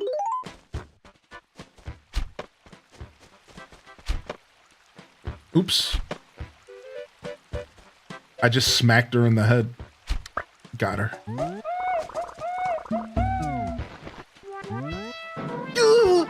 I have no idea what you're talking about. She doesn't want to admit it, dude. She's grody. Wowzer, yowzer, it's Hylian, right? Let me see, no sight of you for like 2 weeks now. Well, how the heck have you been? I'm sorry, I have been distant. Don't tell her I'm playing on another Animal Crossing game. I want a job. No. You like that, Hobbs? Peanut spends almost every waking hour fishing, but still hasn't caught even a tiny salmon. Peanut only needs to catch a single salmon to have every kind of fish there is to catch. I don't fish very much, so I've never seen one up close. Have you ever caught one? No. That's good. I haven't either, and I'd just hate it if you beat me to it. Well, maybe I'll just head over to the river and take a look around. She's so cute. I hate her brown dress that she's wearing, though. She's wearing one of the default custom designs, and I hate when they do that, man. I hate when they wear the default custom designs, dude. All right, we have to go say hi to Peanut. Yeah, she's right here. We'll go find Robin. Oh, hey, Velma. Hold it, loudmouth! Who are you to be so nosy this morning? Hey, hang on, you're Hylian, right? You haven't been too pleasant to me lately, have you? Well, I don't suppose I mind all that much. How have you been? What's going on? Hey, Hylian, what an adorable little firefly you've got there. So very cute. So tell me something, you generous thing, you. Would you mind terribly letting me have it? My niece is coming over to play soon, and I know she would adore me if I gave her that. Oof, 2,100 bells is a good offer, but this is for Blathers, girl. Sorry. I beg your pardon? 2,140 bells isn't enough for you? Why, you highway robber. Fine, I'll just go catch one myself. Thanks. In fact, I'll catch a dozen. That'll show you. Yeah, actually, I think you can't get fireflies after June. I think it's a June exclusive bug, right? I think so. So I guess I could. Ooh, it's coming down outside. Ooh, the storm is here. I know it was going to storm today. I bet you it stops pretty quick. Bum, bum, bum. Punchy's the best character, hands down. Punchy's pretty cute. The storm has begun. Zwog! What time is it? I'm so very sleepy. Oh dear me, 1,000 pardons. So terribly sorry. I'm afraid I'm a bit of a night. Ow, yes? Yes, well, by the by, might there be something with which I can assist you? Donate.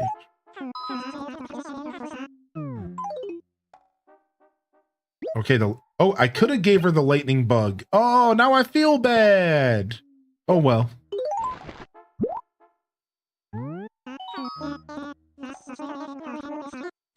That's a mosquito, if I'm not utterly mistaken. How grotesque. I'm rather impressed that you managed to both capture and transport a mosquito here without squashing it. I might have squashed it, just so on general principles, what? So, Hylian, how's your mosquito knowledge? Dude, it's coming down.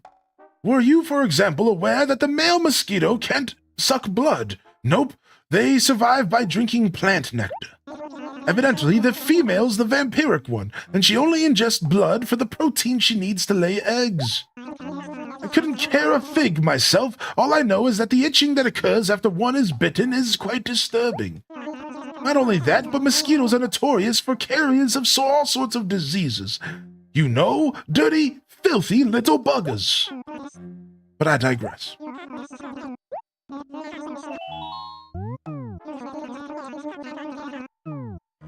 Hold on, I've always missed your ACGC streams. The villagers are mean to you? I love it. Oh yeah, the villagers in this game are, the way I like to say it, is that they are relatable. Because all humans are emotional beasts who sometimes tell you to shut your filthy trap or call you fat and then giggle at you when you get mad. So I like to, the way I like to phrase this game is that it is more relatable. The villagers are more relatable. Oh, dang, we don't have anything here. My voice text officially hates me. What are you most excited for? The Boys Season 5, Megan 2, Happy Gilmore, and the new reboot of King of the Hill? I think I'm more excited for the new reboot of King of the Hill out of the ones you mentioned there. But Happy Gilmore is a close second.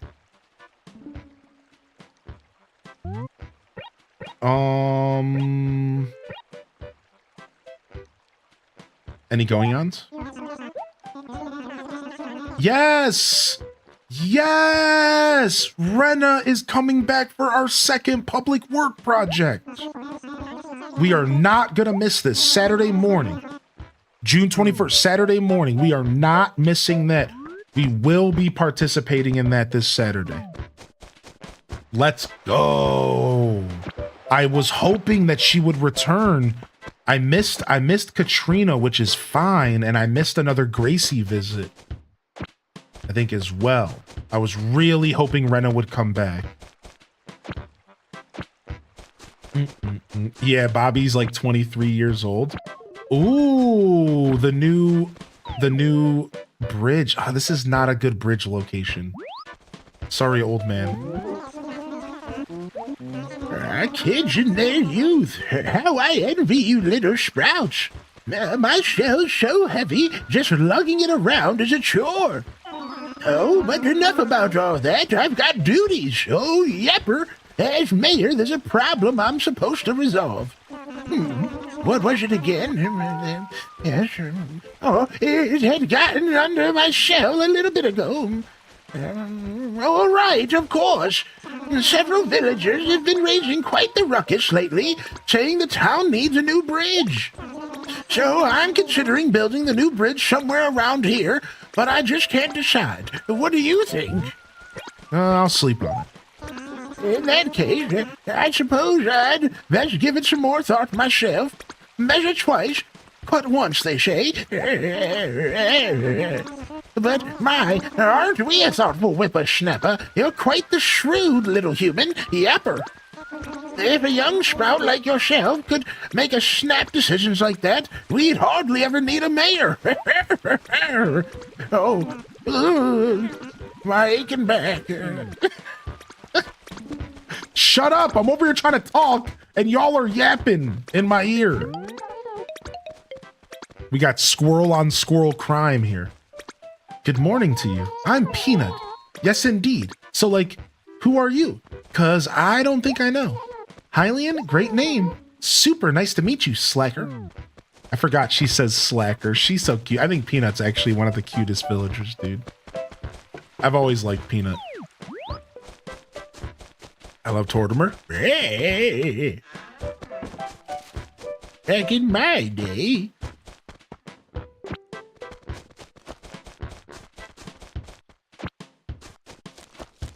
Ooh.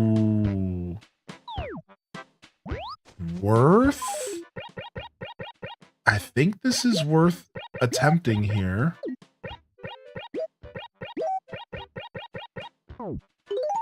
Let's go. No design. I was gonna sit. I wanted to sit here. Look at me sitting on this pixelated 2D stump. It doesn't matter if it doesn't make sense. Just let it happen. I love the look of the graphics of the trees in this game. So like being able to sit on it is just like the silliest thing to me.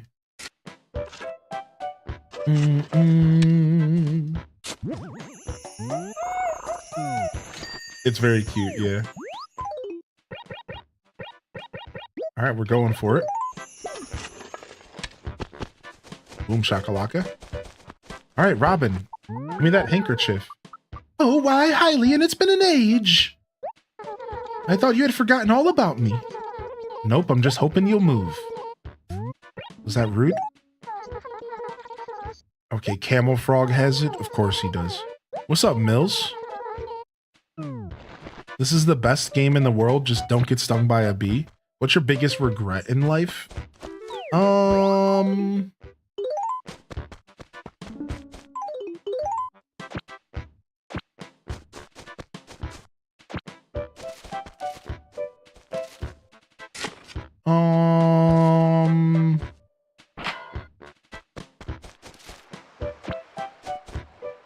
That I sold off or got rid of video games when I was a kid.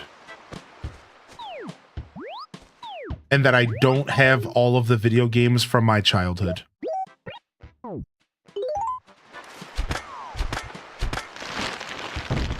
Dang it. No lucky stump. We'll try again. That's probably my biggest regret in life. Is the fact that I don't have my original GameCube, which that was out of my hands, but I sold so many games and so many consoles, and in the end, I wish I had it all. I wish I had every single video game I grew up with, every save file. I wish I had it all. I wish I could just look back. Like, there's so many games, like even right now, that I would love to play that I just don't have. And I have to like do work around it or play it on a computer, and it's never the same. You know, playing Sega games are never going to be the same outside of the context of the Sega Genesis itself. You know what I mean? Like, that is probably my biggest regret. If I really had to think pretty hard about it, that's probably my biggest regret. I wish I still had all my old video games. We organizing trees for a perfect town. We're not quite in perfect town era yet. I keep pressing the wrong button. I'm trying to play Fantasy Life. No, I'm not quite in perfect town era yet. No, not quite. Now, what I was doing there was I was planting a golden shovel so I could get a golden tree. And then what I was doing down there by the shore is that now in Animal Crossing Deluxe, you can actually get special stumps, like in New Leaf. And I'm trying to get a special stump for the bottom down there so that I can like have a place to sit and look out to the ocean and have it be a special stump. And the rain's already stopped. Bring on the humidity.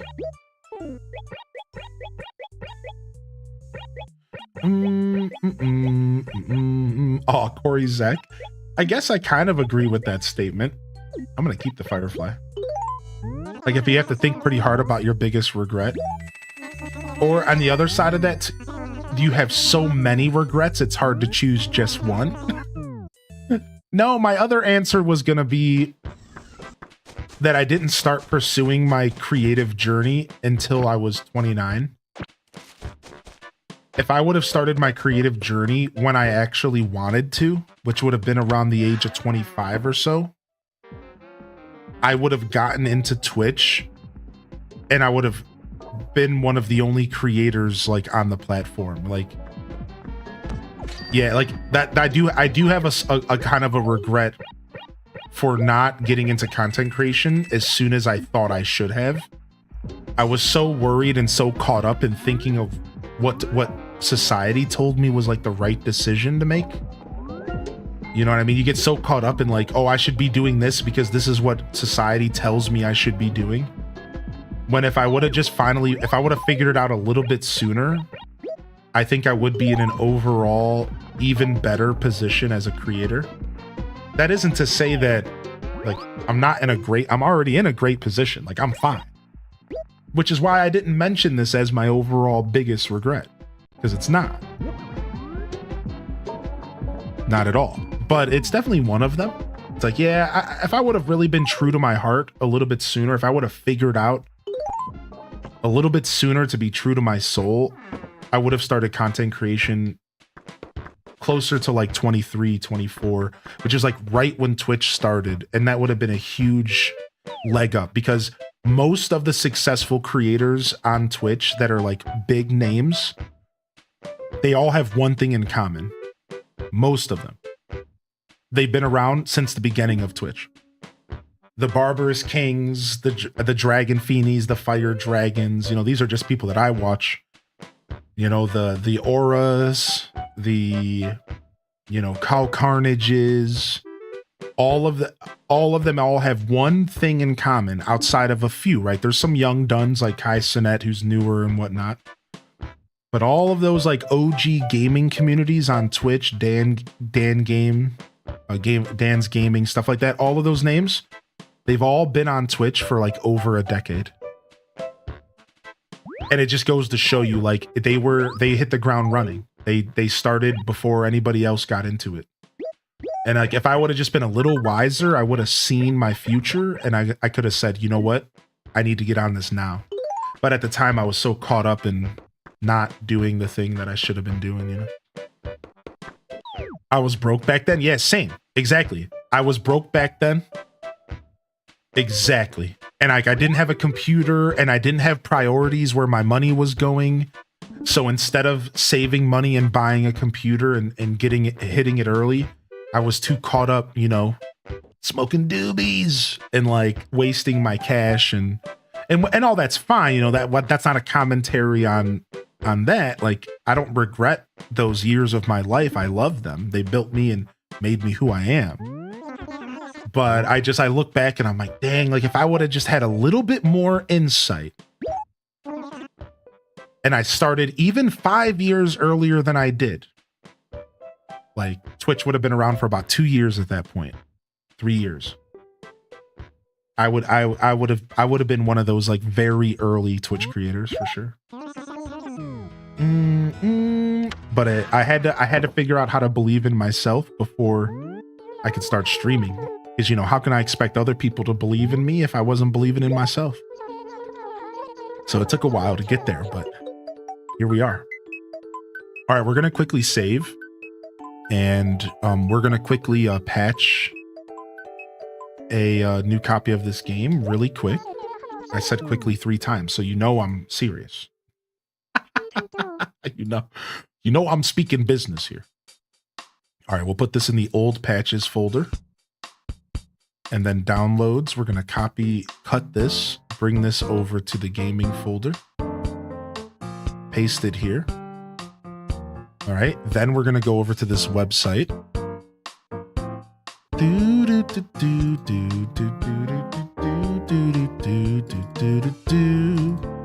We are going to have to close the game out here in a second. In fact, we'll do it right now.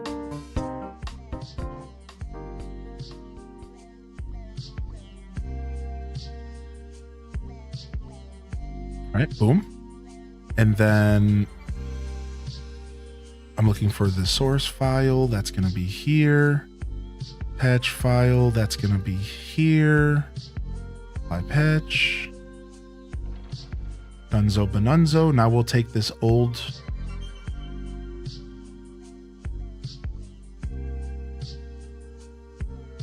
Delete this. Put this in here. 10 months of perfect beard. How is the beard brother doing? Perfect beard. What a compliment. What a kind thing to say to me. What's up, dude? All right. We're in. What's up? With that beard's going good today. Yeah, we were talking about it earlier, actually. Good timing. Beard's going real good. All right, and just like that, we're patched.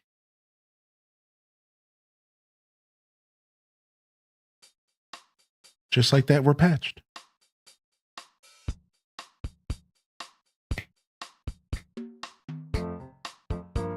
Let's go.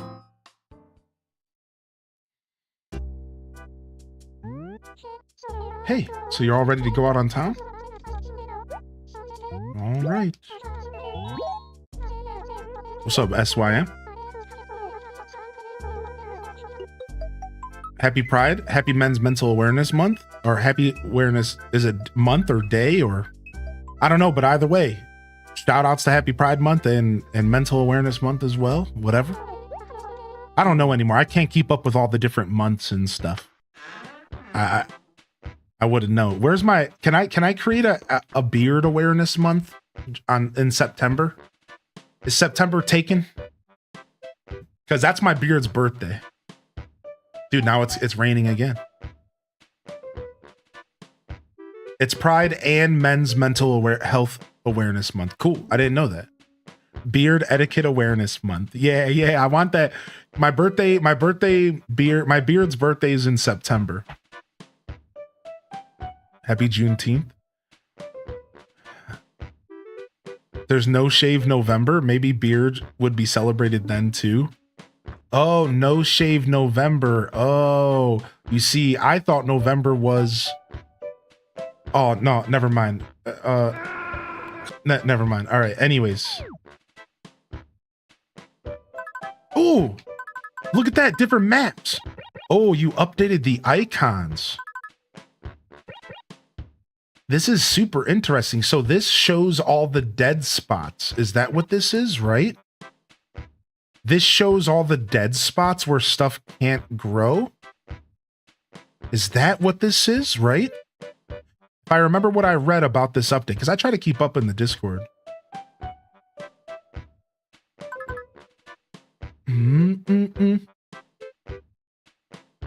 Those are just dirt spots and bush spots. Okay.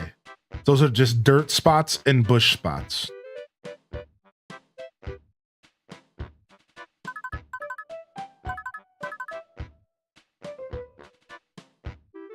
Yeah, the tree icon's updated for sure. It's like a more realistic take on the map. It's actually really interesting. It's like way more detailed and actually shows the proper shapes and where the lakes are. I think my favorite part about it is that it shows where the lakes are. I think that's my favorite part about it, is that it properly shows where the lakes are. And it properly shows the actual angle of the bridges.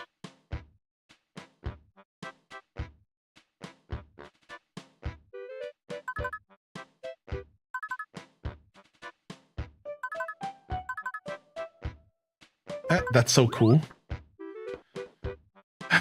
What's up, Biko? I'll be around for a while today. We got a nice hearty stream ahead of us. Can somebody tell me how to patch Deluxe? Last time I patched it crashed when loading a save. So I patched Deluxe using the website. I patch it using the website. So you go into the website and then you load the source file, then the patch file, then you get a patched game to load. That's what I do personally. Hopefully that helps. The number one reason Deluxe crashes is because turning off cheats in Dolphin. Oh, that's nice. I'll make sure I share that with people. Thank you. That's good to know that there's like a common issue. All right, we have to go find Camel Frog for this freaking handkerchief, and then let's go ahead and get our money rock today, and let's sell some fruta. Let's journey. We got a journey ahead of us here. Forgot Velma moved up here. All right, Camel Frog's out and about. Boom, boom, boom, boom, boom. Why does the stream keep pausing for me? I'm not sure. The stream should be good. Yeah, everything's smooth. I mean, it is raining outside. It is storming. And there could be like a little bit of turbulence with my connection. But otherwise, things should be good. No, we haven't. We haven't done a knuckle in a little while. I do miss doing knuckles. We should try to do more knuckles. The wishing well can now be rolled as the Japanese shrine, which is why we redesigned it and named it the Plaza. So what you're saying is that when you start a fresh save file, you can get the shrine or the wishing well. It just depends. Is that what you're saying? That's cool. Hey, what's up, Bellbun? You're not a fan of Velma? It's you again, Tan Hood? Yeah, so, what do you want? I'm picking up. Here's Leopold's handkerchief. I never should have kept it for so long. My bad. I'll send a letter apologizing to Leopold, but you can throw in an extra sorry in for me when you return it. Or can you, he said. Okay, well, that's all I have to say. Get a move on. For some reason, Camel Frog with the Rocco voice is like killing me. I can't, dude. It's killing me, dude.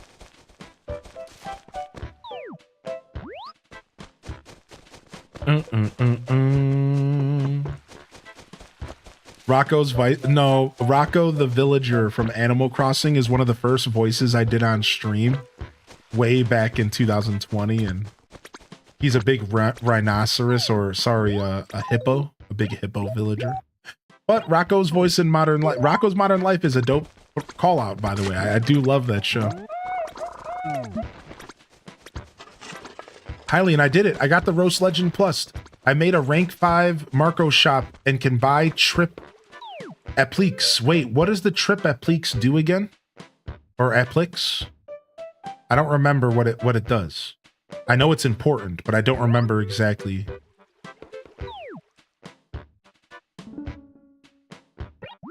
Oh, I'm looking for Leopold.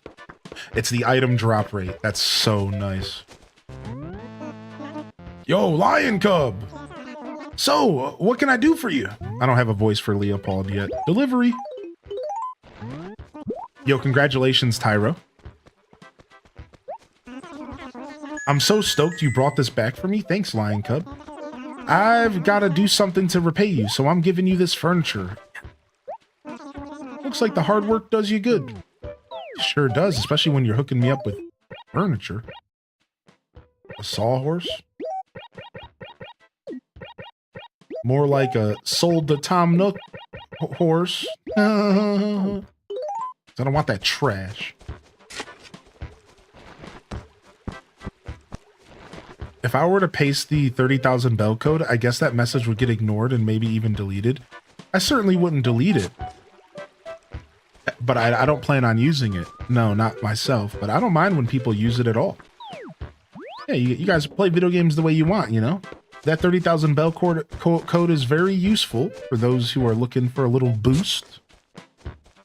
I know I'm good personally. Now, I think I will attempt to use...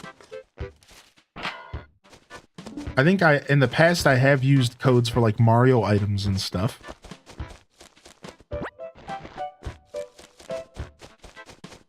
I don't know, I'm sure I've had a playthrough where I've used all sorts of codes. I just don't remember. Hey, what's up this morning? I think maybe it's been about 4 weeks since I saw you, cool cat. Yeah, I didn't visit Rex the last time we came online. A whole lot of nothing's changed for me, cool cat. That kind of bites. Yeah, so what did you need me for? Need any help?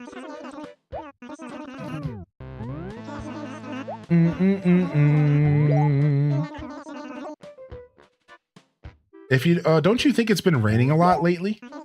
I think we've entered the rainy season. The question is how do we stop all this rain? I know. All we have to do is wait for the rainy season to end. Very insightful, buddy. Yep, you got it all figured out over there. Oy vey.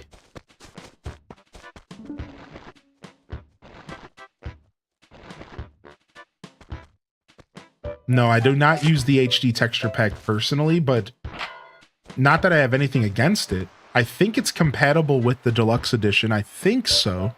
I can't remember. I know we've talked about it, but I'm not terribly interested in it myself for the deluxe edition because I think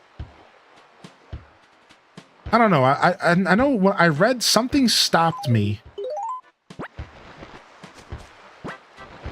when I first loaded up and I said, you know, I'm just going to showcase the original version. So maybe there is a compatibility thing or something. Regardless, I have used the HD texture pack in the past, and it's a beautiful treat. If you haven't used it before, it's a wonderful treat. It really is. So the game certainly gets a nice glow up with the HD texture pack. It's the last time I checked, it wasn't fully completed. And they were mostly working on villager textures because everything else was pretty much done. And this was years ago. Some of the villagers were the only things that weren't finished, so I'm sure it's come a long way since the last time I've seen it. They released a new update in May. Nice. Yeah, I haven't turned it on. Maybe we'll check out the HD texture pack here in the future. Yeah, Maybe we'll activate it just to see how far it's come along. I think we already got this here. I think we already got this here. Just looking for my money rock.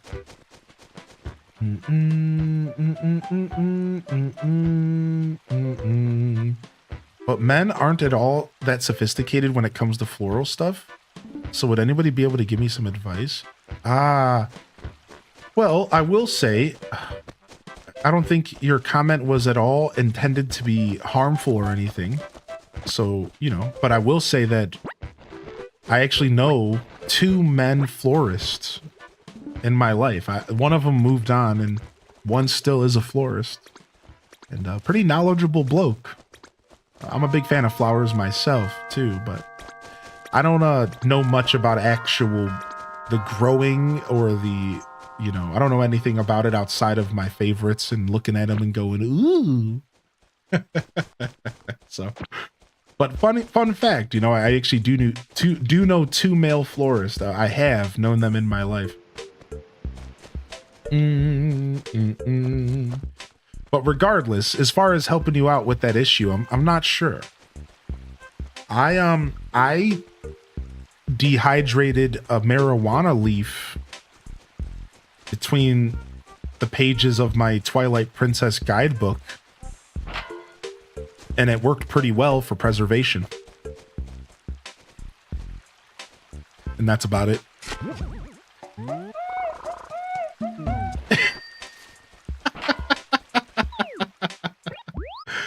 What? It did. I was the first plant I ever grew. I was 19 years old and I grew 2 plants. They were bag seed, literally seeds from the bottom of some swag. So we planted them and I named one Melanie and I named the other one. It was Melanie and I don't remember the other name, unfortunately. Melanie was obviously my favorite.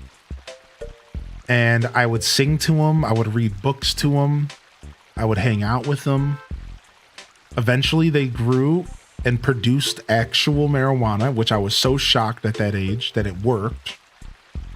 And then to remember the occasion, I trimmed a big leaf off of each of them and put them into a book, and I preserved the leaves. I had the book for years. The last time I checked, the book is still in the basement at my mom's house, but I don't know.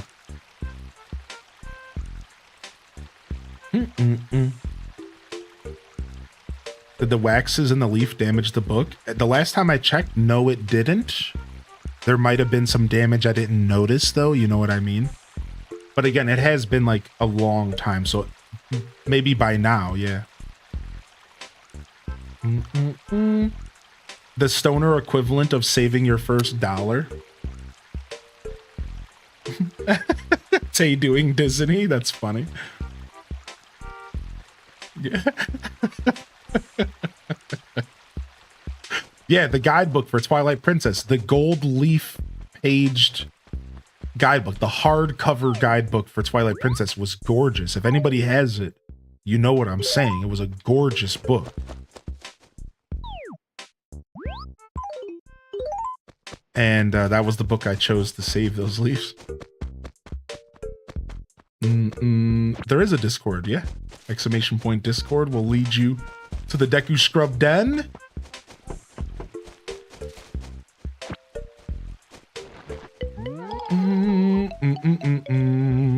Are you sure it wasn't a special edition of Twilight by Stephanie Meyer? No. Sorry, unfortunately. Such a devoted plant dad. Yeah, what's up, Willow Bean? Good to see you today. Ah, dear Hylian, how's your afternoon going? Nice, nice. You'd think you could have given me a nicer greeting after not seeing me for 3 weeks. She's pissed, dude. Well, I suppose I'm glad to see that you're doing just fine. Care to chat? You're still collecting furniture, are you not? I've got something here. Something quite intriguing. Are you interested at all? I'm willing to sell it to you, but let's make it fun. Now, let's see. First, decide if you'll pay 3,000 bells for improved decor. Sure. Well, aren't you courageous? And quite the high roller. I shall now announce the item. It's a pear dresser. Well, is it as good as an investment as you expected? One way or the other. Enjoy. Teehee. Come see me next time if you need me to lighten your financial load. Not quite worth it, but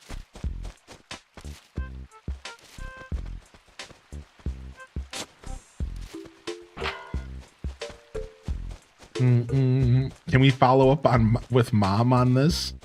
I mean, maybe. I haven't chatted with. I'm not a connected with that side of my family much, so I don't know. I don't know if my stuff still exists.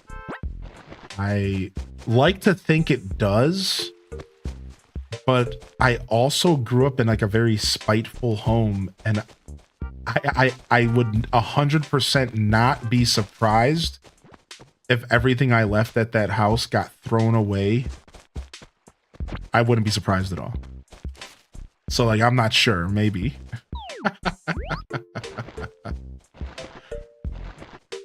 Which all I left was like some, oh nice, a new catch. All I left was some drawing books for some old drawings I did, my graffiti art notebooks, my 2 old brick Game Boys with no games, some art that was given to me, and all my book collection. And then maybe some clothing. I didn't leave too much, so.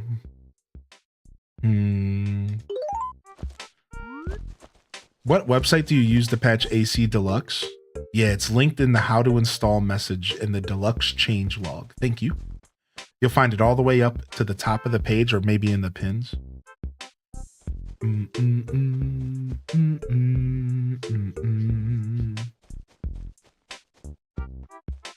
Oh, itchy eyes today. Yes, I don't know. I like I said, I'd like to think that that stuff still exists, but you know, who knows? I don't really care.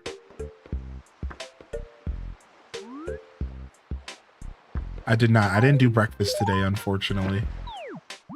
What did I eat? Did I eat something this morning? No, but I do have a banana with my name on it. I do have a banana waiting for me. Sawhorse, cherry.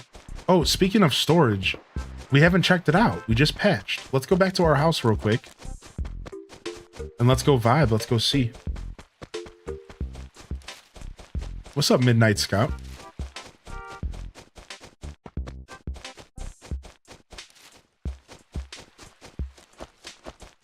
Good to see you back in here.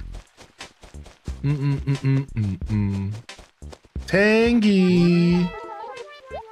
Got a job for me, though? Dang. Bum, bum, bum.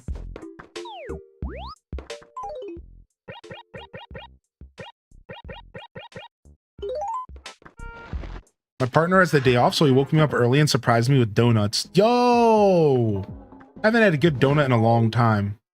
Oh my gosh. Animal Crossing GameCube with storage. You're effing kidding. My whole life has been changed. What the heck is this?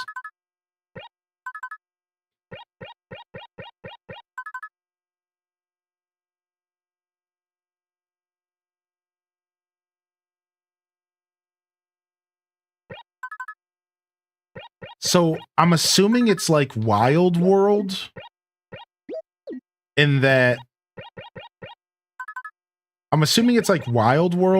it's just all your storages are connected now.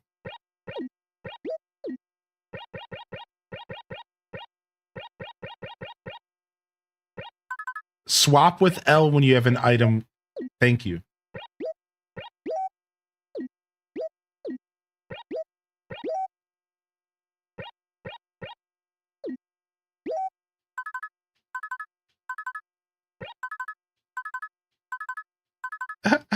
Sick. Sick, sick, sick, sick, sick, sick.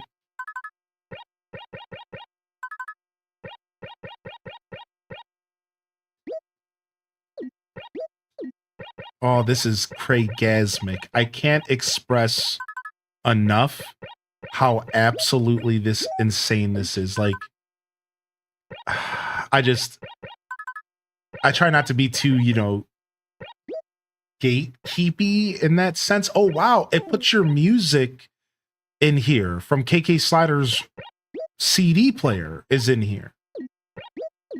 From your CD player. Because that's currently playing in my house.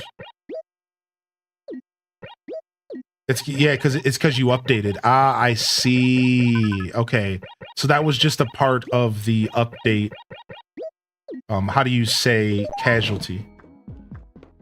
A casualty of the update. That happens. Right, it only happened once. Right. That makes sense. Frick, my hands are just absolutely. I need to go sell this stuff. I was just about to say, I get an extra song, don't I? I was just about to say, did it duplicate my music? It might have duped my music.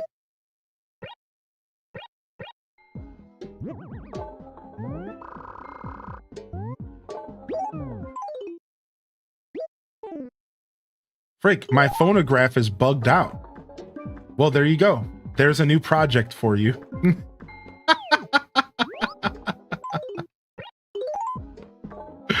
It's not bugged, I don't think.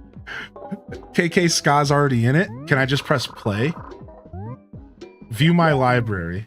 Oh!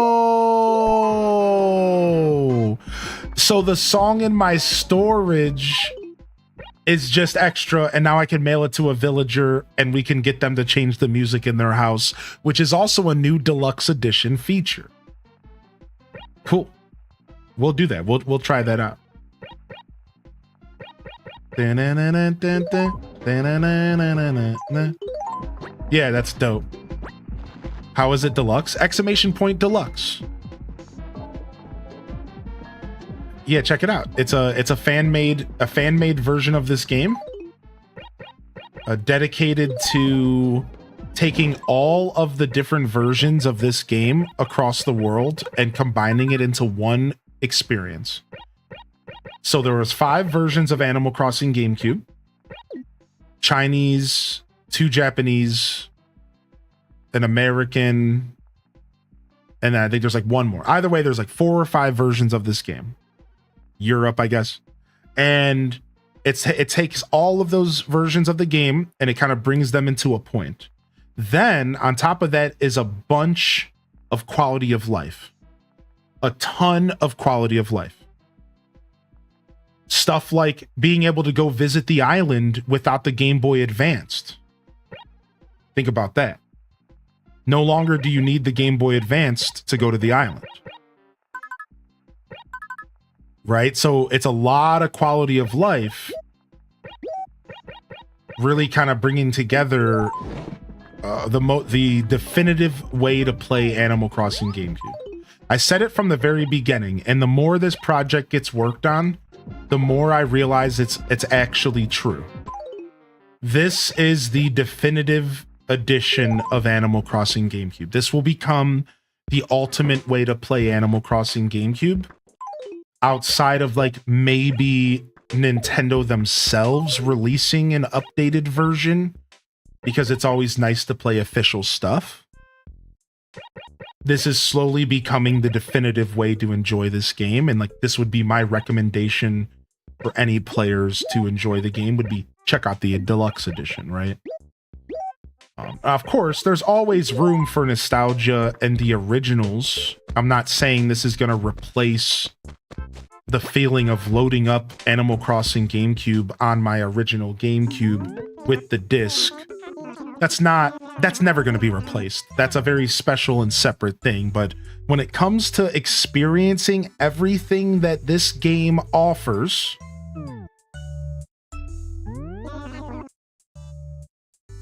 everything that we missed in America because of the 3 Japanese versions, the 1 Chinese version, they were all different.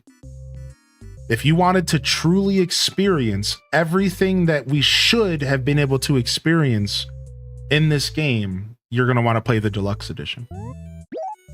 That's what I mean when I say the definitive version of the game. Yeah, it's a treasure. Yeah.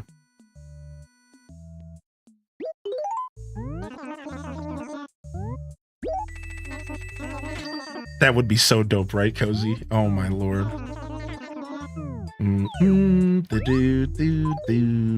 right, let's go.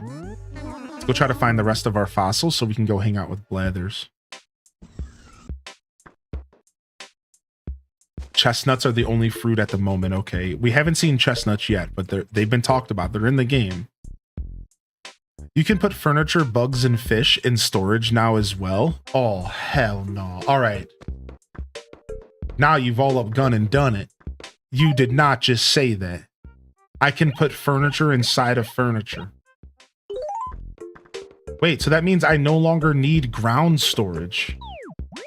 We've evolved. We've evolved past ground storage. I repeat, we have evolved past ground storage.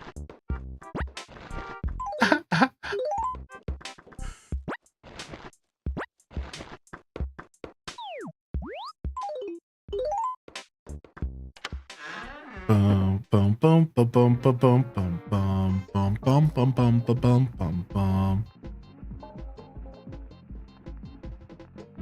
What is your opinion or chat's opinion on Red Dead Redemption 2 online? I've only ever played Red Dead Redemption 1, and I found it to be a pretty enjoyable experience. I never went back to it, and maybe one day I will.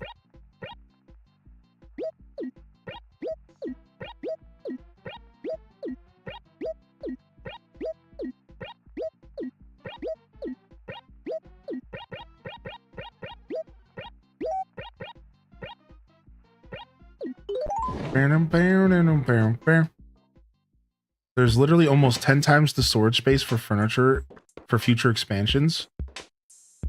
Grab this.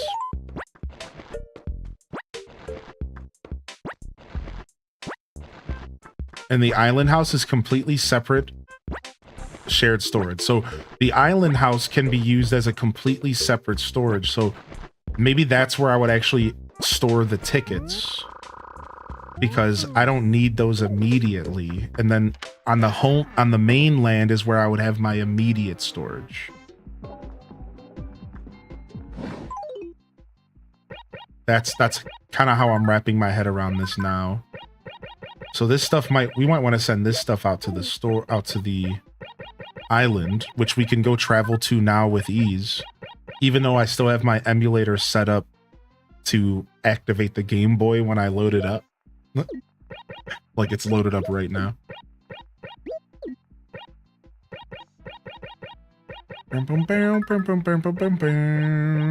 What's up, Daisy Cat?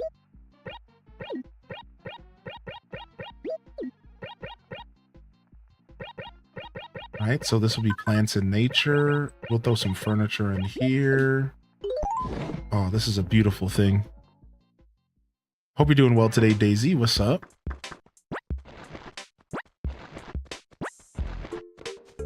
My cats told me that they needed water. You know how they told me? They knocked over the huge water thing. So I picked it back up. My cats are slurping away. Yeah, they'll let you know. The cats will let you know for sure. I need this. I want your attention, and I'm gonna get your attention right now. How am I gonna do that? By knocking ish over. Wait, hold on.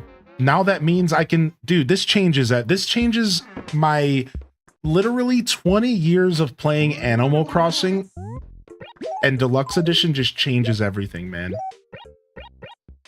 It's crazy. I'm not being over dramatic or anything. Like, I have systems that I've been doing, systems I've had in place for like years now. Like, You always have to create new villagers so that you can store gyroids in their house.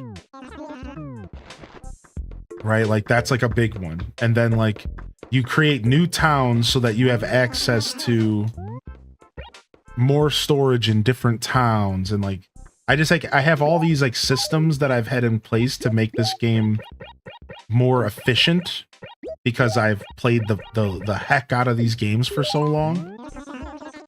And it's just like so interesting to sit down and say, well, now I guess I could do this. And well, I guess now I don't need to make a second character. Not really. I couldn't think of a situation where I would need a second character for like a very long time. Like, it's actually really cool.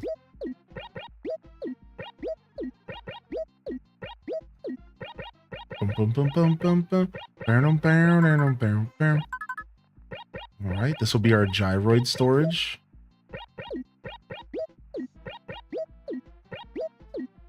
Having gyroids in your house decreases the value of the HOA. No. Gyroids are worth 800 points each, or something along those lines. I think they're worth 700 a pop. So, in theory, the more gyroids you put in your house, the higher your score goes. Yeah, they're no matter what, no matter the gyroid. If a gyroid's in your house, it's a flat like 700 points or something like that. I think I'm pretty accurate about the number, but I'm not sure. Yeah, 828. Yeah. I was gonna say 800. Yeah, just a flat number. No matter what, you always get that number from a gyroid. So sometimes gyroids can be nice. Now, here's the truth, though. If you're trying to min-max the point system in this game, which I have yet to do a ton of, which I plan to do on stream someday, really it comes down to full sets and themes and understanding sets, themes, and then what's the other word? Series.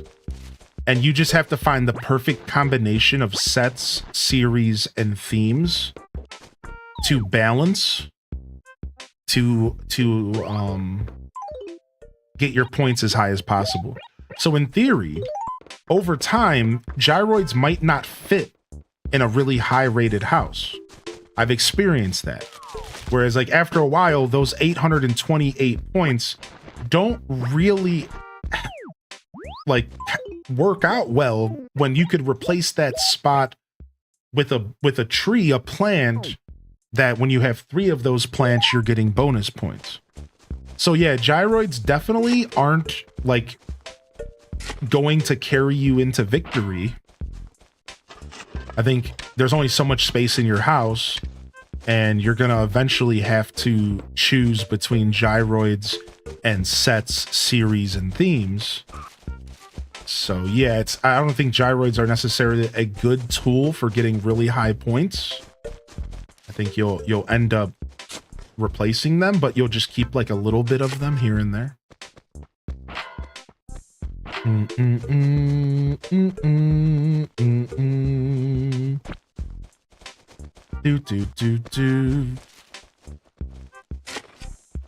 Talking about gyroids right when I spoke to Coco in my game. What's up? How you doing, Mimi Mimikyu? Blesses for the end of a Thursday. Blesses for the end of a Thursday. Welcome back. Good to see you, buddy. I don't think we found our money rock yet, right? No, we haven't. Where's our money rock at? Good afternoon. Still good. Need help? Dude, Tangy's not giving us work today. We probably got to write her a letter. I borrowed some sewing equipment from Mabel and Sable yesterday so that I could design a nice pattern. Did you know that they'll loan you their equipment? I've rented it. Whoa, so you've borrowed them? I don't have a Game Boy Advanced. So I just use their equipment at the store. Oh, I wish I had a Game Boy Advance and a Nintendo GameCube Game Boy Advance cable. Ad. Yo, Hylian, I thought you said you didn't run ads in this channel, homie. Dude, what a liar, dude.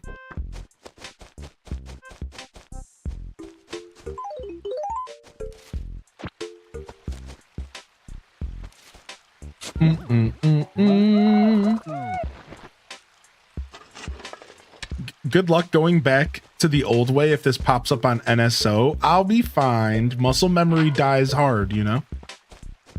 That is a funny point, though. I'll keep that in mind. Be right back. Going to buy those from Nintendo right now. Got 'em, sucker. Stinking Tingle Tuner, dude. I know. And the Tingle Tuner content was so cool, too. Love the subtle plug by Nintendo. Nintendo was shameless, man.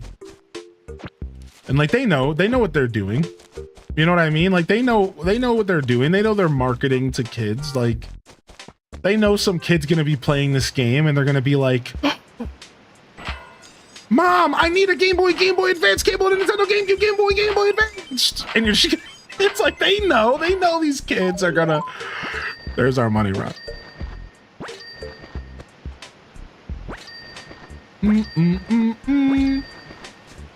Bum bum bum bum bum bum bum bum bum bum. Dun, dun, dun, dun. They did the same thing if you talk to the NPCs around Thousand Year Door. Did you enjoy Thousand Year Door, Toad? I never got the chance to ask you. It's one of my favorite games. I was so happy you were playing it.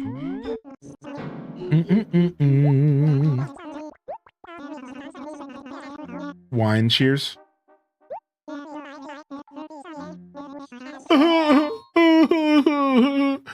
Oh, you didn't mean that kind of wine. My bad.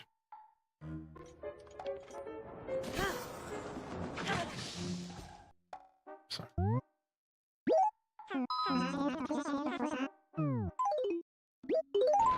Yo, what up, iced coffee? That is a Dharna dragonfly, if I'm not utterly mistaken. How grotesque! Blech.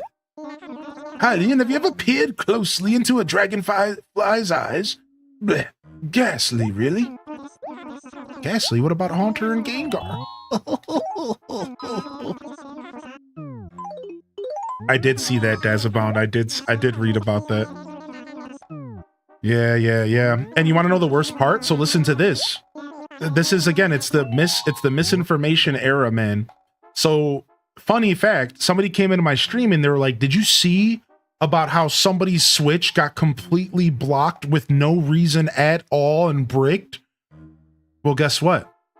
Literally, I think hours later, the person who posted that on Reddit came clean and was like, actually, that's a lie, and I was using modded software and stuff. And I was doing stuff that I shouldn't have been doing. So they posted that Nintendo the bad guy attacked me, just to full blown out lie and create a bad narrative to come out a couple hours later. Actually, I was doing bad things and I kind of deserved it. I'm an idiot. Where it's but people read that first article and they go running to talk about it. Oh, Nintendo, look what they did. And it's like, actually, Nintendo didn't do anything wrong. You did the thing wrong because you shouldn't have been tampering with the device. They said, don't do that. Now, this isn't a conversation about the rights of our content or whatever, because I'm a firm supporter of preservation and being able to mod stuff. But the point is that isn't that so convenient that, oh, they left out that piece of information for a couple hundred internet points? You know what I mean? Like, it sucks, dude. It's like, it's so frustrating, you know. And this is the era we're in right now, where anything you hear on the internet needs 12 hours to fully cook before you go sharing the information. And if you do share it, it should be shared under the consensus that it's fresh information and it could be false. You can't. Like, nowadays, you can't read an article and go, oh, you have to pause. Like, I just saw this happen at National Geographic, literally just put out an article that was like, research says that 80% of cannabis users have a higher percent chance of cardiovascular errors and heart issues. And that was this headline with National Geographic. Well, it comes to find out that actually the literal science said none of it is conclusive. None of it's based off of any facts. They haven't actually been able to collect enough data to actually analyze anything. Like, for example, if somebody were to be using tobacco leaf to roll their marijuana, and it was all a bunch of BS, and they just decided to put out this article to get clicks. Meanwhile, people are reading it and sharing it like, see, I told you, weed smokers, when there hasn't been any research that's conclusive at all. And this is the very beginnings of the research. And it's like, everything you read nowadays, you have to read through the lens of, has this been verified? Should I wait 2-3 days before I share this information? Because instantly you'll start to see, oh, okay, actually this has been fact checked. This is wrong. It's like, oh, it's so ridiculous. You really just, I sound like such an old man. Like, you really just can't believe anything nowadays. It's like, holy heck, dude. Everything is just clickbait, man. It's so terrible.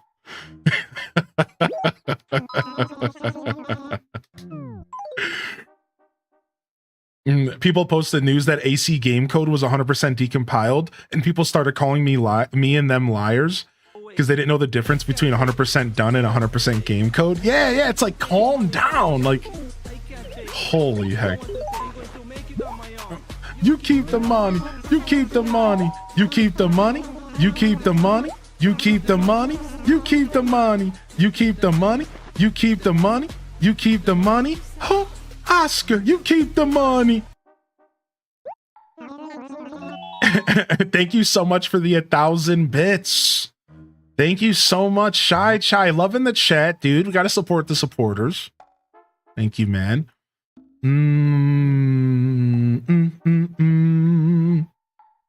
Oh my gosh, booty cheeks. What the heck?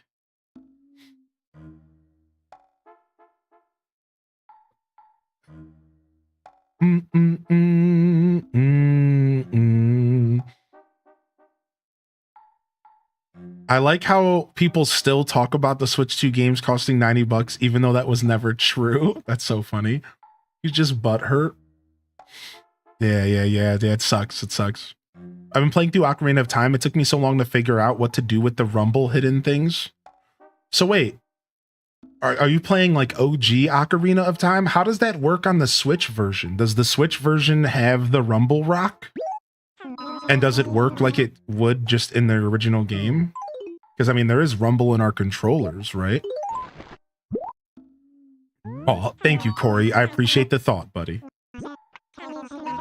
Yeah, I appreciate that. Little snot-nosed jailbroke his Switch and didn't think to mention it. Yeah, that's pretty messed up. Not everyone realizes how bad that can be, right? But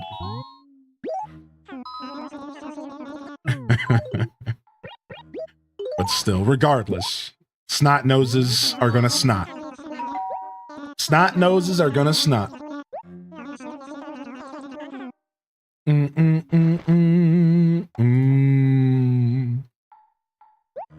Just gonna take a moment to say thank you for hanging out here today, everyone. We got a nice and spicy YouTube squad relaxing with us.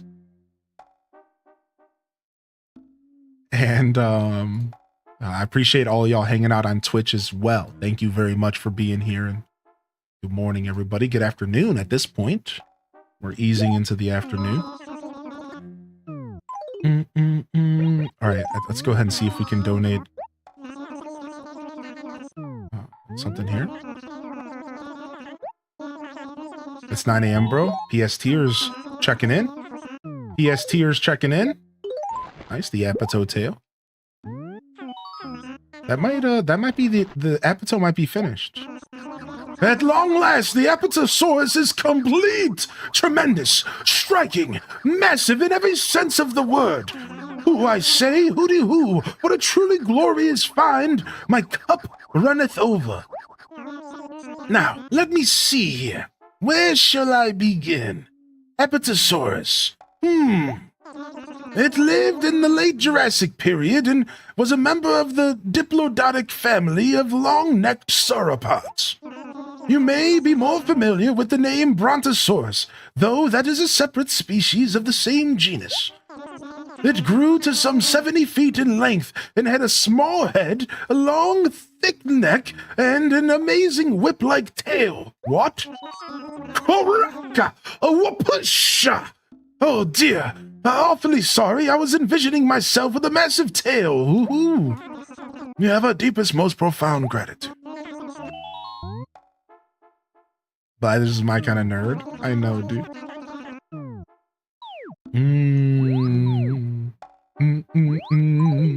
All right, nice. We can go in and mail this out. And then let's go ahead and mail Tangy some KK ska music and say what's up to Tangy. Big head blathers. Baby big head blathers is right. Yeah, welcome and follow. Good to see you today. Enjoy the lurk if you're lurking, and jump into the chat if you'd like to say hello. She said hi to me. She waved to me. I forgot they could do that now. She said, hey there.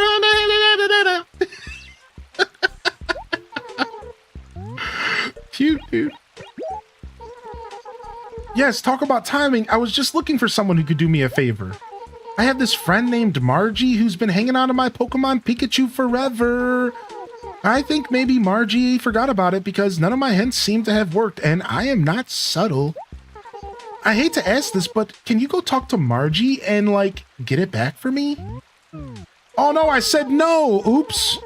You gotta be joking. After you agreed to do it? That's pretty lame, don't you think? Frick.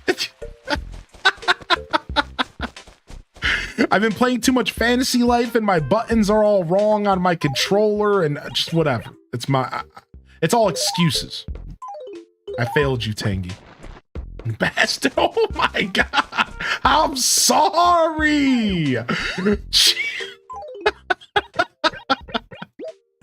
Don't guilt trip me, chat. Well, she's moving out tomorrow. Nah, Tangy will understand as soon as I send her this hip new KK Slider album. Yo, girl. H Des Smug 1. H Des Smug 2. No, I'm just kidding.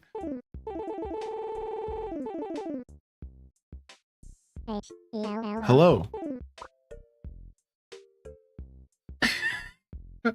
I gotta remember how to switch. I gotta do it manually. Yeah, I gotta do it manually. There we go. That's the only thing I didn't plug into my keyboard. Have you ever heard of Toda Keki? How do you spell his name? Is it Toda Keki?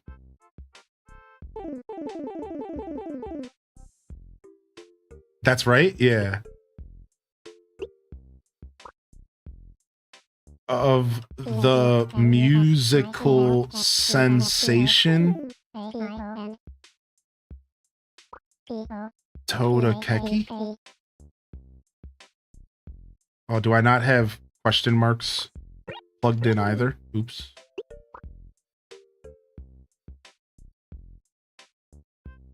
She's gotta know that name, right? She's gotta know it.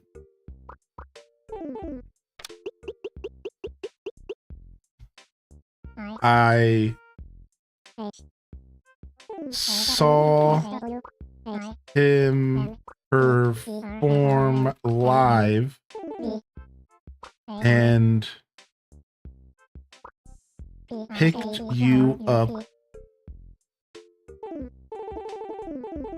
I think she'll understand picked you up. You purchased, picked you up, sure. Picked you up. She's gonna get so confused by this letter. Picked you up in air check. She's gonna be like, what the did you just say to me? And she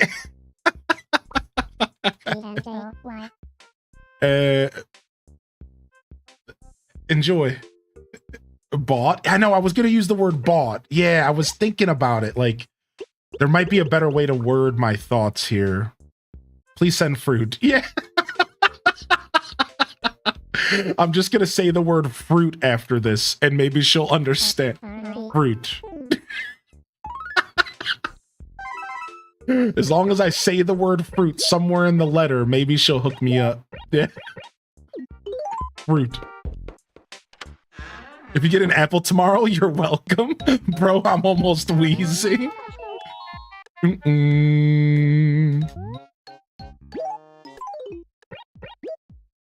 Oh, we can do multiple at once. Gotta remember. Yo, what up, Crummy? Dude, good to see you in the chat today. Welcome in. We're talking about Tamagotchi Plaza later this month. We'll be checking out Tamagotchi Plaza, even for just like a day or two.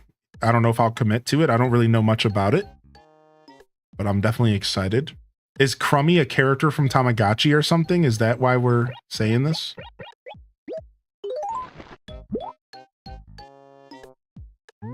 Oh, the song changes immediately. You don't actually have to wait for the mail to be delivered. That's really cool. So, you know, back in Wild World and City Folk, you could mail furniture, wallpapers, and floorings, and they would actually change that stuff in their house, I'm pretty sure. Maybe not wallpapers and floorings, but for sure, I remember interacting with my villagers in really weird ways.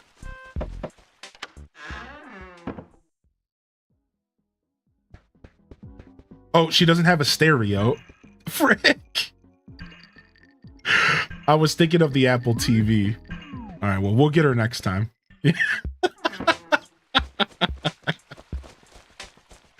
I completely forgot about that. All right, I need to go visit Margie. Bum, bum, bum. Bum, bum. Bum, bum. Bum, bum, bum, bum. Bum, bum, bum. Hey, it's been a long time. You know, Hylian, I think you've changed a bit since I last saw you. Oh, nice. I have. Give me work. Oh no, I said no to her. I don't have a job. She wants me to get her a bug though. Okay, we can do that. Sure, we'll do a job for Margie. I guess that makes up for the fact that I dropped the ball with Tangy. Chat's never gonna forgive me or let me live it down. My nickname is just Crummy because I love cookies. Cookies make crumbs, and I'm crummy at video games. Nice, I like that. I honestly really appreciate that explanation. Sometimes I'll call people a crumb bum, as if there are a crumb that's stuck to a bum. A crumb bum? It's one of my favorite insults, actually. How dare you treat your queen like that?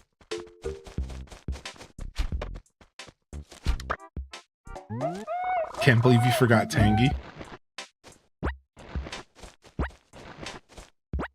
Wouldn't that be a bum crumb? Yeah, but crumb bum sounds better.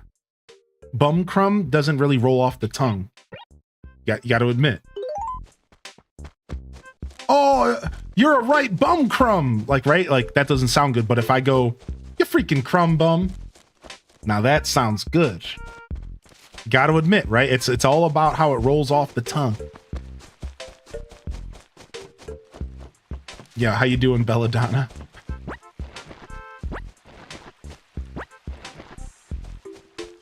Oh my gosh, Druck. That's adorable. My nickname as a kid was Dingleberry, so we're not too far off, are we? Your daughter and I? That's what my dad called me growing up. Come here, you little Dingleberry.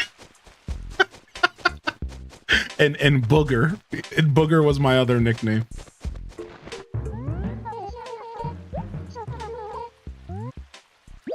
Crumb bum is cute.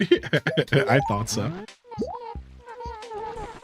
Were you naked eating or something? That's another layer of concern for me. You mean you've never laid naked in your bed and ate saltine crackers? Or crumb cake? Or any other super messy food? Oh, just me? Oh, well, never mind. I said anything. I got a mop. What's up, Midnight Scout? What did I return to? My bad, my bad. I was oversharing again. Boom, boom, boom, boom, boom, boom, boom. A mop to clean up those crumbs. Do people just lay around naked? How you doing, by the way, Ruby? It's been a little bit since I had a chance to say hi to you. I don't know, man.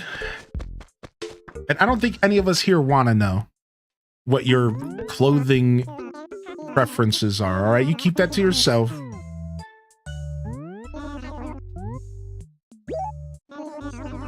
Crumb cake in your bed? I know, right? Like, I would get so mad if somebody did that. I hate crumbs in my bed, man. Now, it's happened because, like, for example, in my last apartment, we would hang out in my bed in my bedroom, like, perched up against the wall because I didn't have any other options until later in the relationship.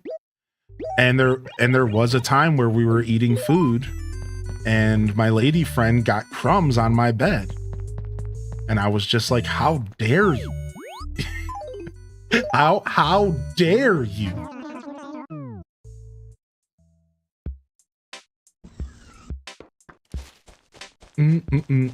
Bed crumbs are unavoidable.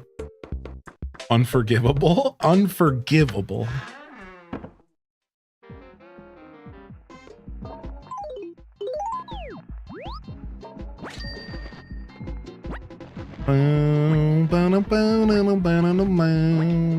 No food is allowed near bedrooms. Same with my office nowadays.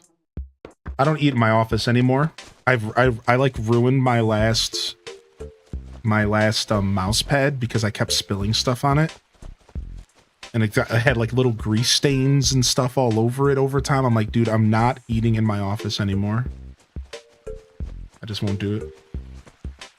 Wow, you pissed off Tangy? All right, you're out. A Victor, get her out of here. Get Velma out of here. You looking at that bug? Yeah, you're not looking at that bug anymore.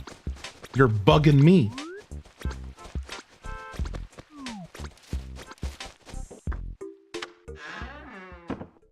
I had someone spill an entire bowl of tomato soup in my bed right after I said that's probably not a good idea. Sounds like they may have made a mistake. Yeah.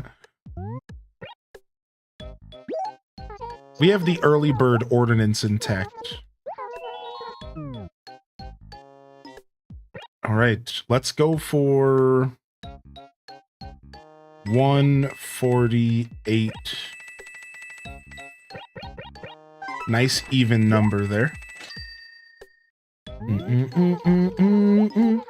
Not curry. Oh, because that would never not smell. Yeah, like curry's the worst, right? Because like that would never not smell. You would be smelling curry for the rest of your existence with that mattress. You're never getting that out of a mattress. That sucks.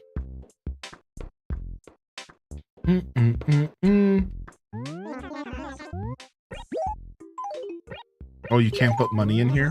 For some reason, I thought you could. It's okay. We'll just drop it back on our living room floor again.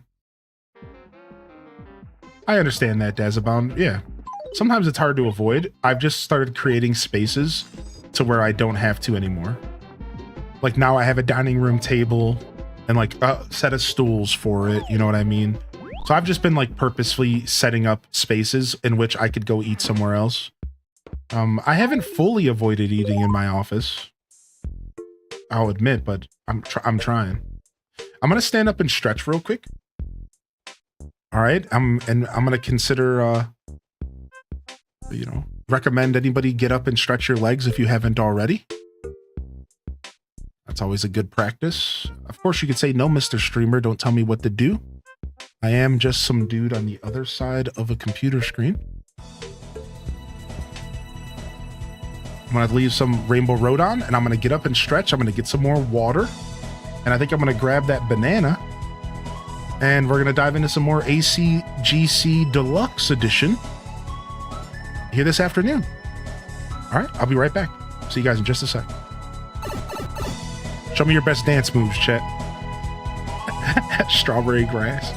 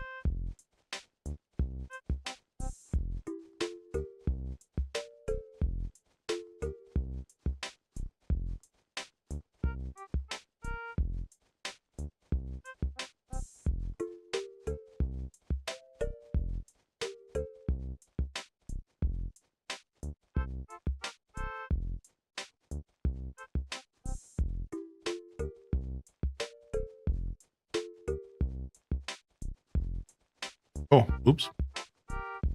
Sorry. You didn't miss much. I talked about how delicious my banana was for the past 4 minutes straight. I went into detail. I talked about how it tasted on my tongue. Everything. Yeah, you missed 4 minutes of banana deliciousness.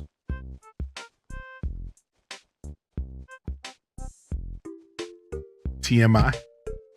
Best banana ever. Good morning, everyone. Welcome to the broadcast here today. If you're tuning in for the first time, I just want to say thank you for being here. I believe in you. And thank you for believing in me. If you're here, whether you've been here for the first time or if you're here all day, thank you so much. Welcome to the chillest stream on a Thursday that's ever been Thursdayed. I wanted to say the chillest Thursday you've ever experienced, but who knows how chill your Thursday's really going? I don't know, but I hope it's as chill as I'm feeling today. Low energy vibes here today. And my banana was delicious. Ooh, banana.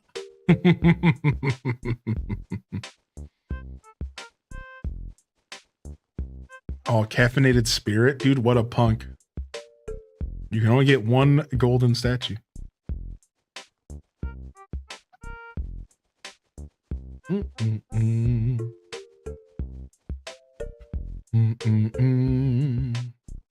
That's the worst.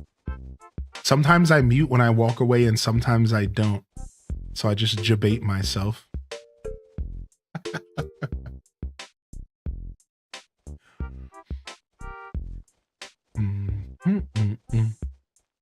Apparently we're having too chill of a day. So chill that we don't even have our microphone on. Yo, nice. Midnight Scout. Congratulations, dude.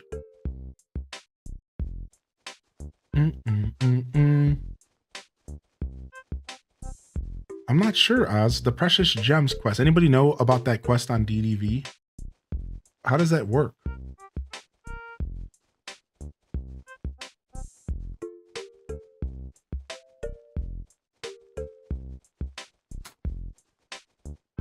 Really wish I had a pool today. Yeah, today's a pool kind of day. I should go down to the public pool. Get my swimming on. I want to go get I'd love to get a membership to the YMCA.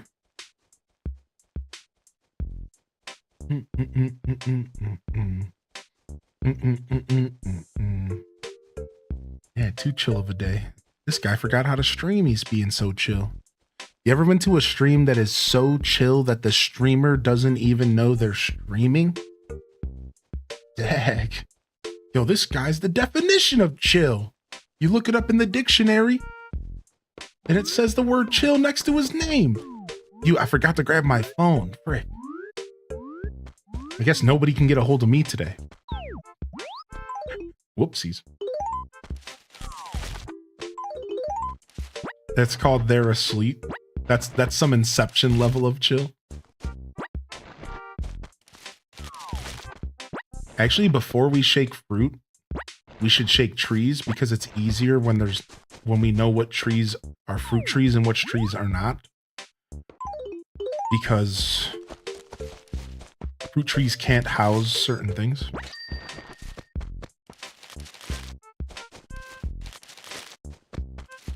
Now, I'm not terribly interested in shaking trees the whole way, but I wouldn't mind getting a little something out of this.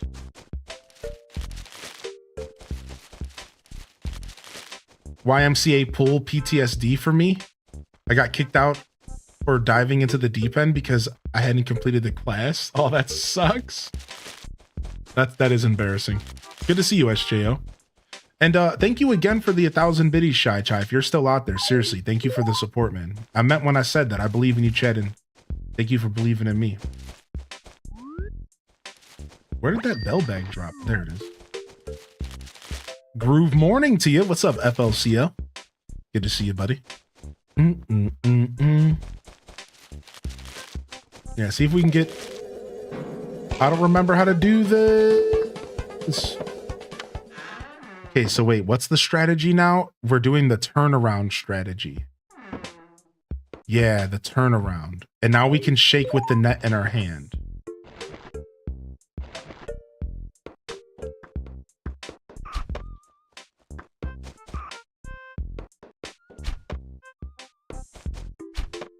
Yeah, we got this. Oh, there it is. That's what I was looking for. A kitty bookcase. All right, not bad. All right, let's see if we can catch 1B. I really don't want to get stung and then have all the villagers call me out. So let's avoid that. I'm not going to push my luck for too much longer here. I'm not going to push my luck for too much longer here. I'm starting to get nervous now, dude. I don't like this. It's been a while since we tried to catch bees.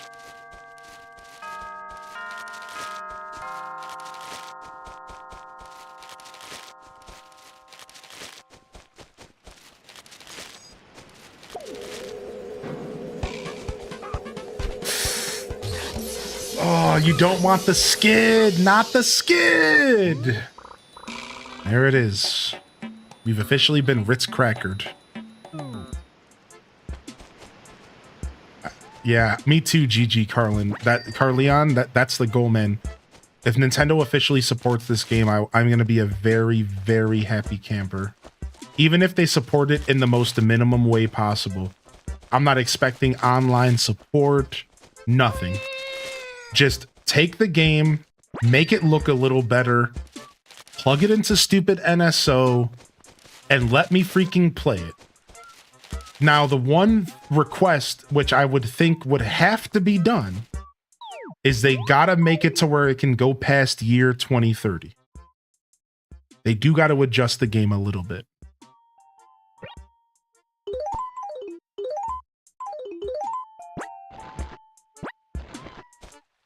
Yeah, what up, Flip Toast?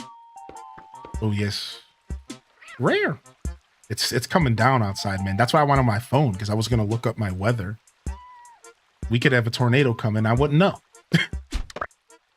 Because it's raining out there. It's probably raining in my house somewhere. I probably should go look at the open windows.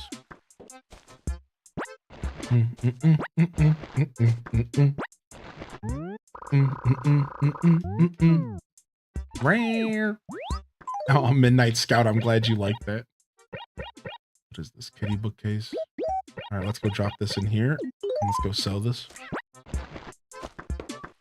Yes, FLCL. That would be top tier, dude. We're all losing them seeds today. I guess I'll join in.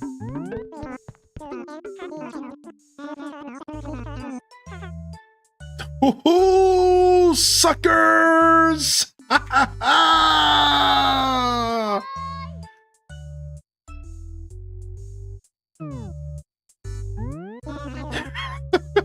Rigged!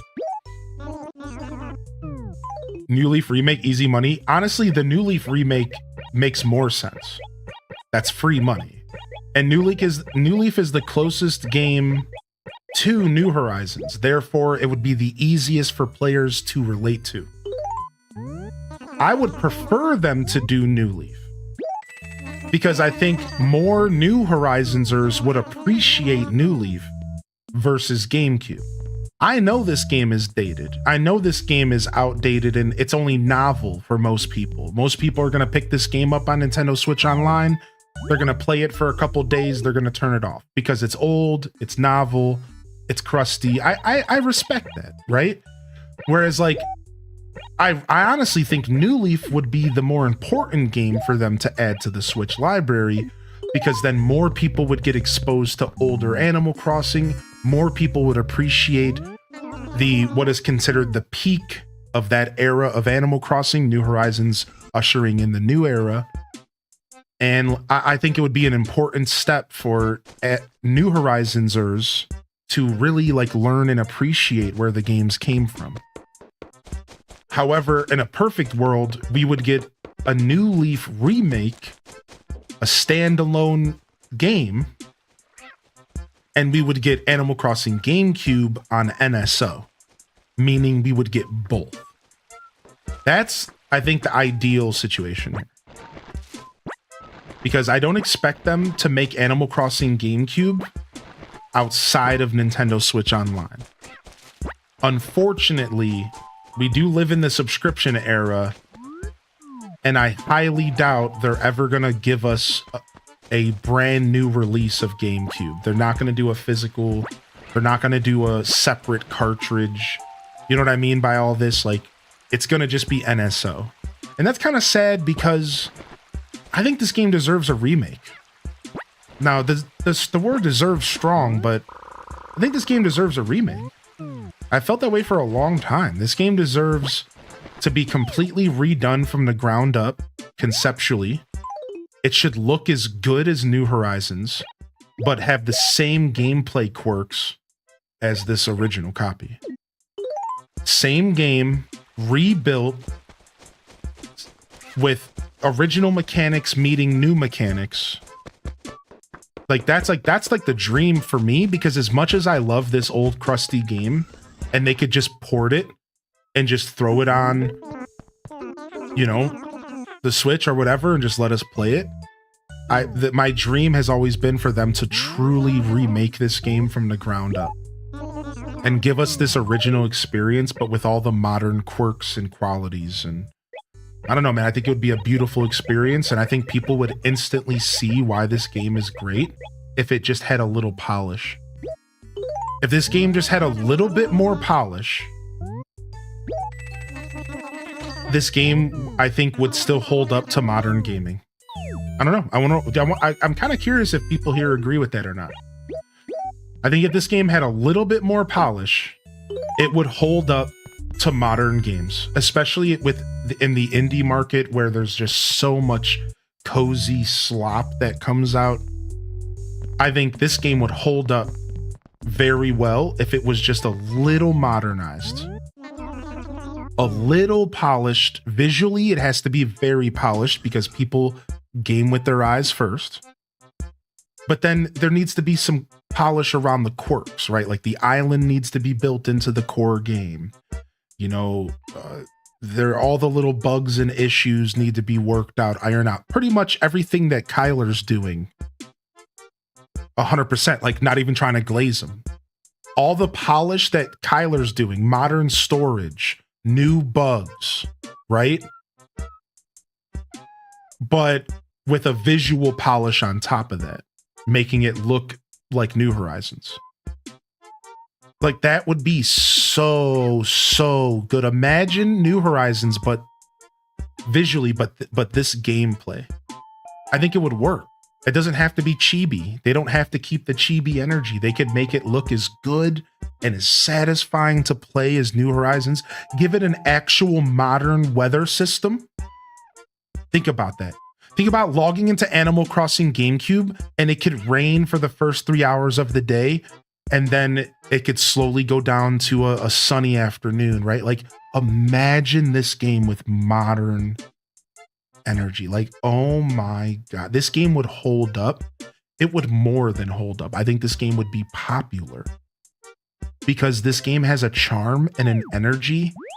And I don't think the charm is stuck with the old era. I think in some cases, the charm of an old game is because it looks old and crusty. I don't think that's the truth for this game. I personally think that Animal Crossing GameCube's charm transcends the GameCube era. I think it transcends the crusty graphics. I don't think that's the case for this game. I think this game transcends all of that. And that the charm is in the writing and in the interactions and in the content itself.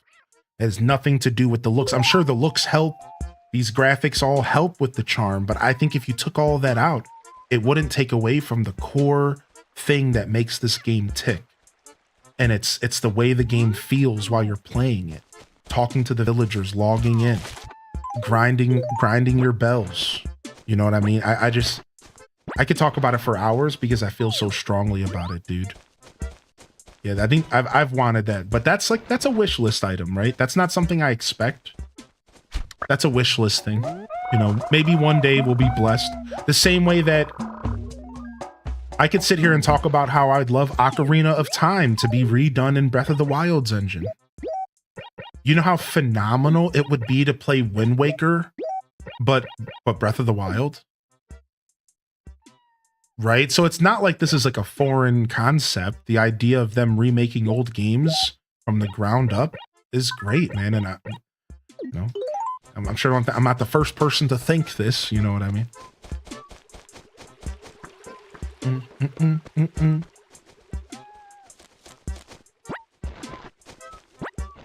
Used to love going and playing Wild World and seeing that it was raining in game. It felt special. Yeah, same. I love when you say chibi.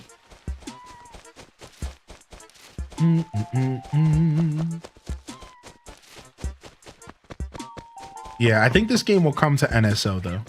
And it'll get that slight little glow up that it got. Did you guys know that the NSO games are actually widescreen? And like, I knew it. I thought I was wrong, but it's only Wind Waker that doesn't have support at launch. You can go into the settings of F-Zero and you can go into the settings of Soul Calibur and you can make it widescreen. For some reason, Wind Waker doesn't have widescreen support at launch. But my point is that the technology's there. And the other day when I was confused why Wind Waker wasn't widescreen, so we're seeing like it is possible. So my point is like, imagine like they could take these older games and they can glow them up a little bit. They can kind of clean them up and glow them up a little bit. Wind Waker obviously looks better at a higher resolution than it did on the GameCube. And I would just love to see this game at a more native, higher resolution. Like that would be a nice thing to see the textures all cleaned up. Yeah, Atomic Potato, I actually knew that. Did the OGs of those games support widescreen? That's a good question. I'm not sure. But now that you mention it, I bet you they did. Because that actually makes the most sense. Because we all know Nintendo's kind of lazy. Like, they ain't gonna put work in where they don't need to. So like, I was over here thinking, oh, they probably put extra work in. No, they didn't. No, they didn't. Like, no, they didn't, right? Like, who am I fooling? No, they didn't. Oh, see? Soul Calibur 2 and F-Zero GX launched with widescreen. See? Yeah, there it is. See, I didn't even know that.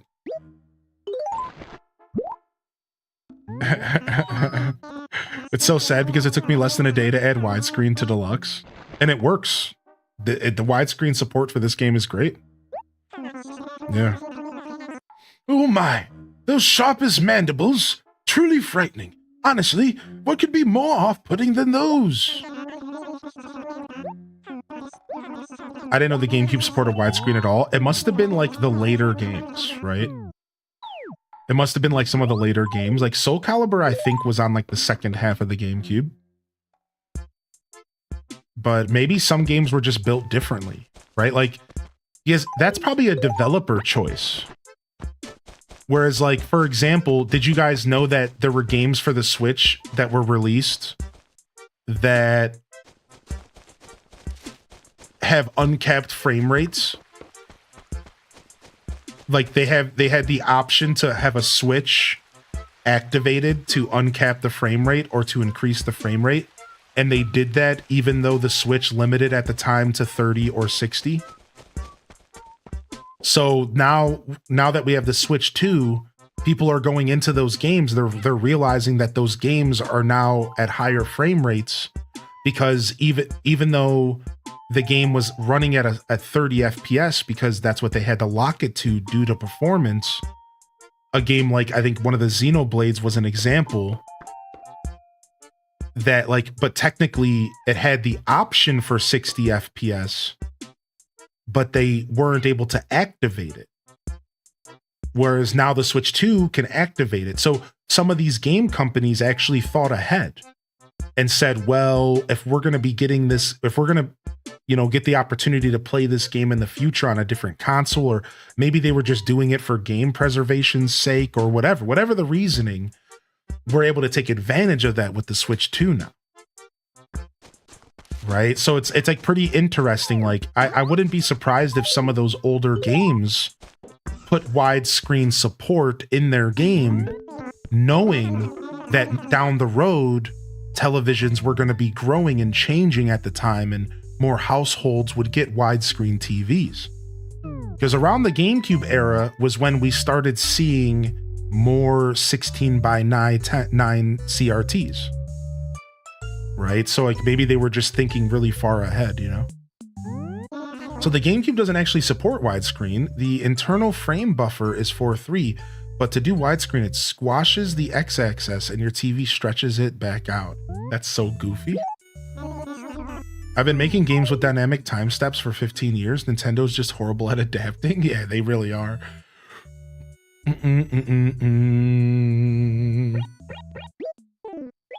New Horizons is 30 FPS fixed. Yeah, right.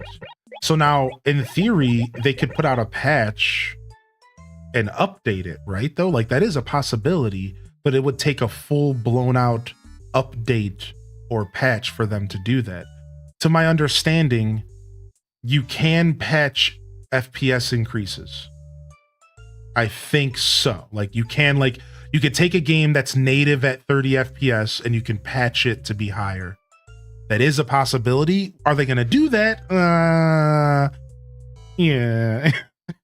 But it is a possibility, right? I'm just kind of curious as far as hardware and technology goes. You can do that through a patch if you really wanted to. Yeah. It would be a lot of effort because I suspect a bunch of the code is hardlocked at 30. That makes sense, right? So there could be limitations based off of the way they wrote the game to make it be a pretty complicated process. So maybe not every game would be a good candidate for 60 FPS if it's just coded in a way that it's just not really smart or a good investment or whatever, right? So that makes sense.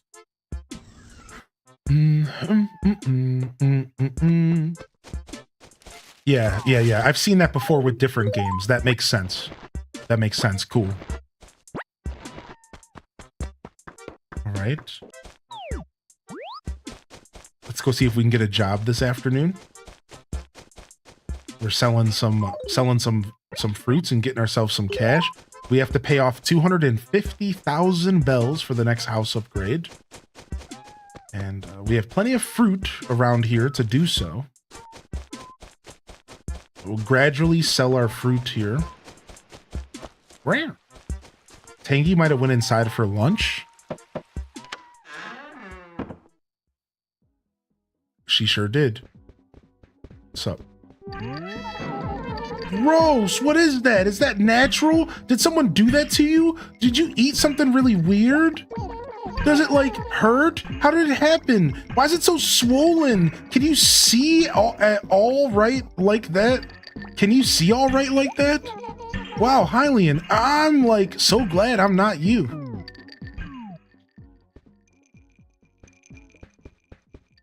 Oh, she hates us.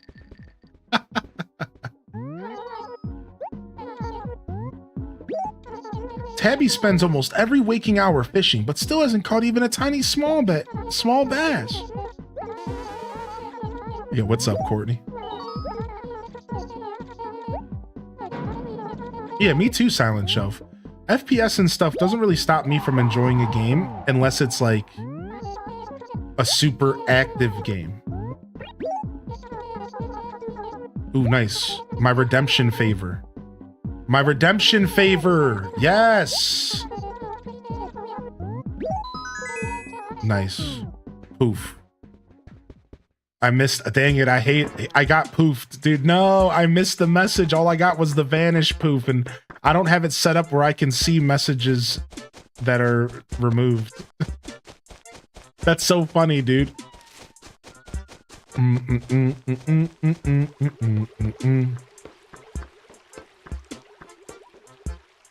You had to vanish. I also, you know what? I can just go back and check your message log, you punks. Yeah, how about that?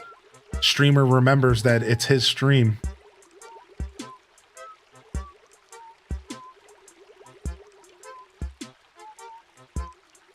Oh, okay. I'm kind of wishing I didn't do that.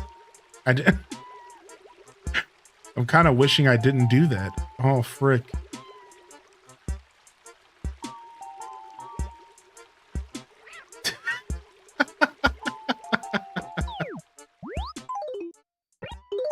Bum, bum, bum, bum, bum. All right, we're going to Midge. Yo, what's up, Ann? Does that song with the meows have a name? Nope, it's just 1 p.m.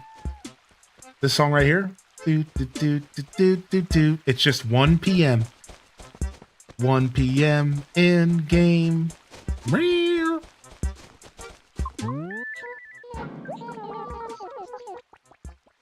Oh, Highland, you're really puffed up. Does it hurt? It sure looks like it hurts. Yeah, this song lives in my head too. Ethereal Olive.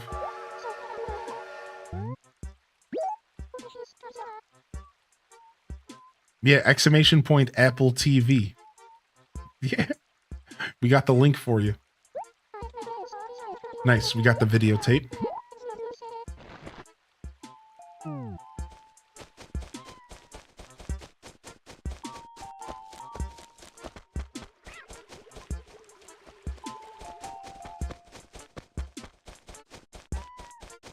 Bum, bum, bum.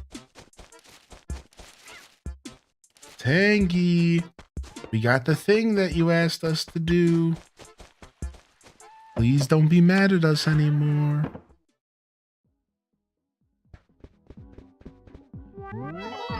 Hola, how's your day? Anyways, what's up? Delivery. Got your videotape. Hey, you got my videotape back. Sweet. If I had known getting it back was going to be this easy, I'd have gotten it myself. Some stationery. She's still pissed.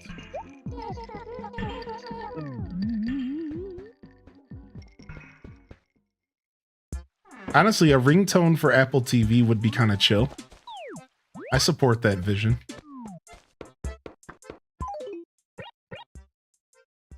Your phone rings, mine doesn't. I get phone calls every once in a while. It's I forget that I have a ringer until I hear it. My phone ringer is actually 6 a.m. Animal Crossing GameCube 6 a.m. is my ringtone. So this is what it sounds like. Hold on.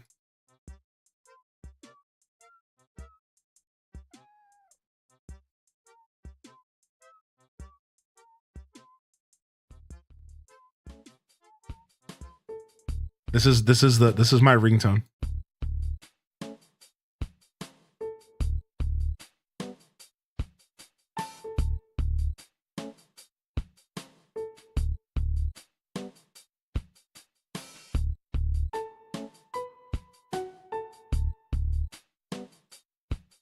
Oh, nice, Dazabound. Now, because I don't get phone calls, but I do get text, what I did to circumvent the fact that I have no friends and nobody has any reason to be calling me is that I have it also set as my text message tone. So every time I get a text, I hear the first like 20 seconds of this.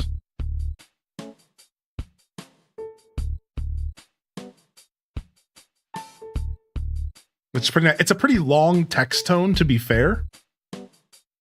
But like, I don't care. iPhone doesn't let people add your own ringtone. There's actually a workaround. You can do it. Yeah, I have an iPhone. I did it. It's annoying though, but there is a workaround. You have to use like the GarageBand like app on that comes with iPhone, and then you have to like convert it to a special file. It's like it's super goofy, but you can do it. I've done it.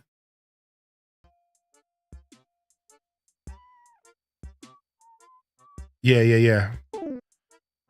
All my iPhones totes are on my own. Yeah. Like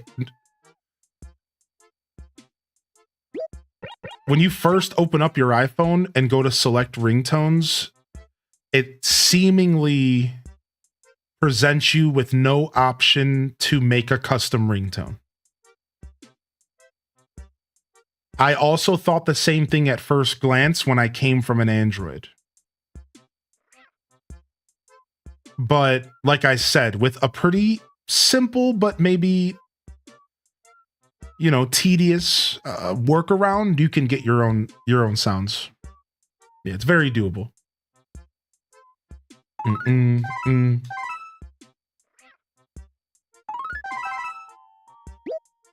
You have a lot of your own ringtones made for my music. Nice Neanderthal. Yeah, I've done it as well. It's not too bad to do. Yeah, I did make it sound like it was complicated, but it's not complicated at all. It is. I would argue that it's also pretty simple. It's just not as straightforward as you would hope, is kind of my point. Whereas like on an Android phone, you literally just choose the file. You put the file on your phone, you go to ringtone, you click the option, done. But like for some reason on iPhone, you have to like, it's not quite as simple. It's like you have to like make a clip of the song or something. I don't know. Maybe I overcomplicated it. Maybe there's an easier way, but it's just not as straightforward.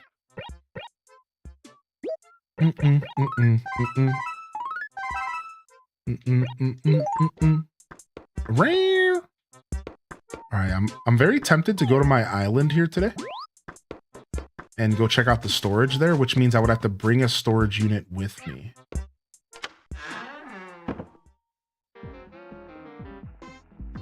Android does sound easier. Yeah, I think it's a little easier. All right, let's take this with us.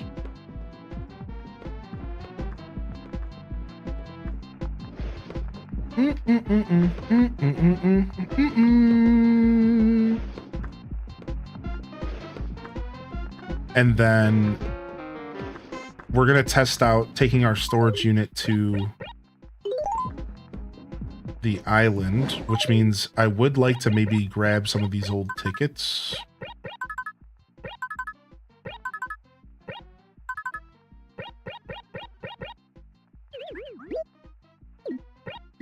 Oh man, I love how smooth taking the tickets out is. All right, perfect.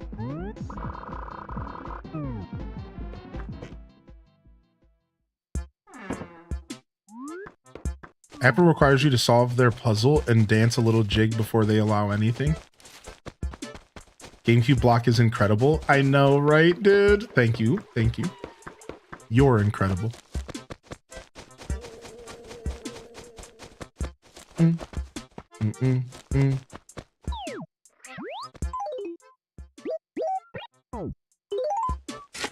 Nice.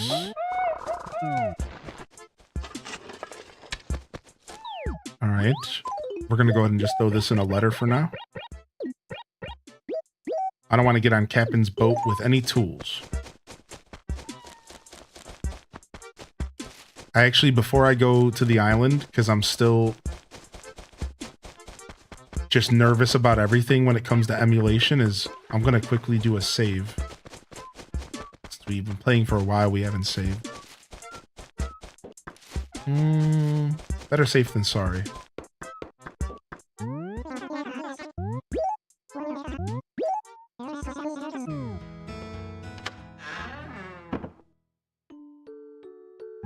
Yo, welcome back, Corey. Save and continue.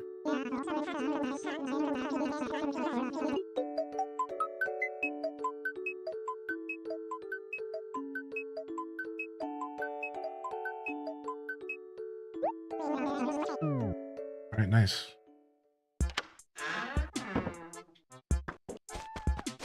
Since we didn't save and quit, we still got our Ritz Cracker Eye and everything. It's great. Rare. Fun fact, I might be drunk. I hear wine at 9 a.m. does that to you. Who knows, though? Could just be rumors.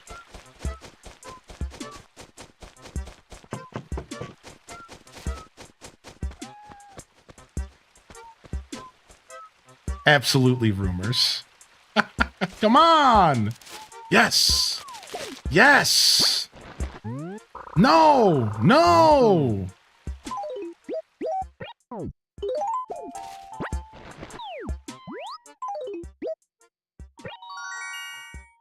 Mushroom mural. Sick.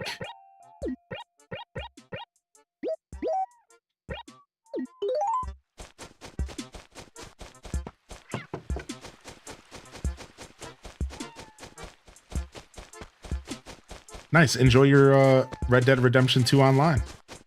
From a balloon? Yes, that's a part of the quality of life. Now balloons can house all the Nintendo like Mario items alongside their normal items. I think that was it. Yeah, it's real nice. Yeah, that was originally from a code. You got that right. Yes, you got that right. Yes, I'll cross. Use my GBA. Oh, so it gives you the option now. That's cool. So you get the option to choose your GBA if you still want to do the whole GBA thing. Off to Gale Island we go. I better go grab my Switch 1. We're going to Gale. Just kidding.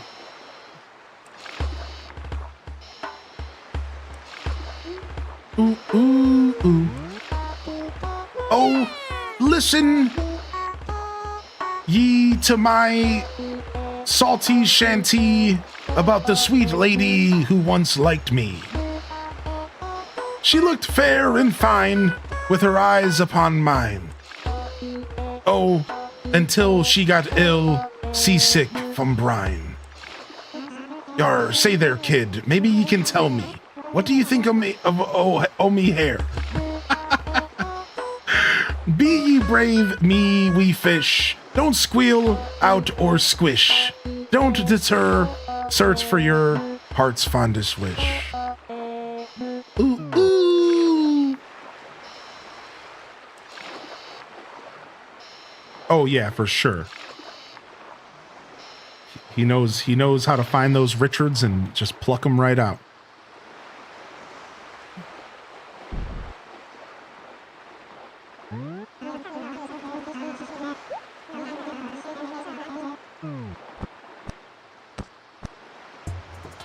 Hey, we made it to the island life.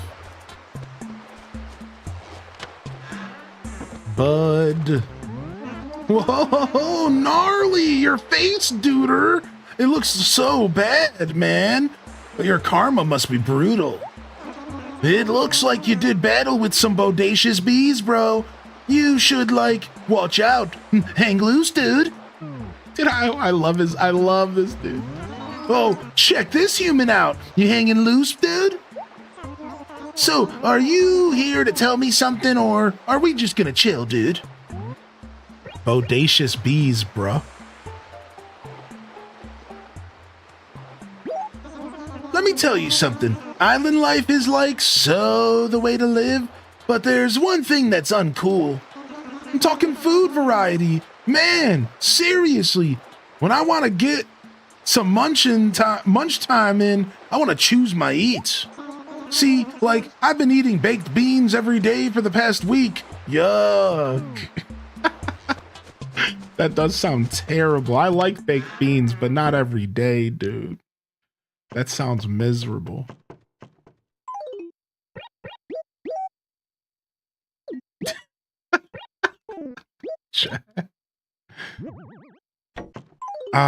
Fresh storage.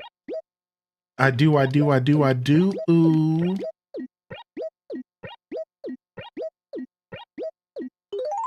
Absolutely beautiful. Man has an island full of coconuts. Yeah, the whole time you think he's about to say coconuts. And that the fact that he drops baked beans is totally funny, right? Like, he's leading up to saying all he eats is coconuts.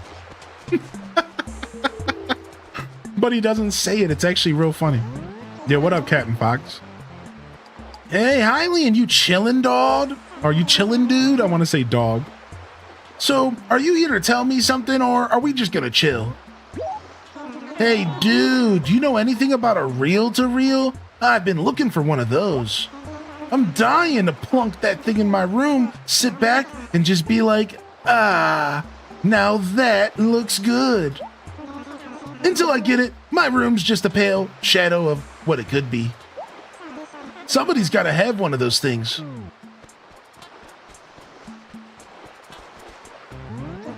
Yo, what's up, homemade alien? Hey, dude, do you know anything about an ebony piano? I've been looking for one of those. I love the line, until I get that, my room is just like a pale shadow of what it could be. I'm gonna say that to myself the next time that I hesitate to buy something at like a store for my house. Well, I don't know if I can afford that, but until I buy it, my room's just a pale shadow of what it could be. Maybe he's preparing a bunker. Yeah, it sounds like it. Gotta design a flag next. Yeah, I know. I got the perfect design. It's the arrow pattern.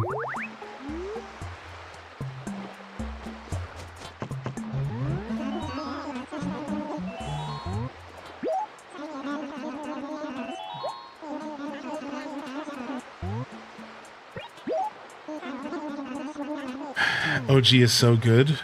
Buy weed here. Stop. What's up, Stars Gecko?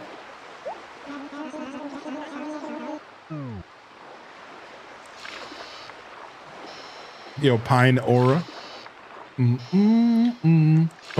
Let's see if we get the whale. Are we gonna get the whale? Are we getting whaled on?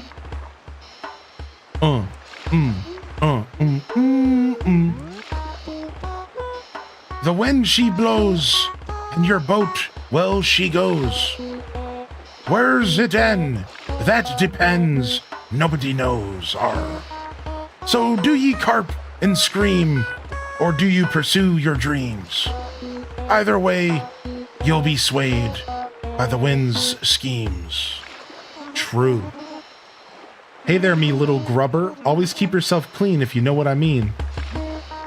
He said, rap it, son. Ahoy there, me old mum. Your son, he feels glum. Without my lullaby, sleep won't just come. Ooh, ooh.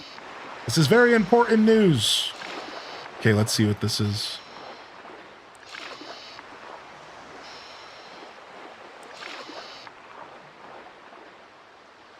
Oh my lord. That's good. I like that. I like that. Land ho! He likes the cut of my jib. Were you in a bar fight? Yeah, it was insane, dude. People were throwing chairs and mugs everywhere. The bar maiden fell over, busted her hip. It was intense. Either way, for some reason, never mind. I was gonna make a real crude joke about getting teabagged, and this is how my eye turned out, but we'll save that for another day.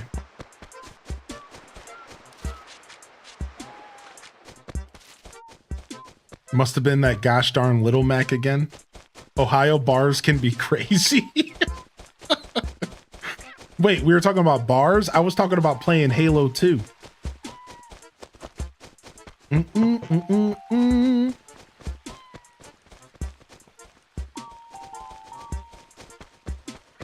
Yeah, same.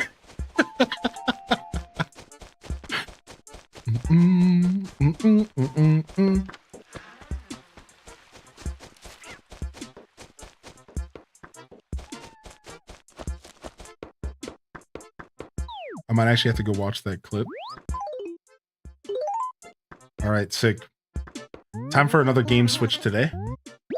All right, Animal Crossers. We're switching over to another game. If you were here for Animal Crossing content, make sure you hit that like and subscribe over on YouTube and hit that follow here on Twitch. We're going to dive into some Disney Dreamlight Valley. We showcased it yesterday as a part of our sponsorship with Gameloft, the developers of said game, and I'm gonna go ahead and we're gonna jump over to some more of that. We're gonna go see what's going on in the valley here for a bit. And of course, we'll have to change our titles and all that.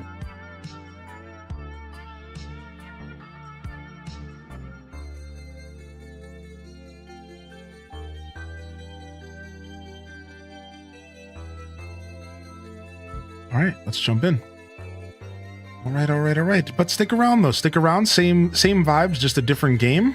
But of course, don't ever let anybody make you feel some type of way about watching content. Enjoy content the way you choose. And again, hopefully you have a wonderful day if you are stepping away. No worries at all. Let's go check out some more of the Mysteries of Skull Rock update.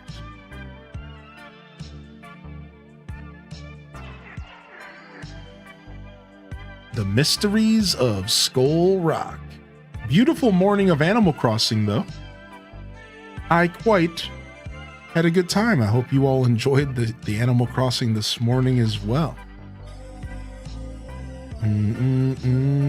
Had quite a good time jamming with y'all here. Bum, bum, bum, bum, bum, bum, bum, bum, bum, bum, bum, bum, bum, bum. More Animal Crossing to come, maybe as soon as tomorrow. Definitely on Saturday, we're going to be playing more Retro Crossing. So just a heads up, if you're looking for more of that retro juiciness, we're definitely playing more on Saturday.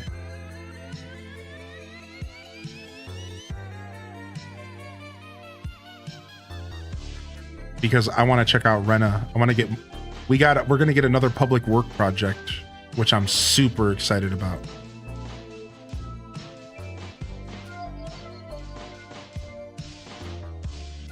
Yeah, it was a fun AC morning. But have you checked out Fantasy Life Update to Farming? Yes, I did see it. They simplified the whole process. Yeah. I like that you play a variety of games. Variety days are nice. Yeah. You know, I like days where we play all one game, but sometimes it's nice to kind of mix it up and keep things fresh throughout a specific day. And in general, I think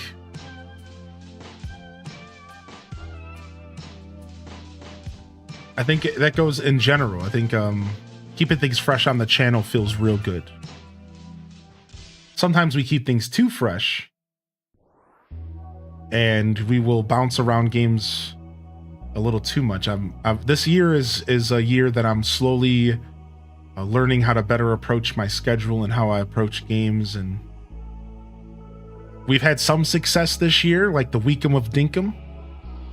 And then we've had, some struggles like trying to finish all the Zelda games that we're supposed to be playing. Right? So we're getting there. We're figuring it out. But I appreciate you saying that. And I'm glad you're around for my variety as well. That means a lot to me. All right, let's go ahead and turn off the in-game music. And then we'll jam out to our own music today.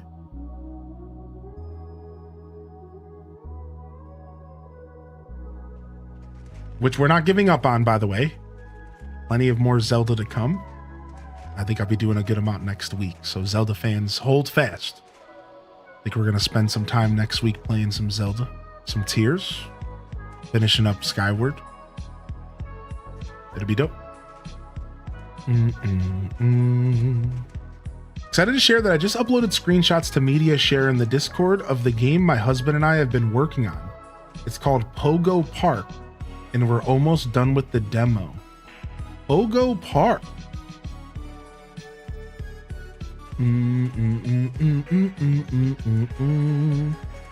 I'm going through my GBA ROM library. The GBA is one of the more iconic consoles in history, for sure. The Game Boy Advance had a strong run. And it kept going into the DS era, in my opinion, as well. I guess DS was probably a little bit better in hindsight because it had stuff like Heart Gold, Final Fantasy Tactics Advance 2. I don't know. That's a hard comparison. That's a real hard comparison. I wonder if one was better objectively than the other, or if it all just comes down to personal preference. I think if I polled enough people, if I asked enough people, if I polled enough people, I think people would gravitate towards DS being their favorite out of the two. Because I think more people gamed during the DS era. Whereas I think the Game Boy Advance era I don't know if as many people can relate to that as modern gamers, but I don't know. Played a lot of both, especially because the DS could play advanced games, which was insane back then. That was such a cool part of the DS library. All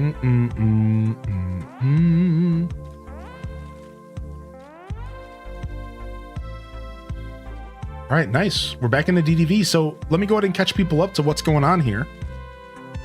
If you don't know, we actually just released a brand new update called The Mysteries of Skull Rock, and Peter Pan has entered the valley. Otherwise, we got a new star path and some more quality of life updates, and we're going to continue checking that out today. We also have a creator code for y'all to use.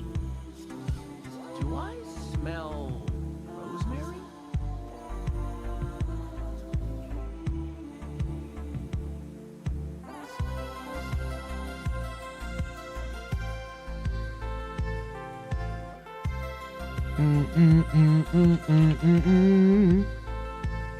And you guys can check out that code if you haven't already gotten your free stuff.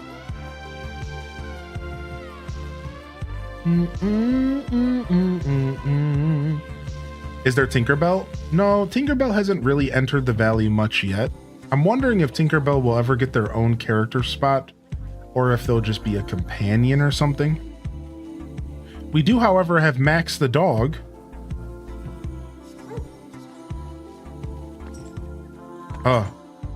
I hate the rain in this game. The rain does make this game stagger a bunch, even on the Switch 2.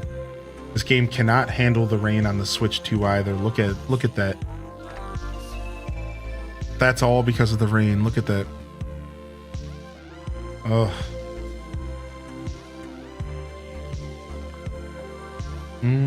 They've come a pretty long way with this game, but they've definitely got some work to do on the Switch version. I can't stand the rain in my window. How's that song go? I can't stand the rain.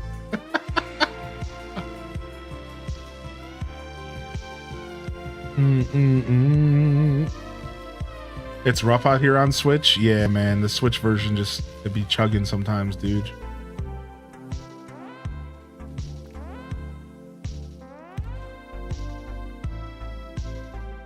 All right, this inventory is a little bit strange.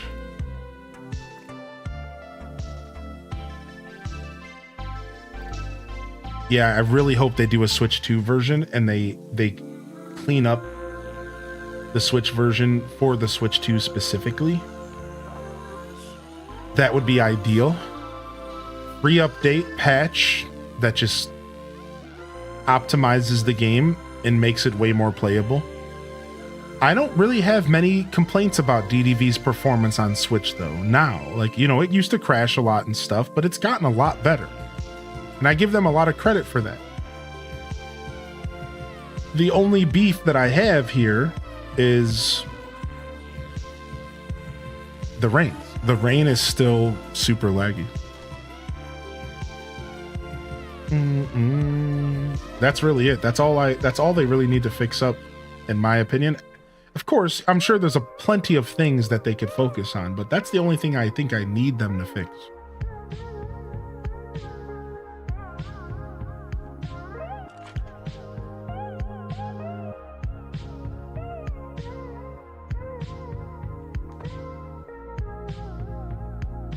Okay, I don't have room, I see. I guess I'll expand this chest.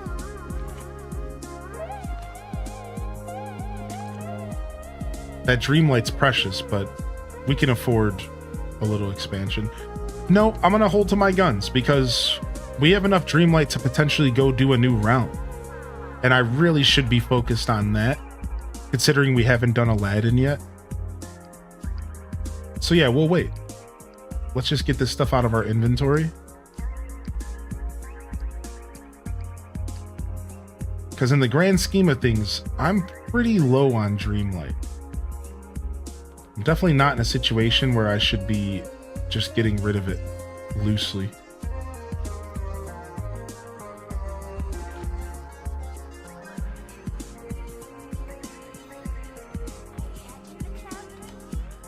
iOS Dreamlight is worth it on discount at the moment. Oh, interesting. I didn't even think about iOS. I forgot that they have this game on phone. I'm guessing by the name of the game that Dreamlight is important.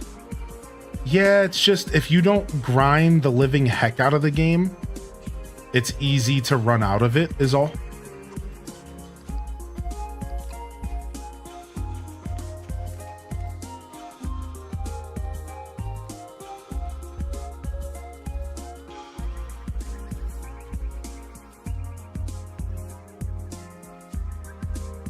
All right, nice. Let's go ahead and grind some Star Path.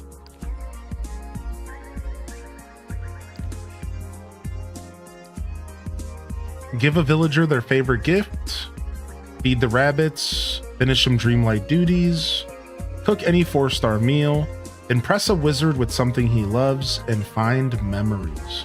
So let's start off with the Wizzy. Oh yeah, no problem, Simcetera. Thank you, Gameloft. Yeah, they hooked it up. I was very happy about that. Hooking us up with a code.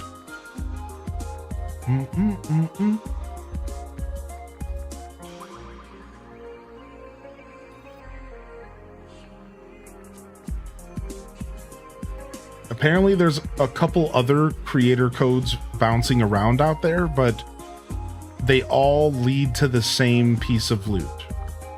Dream Shard, Blue Hydrangea, and Hors d'oeuvres. So Dream Shard and Hors d'oeuvres and Blue Hydrangea.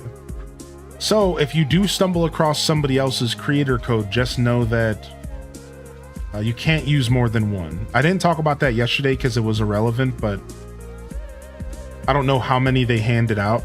But like just a heads up, if you do run into another one, yeah, you can't do more than one. So Dr. Gluon got one. That's cool. Hey, I'm up there with Dr. Gluon. Wow. Me and the doctor got creator codes? Sick. Hey.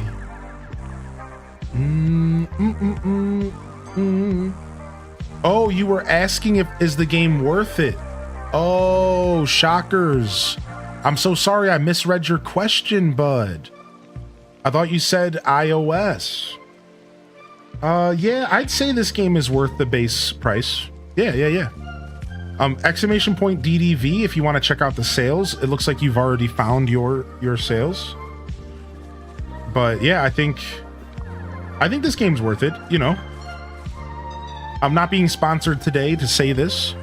Genuinely, this game has a lot of content and you do not have to be a Disney fan to enjoy it. At all.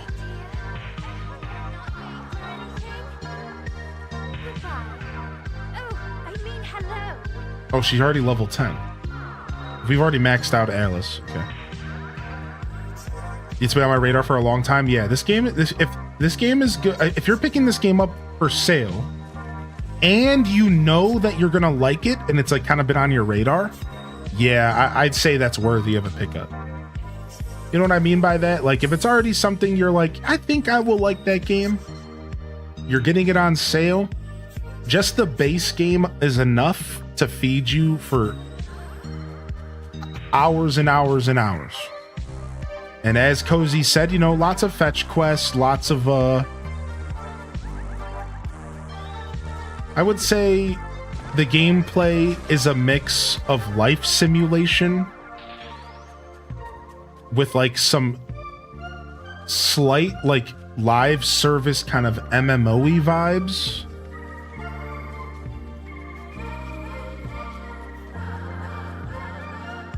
So it's got like Animal Crossing energy, but if like Animal Crossing was like constantly updated with more and more content.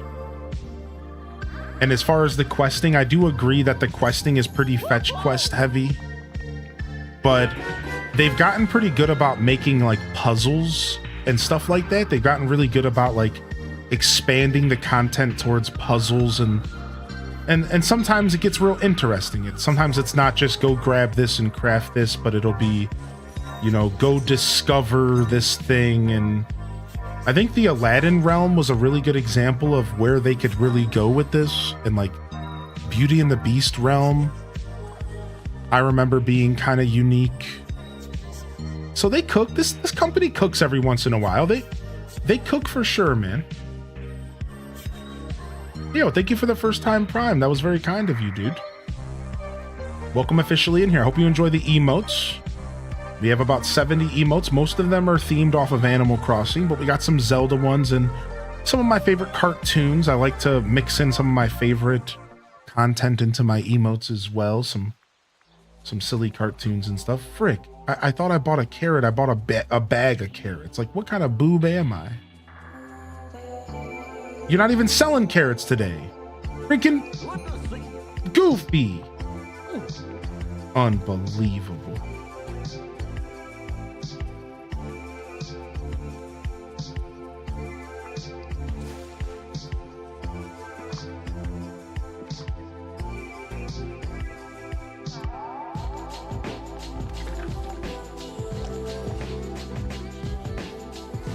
Got it.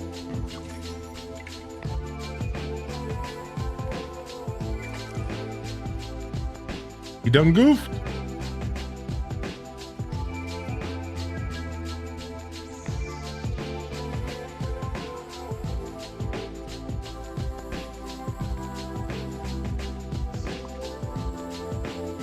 All right. Yuck. Yuck. Thank you, man. Thank you for the Prime. I appreciate the support. I'm frustrated at the amount of iron ingots I need in this game right now. Holy heck. This game is not afraid of making you grind, and it's been that way since release. Any chance that you played before they updated the Minnie Mouse quest? Anybody here remember the original Minnie Mouse quest? Now, they've updated the game since then, and it's not as bad as it used to be, but yeah, this game is not afraid to be like, yo dog, grind. So much clay. Yeah, oh my gosh. Oh, thank you, Shockers. I appreciate that. Thank you for the kind words. I try to do my best to perpetuate kindness. I like to have fun here and there, but my goal is definitely to leave you better than when you found my show for the day. You pop into my broadcast, whether you're leaving smiling, you know, I realize, like, I'm blessed, man. I get to spend my days helping people smile, man. Like, that's so cool. I'll never take that for granted, man. I know I'm a little emotional right now about it, but it's so cool, man. Because I was just thinking about it. You know, I was like talking to an old friend, and I was trying to explain what I do every day. And there's all these ways to explain it, like, you know, radio host, whatever. We've talked about that stuff all the time. But before I opened my mouth to this person, I paused and I said, "You want to know what, dude? My job is I just get to make people smile every day. Like, that's really, at the end of the day, that's really my job in a nutshell. I just like put smiles on people's faces. I kind of lean into comedy a little bit. I kind of lean into, you know, some goofy vibes, and I'm like, I just get to make people smile all day, you know? And there's a lot more than that going on here. You could argue I'm selling myself short by boiling it down to such a simple concept. And I would agree with you, right? I do a bunch of cool stuff here. But I think when you really cut all of it off, if you really boil it down to a simple, single concept, I just get to put smiles on people's faces every day. And like, how is that not the most rad thing ever? It's like, shit, son. Yeah, like, that's dope. Like, that's so cool to me. That's the most rad opportunity ever. My friend that's a DJ says the same thing. I get to make people feel good. Yeah, like, when you boil it down, dude, like, that's literally what my job is. And like, that's cool. So I try to keep that in mind when I'm interacting with people, and even in my most frustrated moments. At the end of the day, my job here is to make you smile, and, you know, like, that's cool. And I'll always try to do that, even if like I said, you know, I like to have a little bit of fun. I like to troll here and there, but that's definitely my goal. My mission statement for years now has been to leave people better than when they found the show for the day. You appreciate the follows coming in, dude. Have you been making pumpkin puffs? Someone showed me that that's the best profit for pumpkins, and now I'm in over 1 million. I gotta make pumpkin puffs?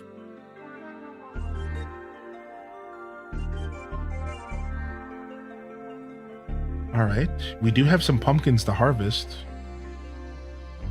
Ooh. It's a tray of rocks. Oh boy, I need one of these. Hey, remember, time is money. Uh-huh. Yo, what's up, old man? Dinner. Okay, Abigail.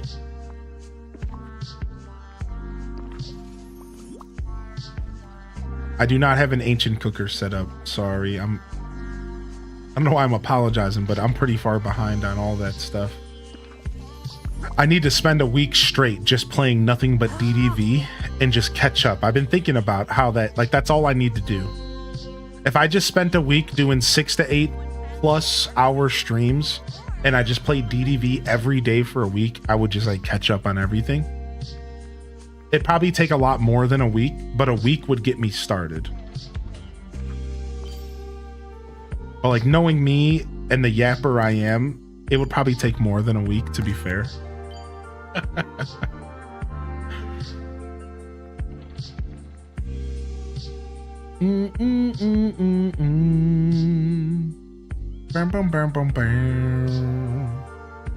All right, let's go buy some rewards.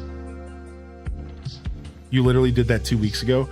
Yeah, that's all I really need to do. I'm just like,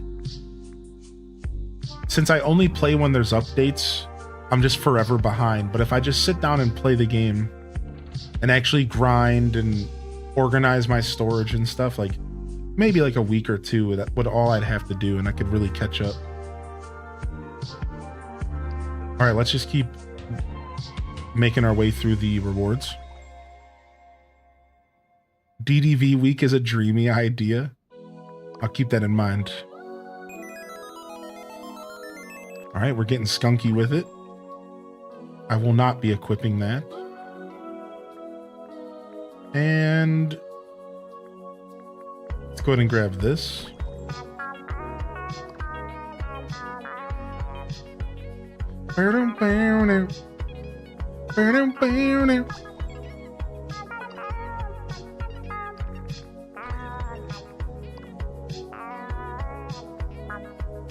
And we'll grab the arch. Right.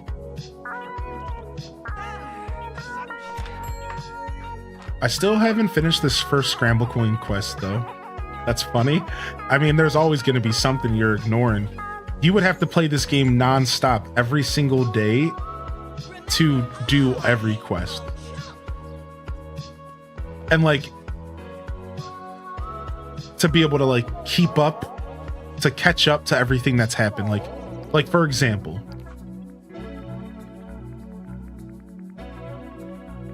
like I have characters in here for sure. Let's see. So like I have characters in here for sure. I'm looking for the oldest character. It would be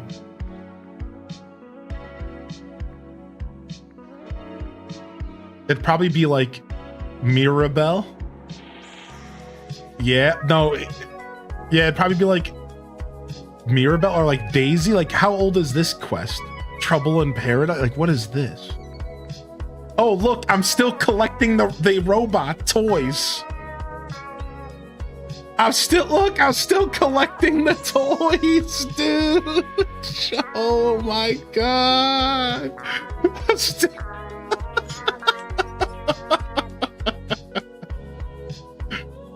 Yep. And now I moved all the villagers' houses to the fake like island. So now I'm never near the villagers' houses, and it's gonna take me even longer to finish the quest because none of the villagers' houses are even here.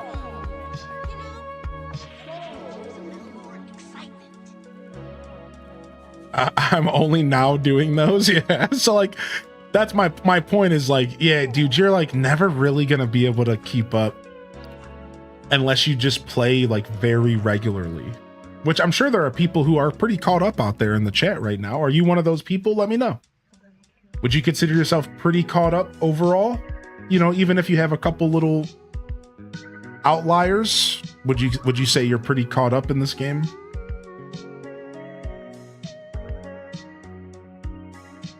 Catch fish somewhere peaceful.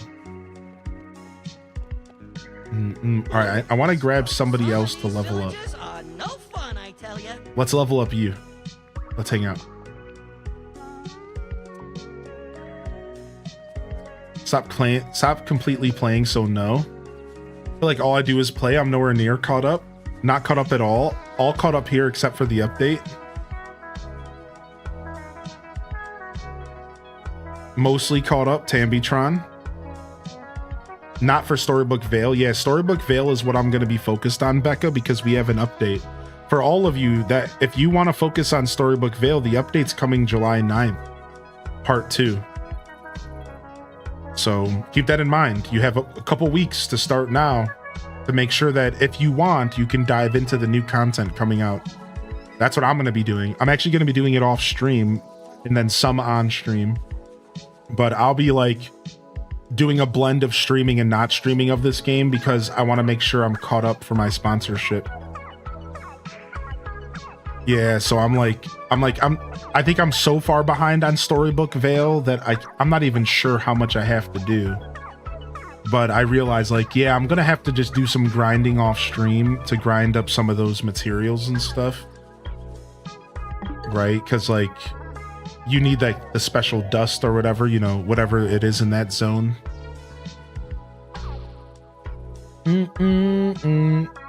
Yeah, so there's part 2 of the new expansion. So right now what they do, shockers, is they do expansions that are optional, that are not required, but they're just optional content.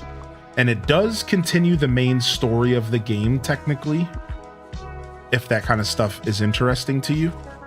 And the expansion costs $30 and they release it in 2 different parts. At least this time they decided to do 2 parts. And this part 2 is coming out July 9th, I believe, or like later this month or something, or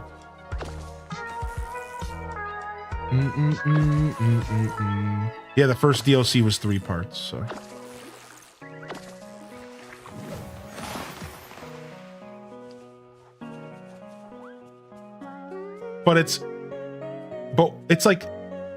but keep in mind that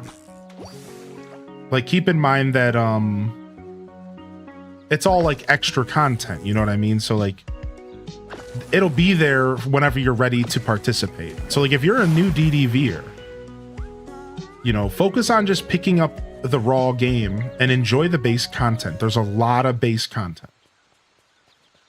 And you can just pick up DLCs when they go on sale and stuff. And, you know, take your time. My point is take your time. You know, it goes to anybody out there. Like, take your time because there's so much content in the base game.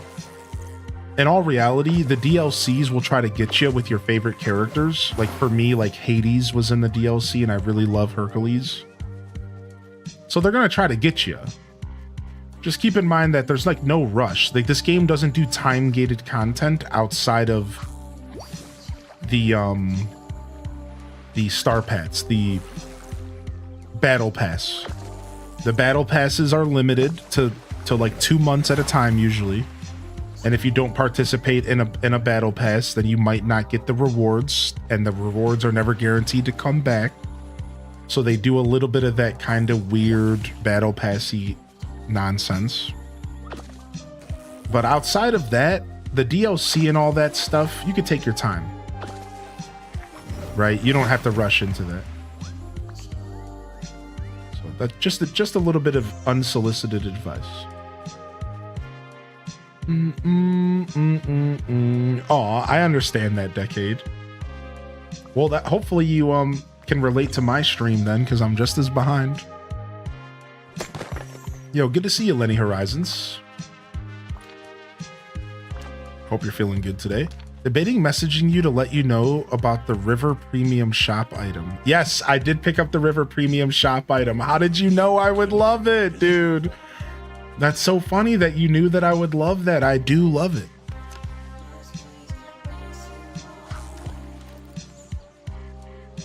Now I'm getting back on the grind. Everyone is level 10 and I got maybe 25 quests, not including this new update. Wow, yo, how you doing, Tater Bug? It's cool to hear your experience. So you're pretty dedicated in that sense, right? Took a break, had a baby. The babies will do that to you, right? They get in the way every once in a while, but we love them regardless. That's cool. Nice. Welcome in here. Dude, I love it. I also said the same thing about the ACNH vibes. Yeah, some kind of like terraforming energy. I'm so grateful that Belle sees me. You've made me want this game. What's up, Wookie Whelps? This game has its moments for sure.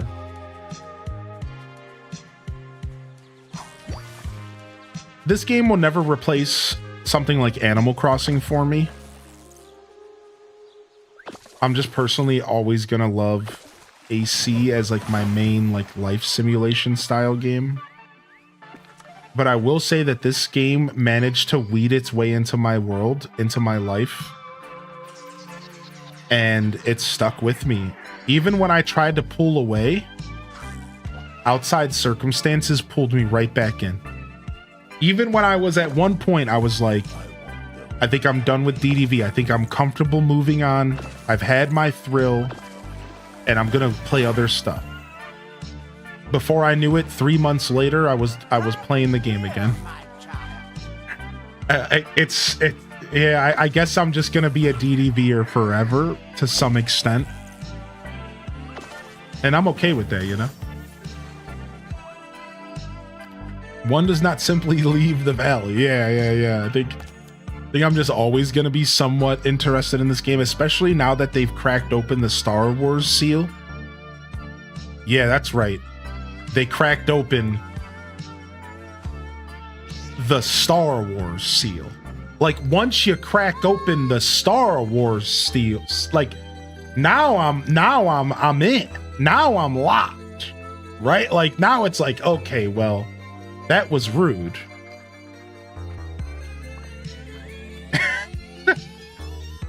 Like, hold on a second. Where's my, isn't there a section for outfits? Is there not like an outfit section? No, you just have to make it yourself. Costumes.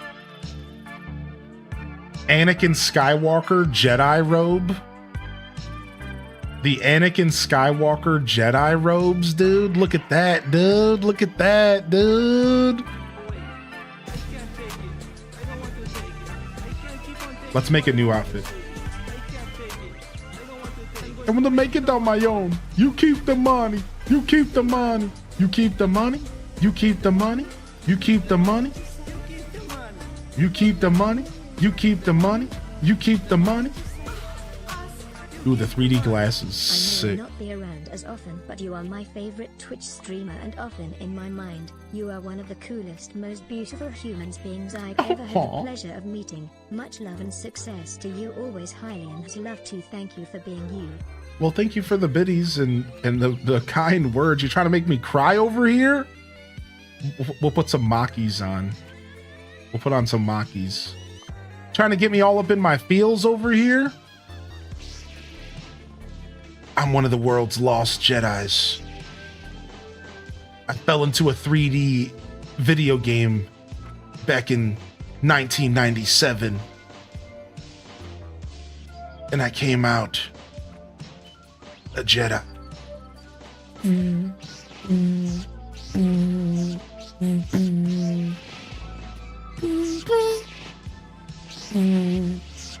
All right, anyways.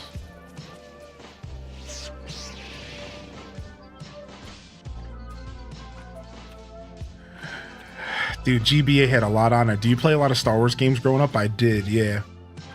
I played, yo, thank you again, Lenny Horizons, dude.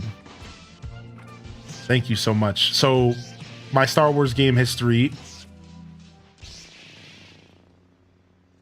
My first major Star Wars experience was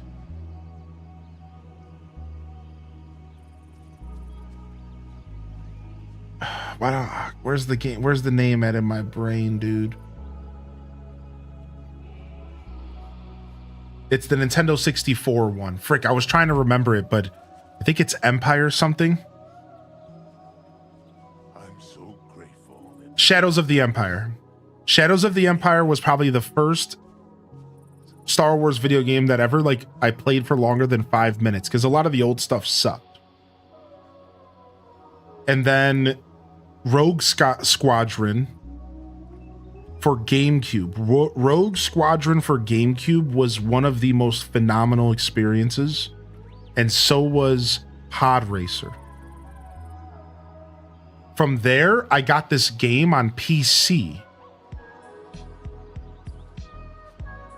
And it was this super old game called Empire at War. Star Wars Empires at War was a 2006 real-time strategy game, and it was phenomenal. This game, this screenshot right here will say it all.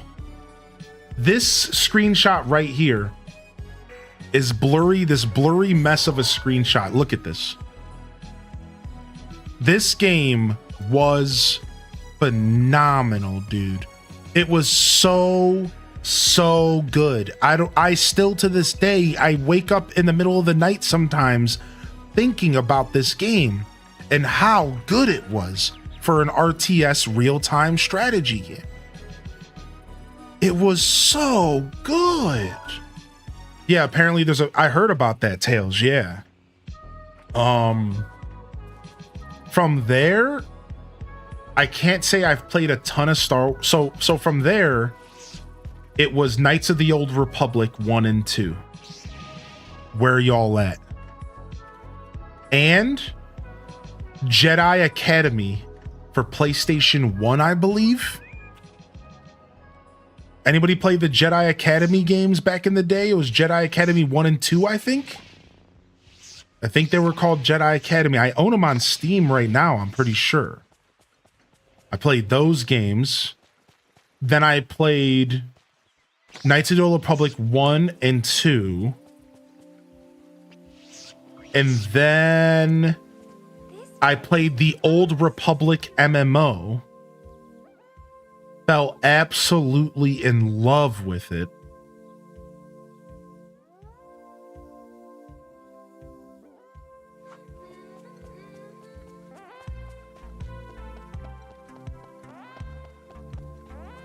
Have you got a story for me?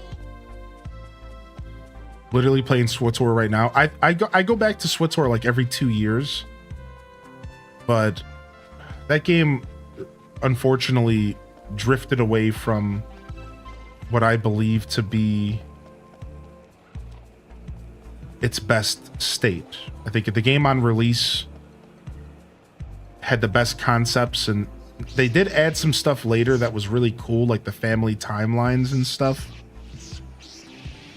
And like I said, I go back every like 1 or 2 years and revisit SWTOR and just have fun again for a little while. But it doesn't stick. It never usually sticks for me.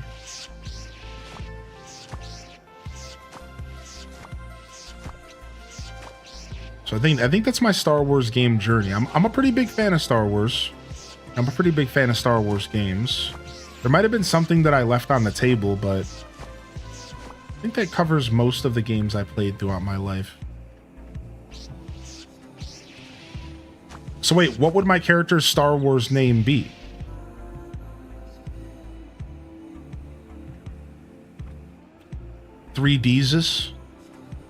Qui-Gon 3D? How do we turn 3D glasses and a big beard into a Star Wars name? There's got to be a website that does it, right? Like, hold on. Star Wars name generator. Yep, here we go. All right, Star Wars name generator. All right. No, I don't need just random names. I want to go based off of like a word. Human names. Fantasy. Star Wars name generator. Stargazer. Let's see.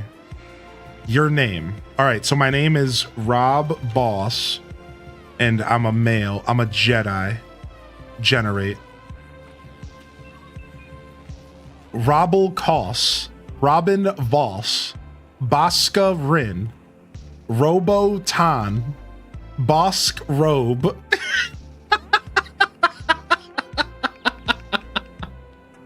Ask Chat GPT. Okay, hold on. That's such a good call. All right, hold on. All right, hold on. That's a good call. All right, hold on. I got this. All right. What would my Star Wars character name be if I had green hair, if I had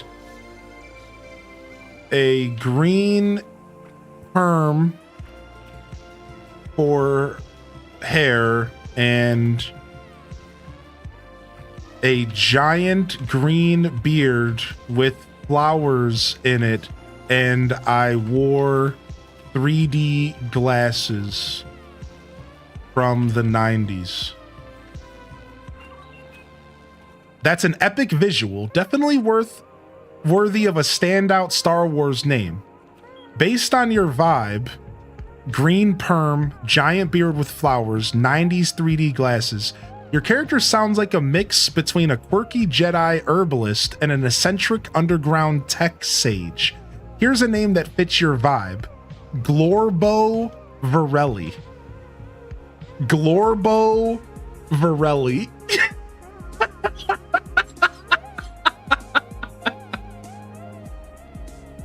Optional title. Glorbo Varelli, Keeper of the Verdant Code.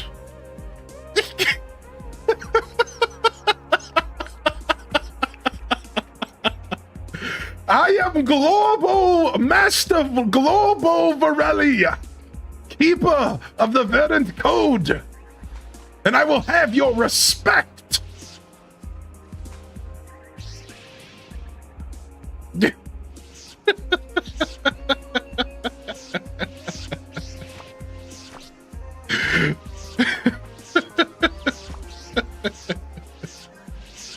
Nah, brah.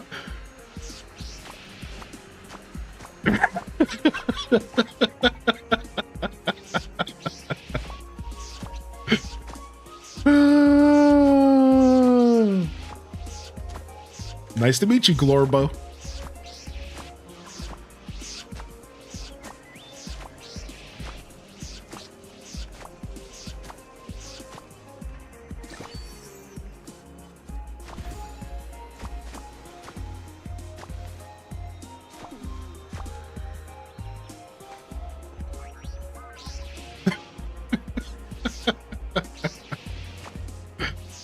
Oh my gosh. What's up? We got a double raid coming in? Holy heck. R2 needs to harvest those. Yo, we get double Capcom back to back? Don't mind if I do. What's up, Shamtoon? What's up, Raiders? Nice. R2's leveled up. R2!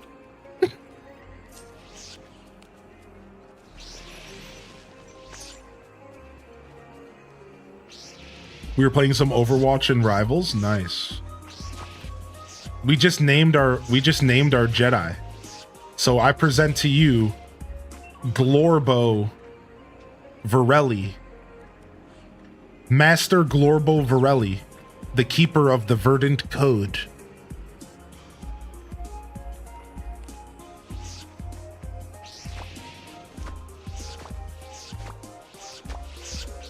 R2! I can't be the only one that knows that reference. Isn't that when R2 takes a hit in the back of his plane, right? That's when he screams that out, right? when like R2 gets shot while he's flying. R2. It's like a blend of Kel from Good Burger and the classic Luke Skywalker actor. It's a very Kel moment for sure.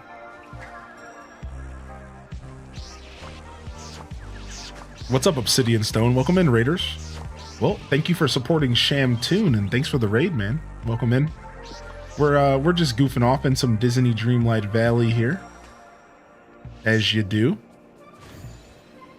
And oh, I still kept the thing on my back, even though I like that. Let's take that off for our outfit.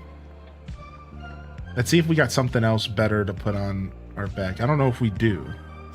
Oh, we have a cloak. Well, holy snap. Dude, nice.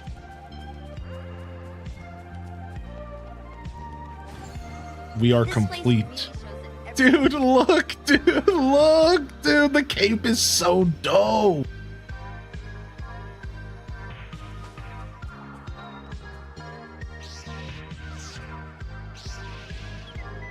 I look like a dad who's purposefully trying to embarrass his kids by taking them to Comic-Con and pretending like he's still hip.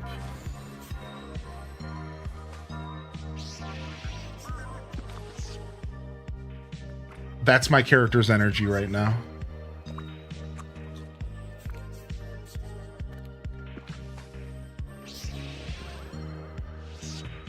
There's boots that go with the outfit. Oh, is there? I didn't see them. I don't know if they were just labeled Anakin's boots, maybe. Oh, they are. They're literally labeled Anakin's boots. Man, do I look good. Maybe there's even some gloves or something. Let's check. Rebel gloves. Yes. Yes, I feel the power. For the rebellion. That's Lion King's gloves. Listen, don't tell me. All right, I don't need to hear about. All right, they work. Okay. All right, we'll use the brown safety gloves. These are cool. What did you name the Forgotten? Big Dumb Baby. So and we have a look at this beautiful clip we got. Welcome, Big Dumb Baby.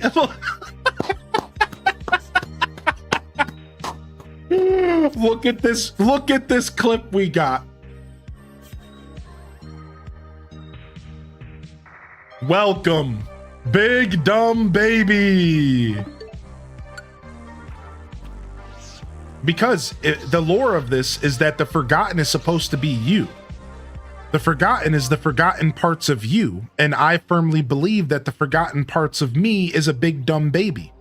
Angsty, you know, overly angsty, emo, drama-filled, highly in descent of the past. It is a big dumb baby. So like, why would I had to name it an accurate representation of this weird version of myself that you have to live with. Everybody has an inner big dumb baby. Don't deny it. And you have to learn to live with that inner big dumb baby. And I just wanted to embrace that in the game.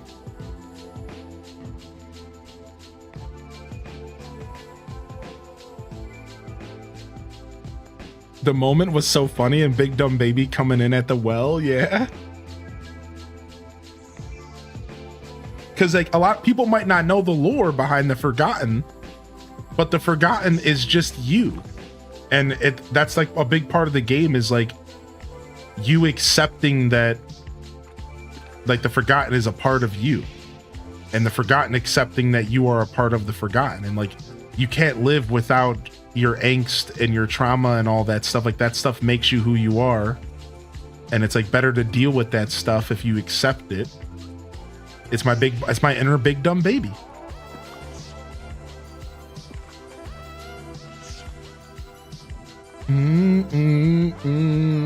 I named mine the name I always liked growing up that I wish I had, my big baby moment. Early forgotten story was Peak, yeah. All right, so I'm supposed to be making pumpkin puffs, yo.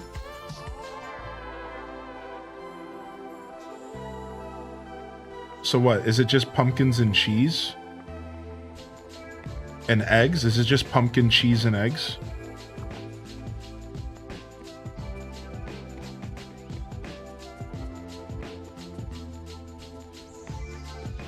Ever consider a career in design?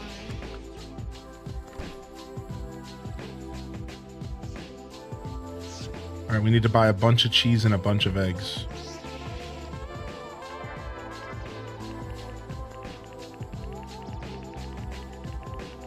Let's get a stack of 50. Whoa! I forgot about this. Whoa, whoa, whoa! He goes nuts. Whoa, whoa, whoa, whoa!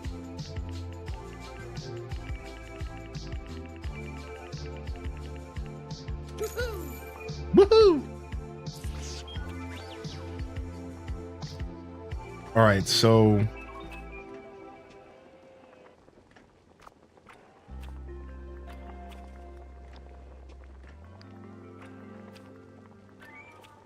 all right, not a persimmon.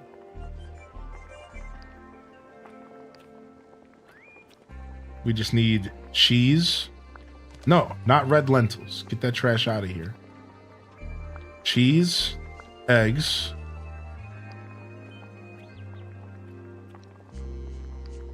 and pumpkins.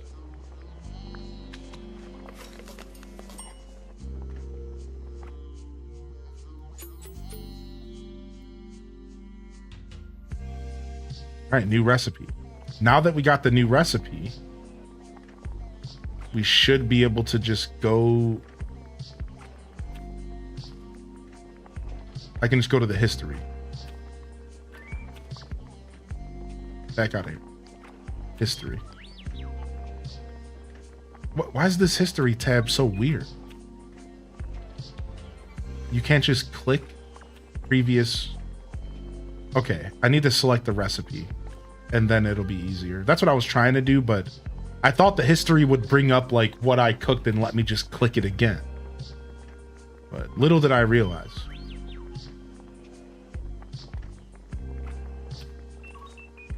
Yo, what's up, Bridget? Welcome in. So then once I click on this,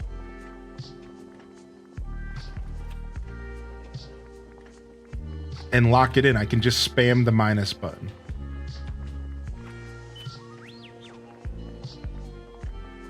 Okay, got it.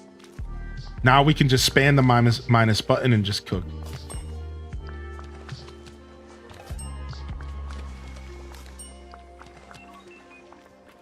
You have the cooking station from Aladdin? No, I didn't do Aladdin yet. I do have the pressure cooker, but that's it. The slow cooker. I'm playing on Switch too. What's up, Snacks Attacks? Hey, welcome back. What's up, Brown-Eyed Girl? Good to see you back in here. Thanks for sneaking in. Thanks for thinking of me.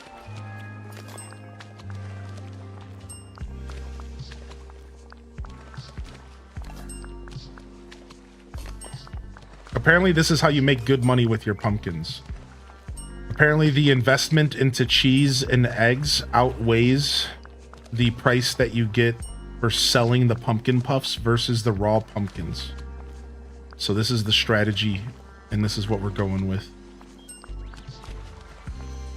Do you think DDV works better on the Switch too? I'm gonna be 100%. I haven't really noticed a difference except for the loading times. I can tell you right now, the game loads a lot faster when I first load it up. And the loading times between zones and stuff is all pretty shortened. But I haven't personally noticed a difference outside of that. I'm not really too good at noticing the subtle differences though, so I'm not really the best person to say this. However, I believe they've already confirmed that they're going to be doing some sort of Switch 2 update, right? Have they already confirmed that stuff? Yeah. So I don't know to what extent the Switch 2 update is going to, you know, make the game better, but I think they've already commented on that.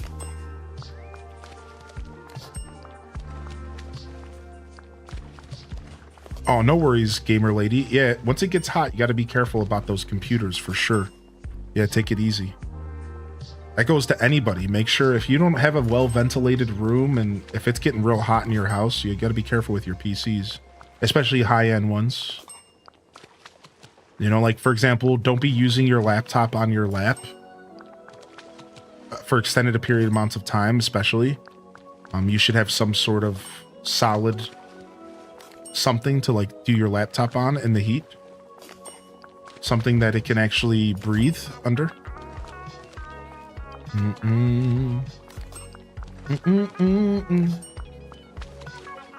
Now again, for like short uses, it probably doesn't matter. If you're not gaming on your laptop, it probably doesn't matter. Like you could just kind of chill, right? But like if you're going to do anything that's intense, you want to make sure you ventilate that laptop. Yeah, set that baby up right on a box fan, yeah. You shouldn't have your tower on the floor. Right, now, I think that if you have hardwood floors, it matters less. I think we're mostly talking about carpet, right? But I think with carpet, you're 100% right. I wonder if like hardwood floors, if it matters at all, maybe less so, right?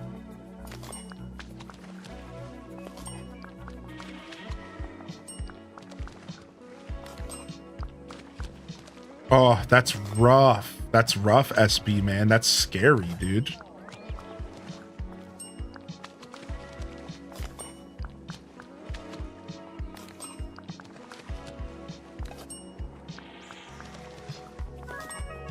What? MS Word expert? What? You heard him. All right, chat. We need to spam chat as hard as we can. I couldn't help myself. You're so funny. You're so funny, dude.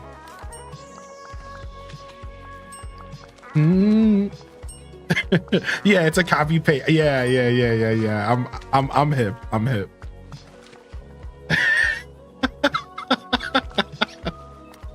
Cat sitting comfortably around the campfire. That'll definitely give you the spam.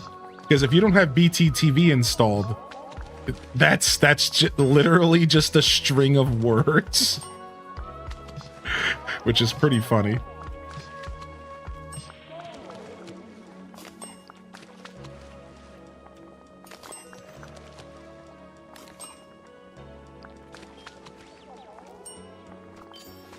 All right.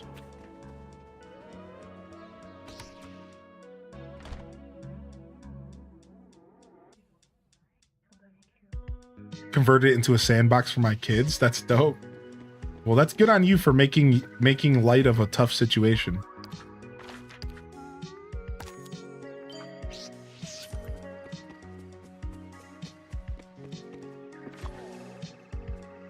One streamer I follow has like every word is a BTTV emote. I only survive there because I don't have BTTV. You see that a lot on Twitch though, where like slowly but surely every word gets converted and it's just all emotes all the time. Yeah, like here I'll get people every once in a while because people don't know like the word pumpkin with a capital P is a BTTV word, or sleep with a capital S. So every once in a while I'll surprise somebody here, but it's not that bad. Yeah, classic with a capital C. Classic gets people sometimes as well.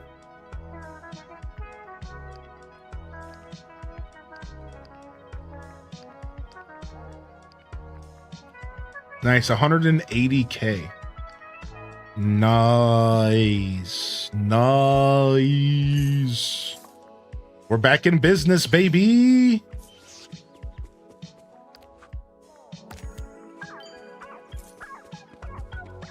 Yo, what's up, croissant?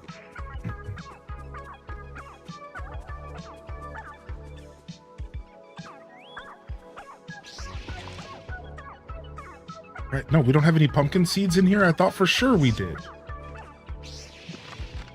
All right, I gotta go check around the house because I swear I had pumpkin seeds somewhere that I over purchased. How does BTTV work? So BTTV is a browser extension that you can install to almost every browser out there. Exclamation point BTTV will take you to the website. From there, it's an extension that can adjust and customize your experience on Twitch. There's all these settings. There's settings like auto collecting your channel points. There's settings like making it to where you can see messages that get deleted that you weren't intended to see. I hate that setting personally. And all sorts of stuff.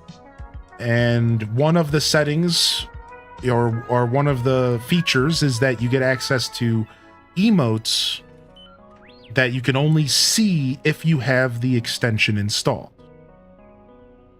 So for example, we have, I think, over 200, I think at this point, over 200 free emotes for you to use if you install BTTV. You don't have to be subscribed or anything. Oh, here's those pumpkin seeds. And you can just have fun. All right. Now, One could get lost here. you can also enjoy BTTV via an app called the Frosty app, which you can download and watch Twitch through. So if you are sick of the Twitch mobile experience, or if you would just like to have the option to engage with BTTV every once in a while, check out the Frosty app or Twitch. So the Frosty app is beautiful in the sense that not only does it allow you to enjoy BTTV, but it's also just a way for you to watch Twitch on mobile without dealing with the Twitch app, which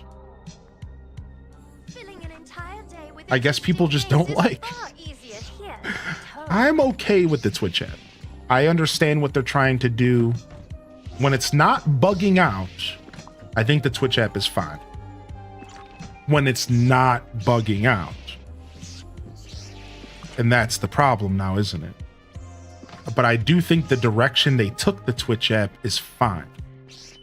I think going into the direction of vertical, like they're even going to be letting us stream vertically soon, where I'm going to be able to offer a vertical native canvas like TikTok for you to watch my stream on Twitch through. I think all that stuff is pretty healthy for the future of how we navigate the internet, even if a lot of us old school Twitch heads prefer just Twitch to stay the way it is. Like, I get it, but I do think that from the terms of a creator, from my point of view, I think some of that stuff is necessary to keep up with the modern era.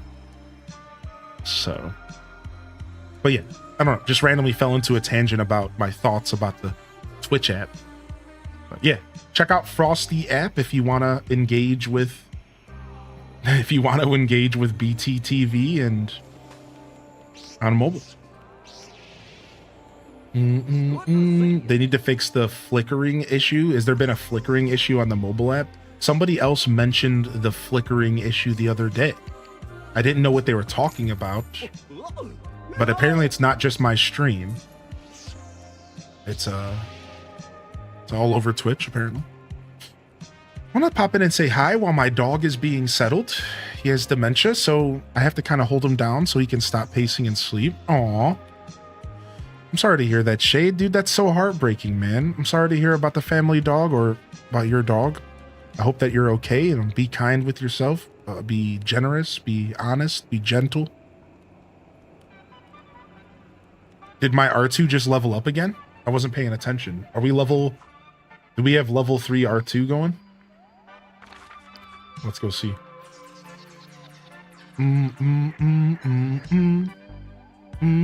We're getting there. Oh, yours did. Nice. If you check Scrooge's shop every day, eventually you'll find Daisy's blooming wardrobe. purchase it, it has 48 slots for storage. Once you buy it, you can go back and buy more, and it saves you time collecting resources, so you don't have to have as many chests. So is 48 chest slots the same as a maximum size chest in the game? I don't know for sure. Or is that a medium sized chest?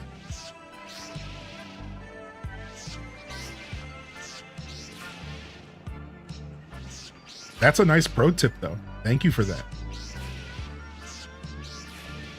It's a large. That's a really nice pro tip, because you want to know the worst part about making large chests, SB, is that the Dreamlight.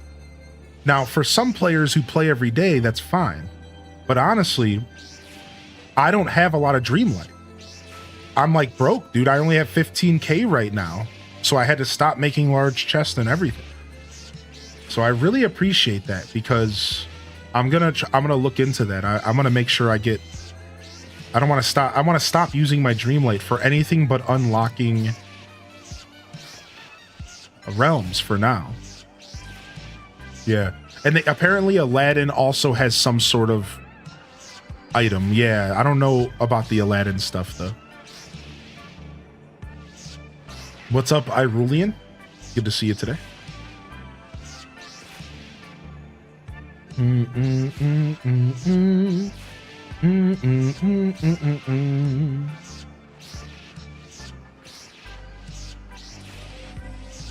get an R2-D2 backpack when you level them up all the way?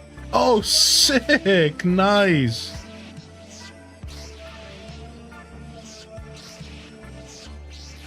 Daisy's wardrobe is ugly but large.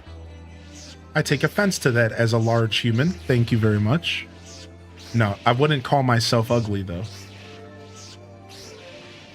See, I stopped myself. I used to be all about making those jokes about myself,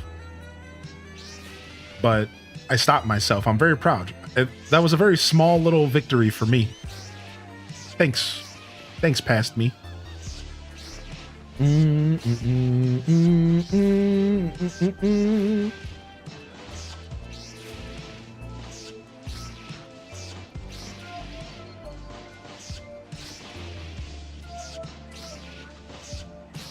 Dude, the lightsaber noise over and over again.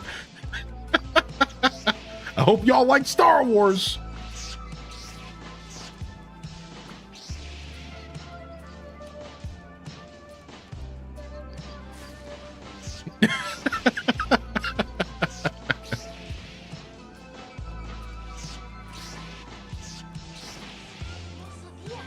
So sunny.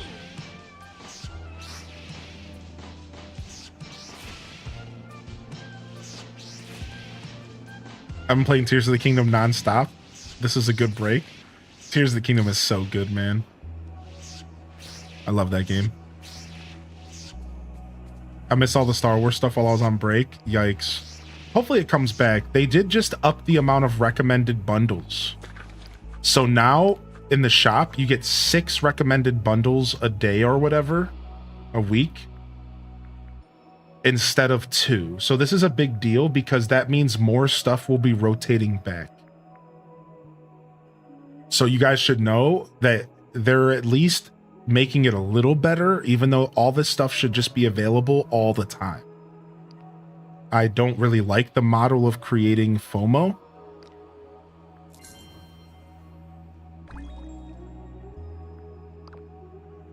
So, but they have added 4 more recommended bundles a week, which means you have a higher chance to snatch up stuff that you missed in the past.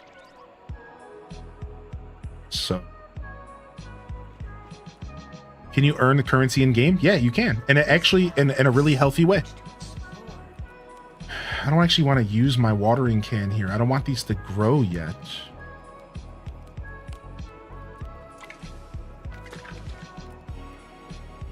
I still have 16 uses of miracle growth.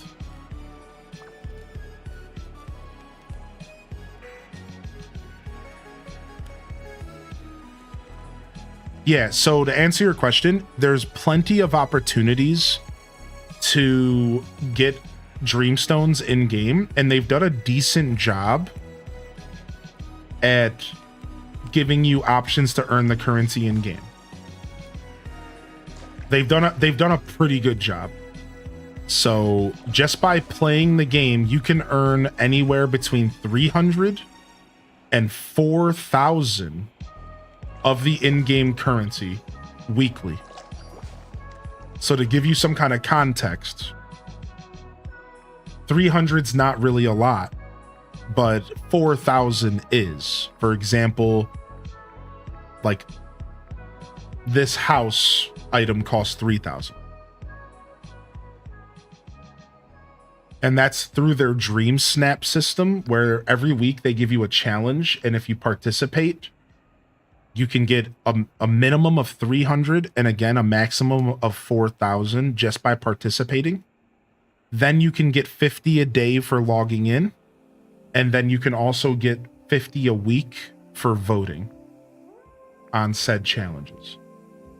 So in all reality, what are you looking at? So you're looking at, right? So 50 times 6, so 5 times 6, so 350 a week, plus the 50 here, so 400 a week from logging in and doing the voting. Then a minimum of 300 on top of that, so you're looking at 700 moonstones just for just like basic, for just like logging in and doing the bare minimum. A week, 700 a week for just logging in and doing the bare minimum. And then if you were to do better, you could get up to 4K, or L Rob saying even more than 4K if you can do a good dream snap and you get voted highly or whatever, however that works.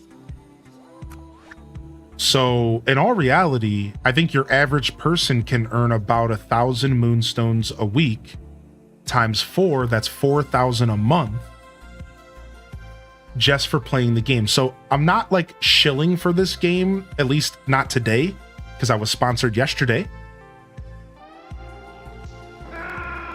But I will say that they've done a good job providing incentive so that you don't have to open up your wallet. I think somebody yesterday straight up said that they have never once paid money and they have like up to like 40, 50,000 moonstones. And they've never opened their wallet outside of buying the game. So I think that says a lot. I think that's one person's experience, but I think that still says a lot for the potential of what you can accomplish if you're dedicated to the game and if you want to play it regularly. Again, I think the average would be probably 1,000 a week for your average player who's putting in pretty minimal effort. You could probably earn around 1,000 a week. And that's like, that adds up, man. That's 4K a month, right? 8K every 2 months. You're going to spend 2,500 on the premium pass. So at that point, you're left with 5,500 to buy cool stuff from the premium shop. That's really not bad. Like, you'd be able to get 1 or 2 things that you really like. So yeah, you know, I don't, you know, this game definitely has made some mistakes over time, but I think the effort they put into making the game free to play, like friendly, is pretty good. I'd say they did a good job.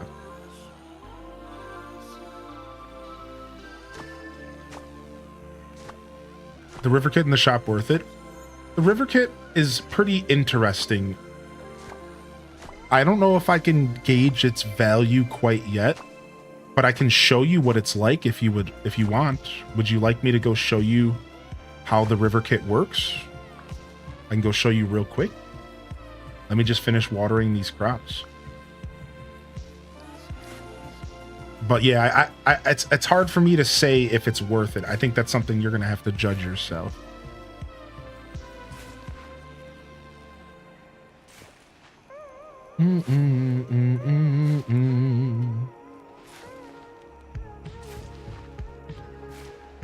Yeah, it is an initial purchase, right? So you still have to spend the $30 entry fee for the game, but after that, there are lots of ways to circumvent the microtransaction cost, which is what I initially meant with free-to-play friendly.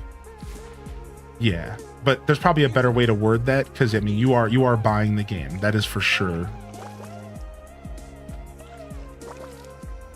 Yeah, it's also on Game Pass. That's a good point to note.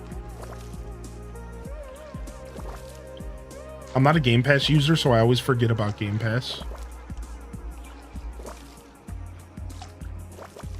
Yeah, no, they never went free to play. This game was intended to go free to play, but they realized it was a bad business model. Something, I don't know. I don't know why they didn't go free to play. Because they wanted more money? Yeah. So, let's be real.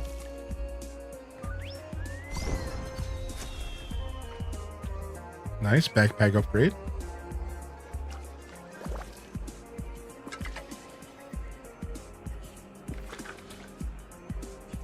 Nice, when you change your companion, the companion inventory stays the same. That's really nice. So my companion inventory stayed the same when I switched companions. I really appreciate that. That the items didn't get like shoved into my inventory or something.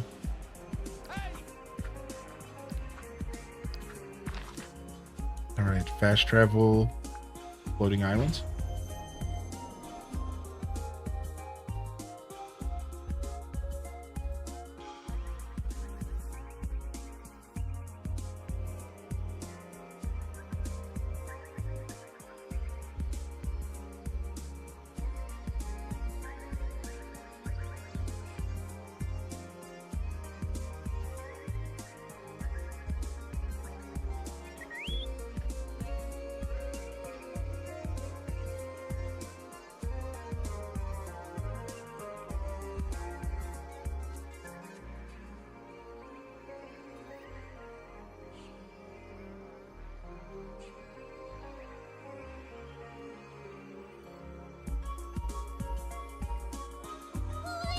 Oh, sorry, I muted on accident.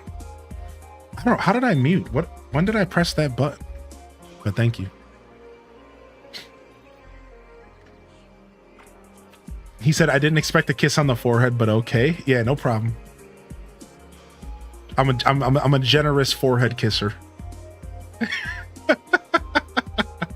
I thought it was me. Yeah, I don't remember clicking the mute button. I must have not been thinking clearly. I guess I'm a little tired today, but I don't know, just a brain fart moment. You know, every once in a while we have brain rot. Those big old banana boats. All right, so here's the river kit. Could use a few more sleds around here. Here's the river kit. So here's an example of the river kit. So you're new to the game, so I have to explain this in a certain way. But essentially, it's still a piece of furniture. It's not terraforming. What does that mean? It means it's not water. It's not real water. All right, it's not real water. It's furniture water. And that's like the best way to like explain how it works. So you get a handful of pieces for buying the kit. You get a handful of pieces that you can place all around. You'll see the numbers, like I have 1 left of this, 2 left of this, right? Now you can buy more pieces at Scrooge's shop. So we've already confirmed that. You can go to Scrooge's shop and you can spend the in-game gold, not the premium currency. Like the in-game money, not the premium currency. So there's gold and there's moonstones. You can spend gold on more pieces to expand your river projects. All right, but this is what it looks like. So you piece it together like a puzzle, right? So I'm just gonna kind of work with it here and kind of show you like what it looks like. Right, so Just kind of mess around with this. All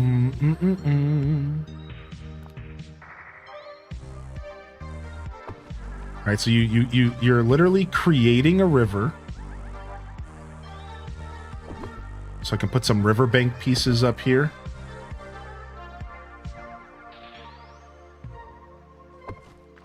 All right, and then this is what it looks like on the ground. So this is what I just created. So it is really cool, right? So it's seamless, and you can create these waterscape scenes.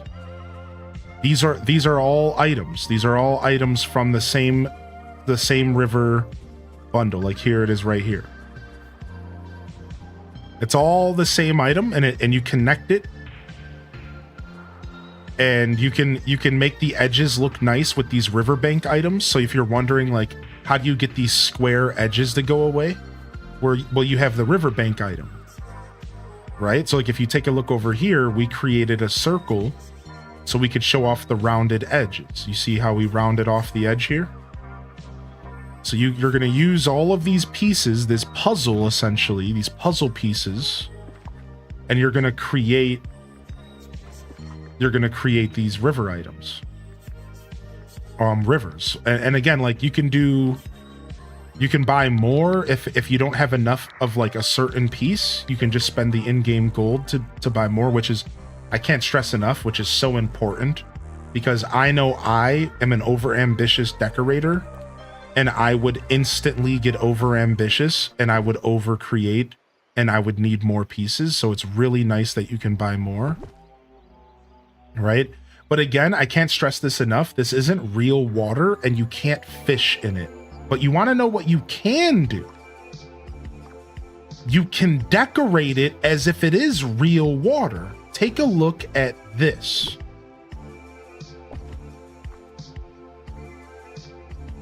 If I go into the game and I go to the underbrush, there are certain items that can only be placed in water. For example, the jungle reeds. You cannot place these on the ground. Normally, you can never decorate with these on the ground. They have to go in water. Look at this. I can put the jungle reeds in the water. So it's really neat. And they did a really good job with this river kit. It's as close to real terraforming as this game is ever gonna get. Just keep in mind, you can't fish in this water, so technically it's not real in-game water. That's the thing you have to realize. Like it's technically not real in-game water, even though it almost functions identically in some ways, like being able to decorate in the water, for example. So it's pretty cool. And I think they did a pretty good job with this weird pseudo terraforming stuff. I think, again, the most important thing is that you can buy more pieces. So I could go and I can buy as many of these pieces as I want, and I could turn my whole freaking island into a big water escape if I wanted to, right? I think that's the key. So you have to buy the river kit in the premium shop, but once you purchase it in the premium shop, you can relax knowing that you can purchase as many pieces as you want via gold. And that is like really reassuring, right? Because it's not like you have to double dip into your wallet again in order to enjoy the river kit. You know, if you got the moonstones, pick it up and then go from there. It is unfortunately a moonstone purchase. I think it was like 4,000 or something. I'm not sure how much it was. Sorry, UK Net. I did miss your question though, buddy. I'm so sorry about muting. I'm having an off day today. I muted the mic twice today. My bad, chat. It's not a big deal. We caught it pretty quick, but...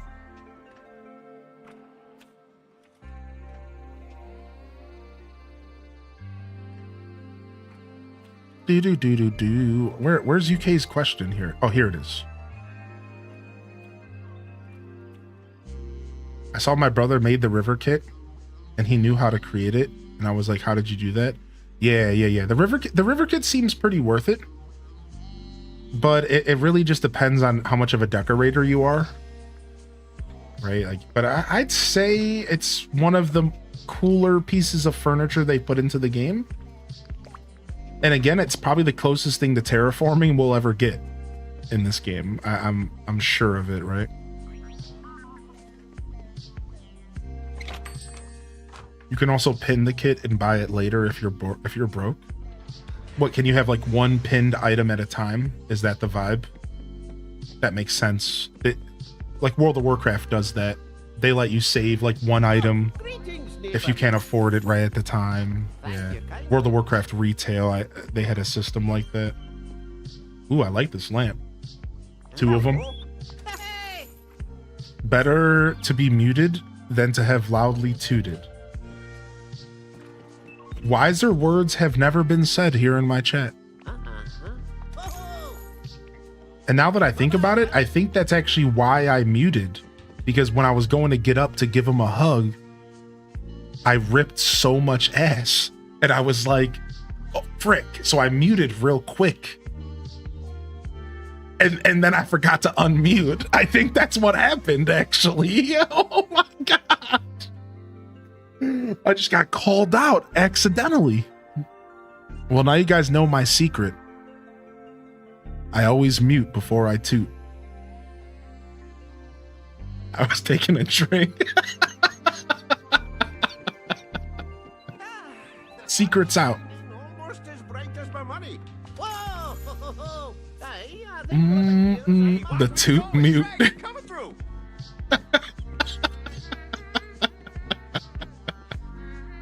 Unironically, this made my day. Sometimes a smile is as good of as a hug, I suppose.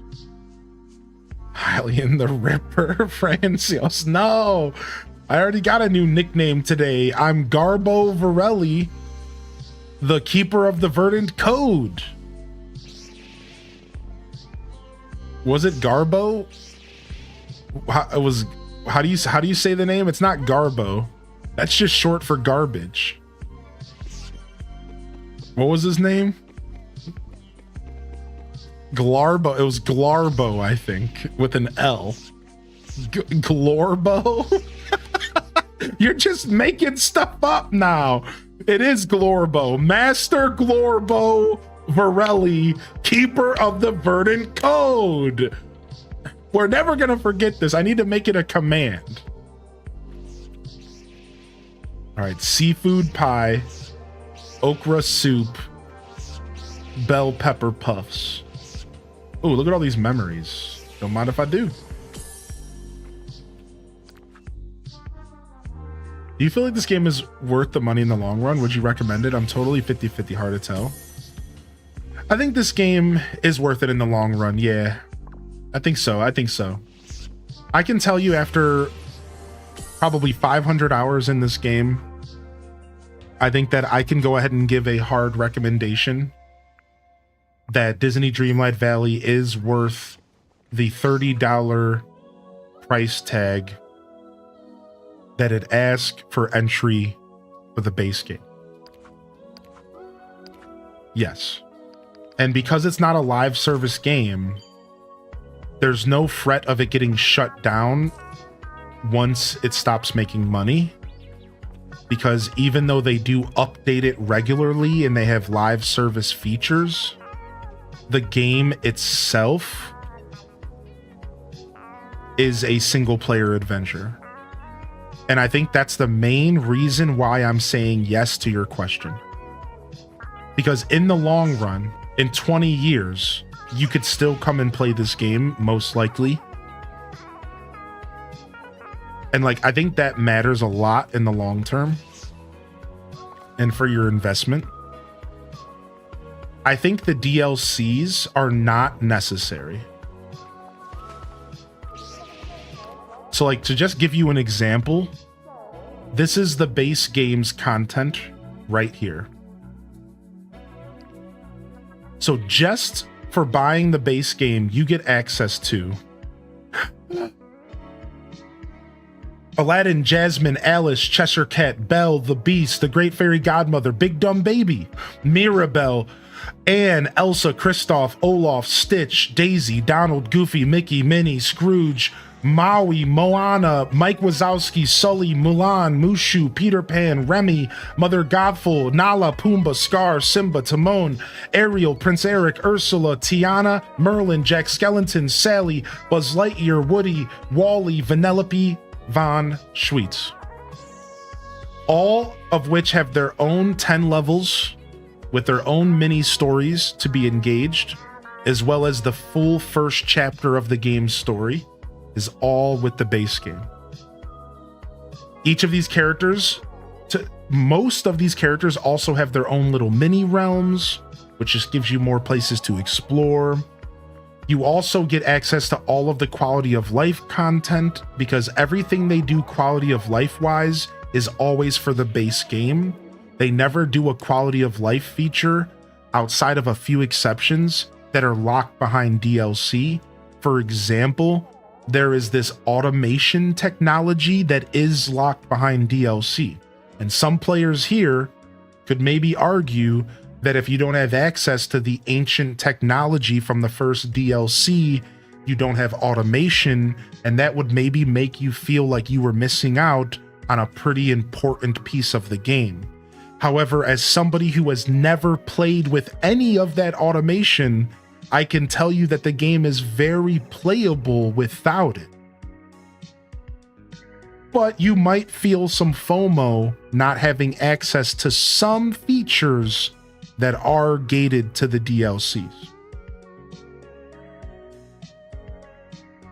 Right? And that, again, that's just the characters.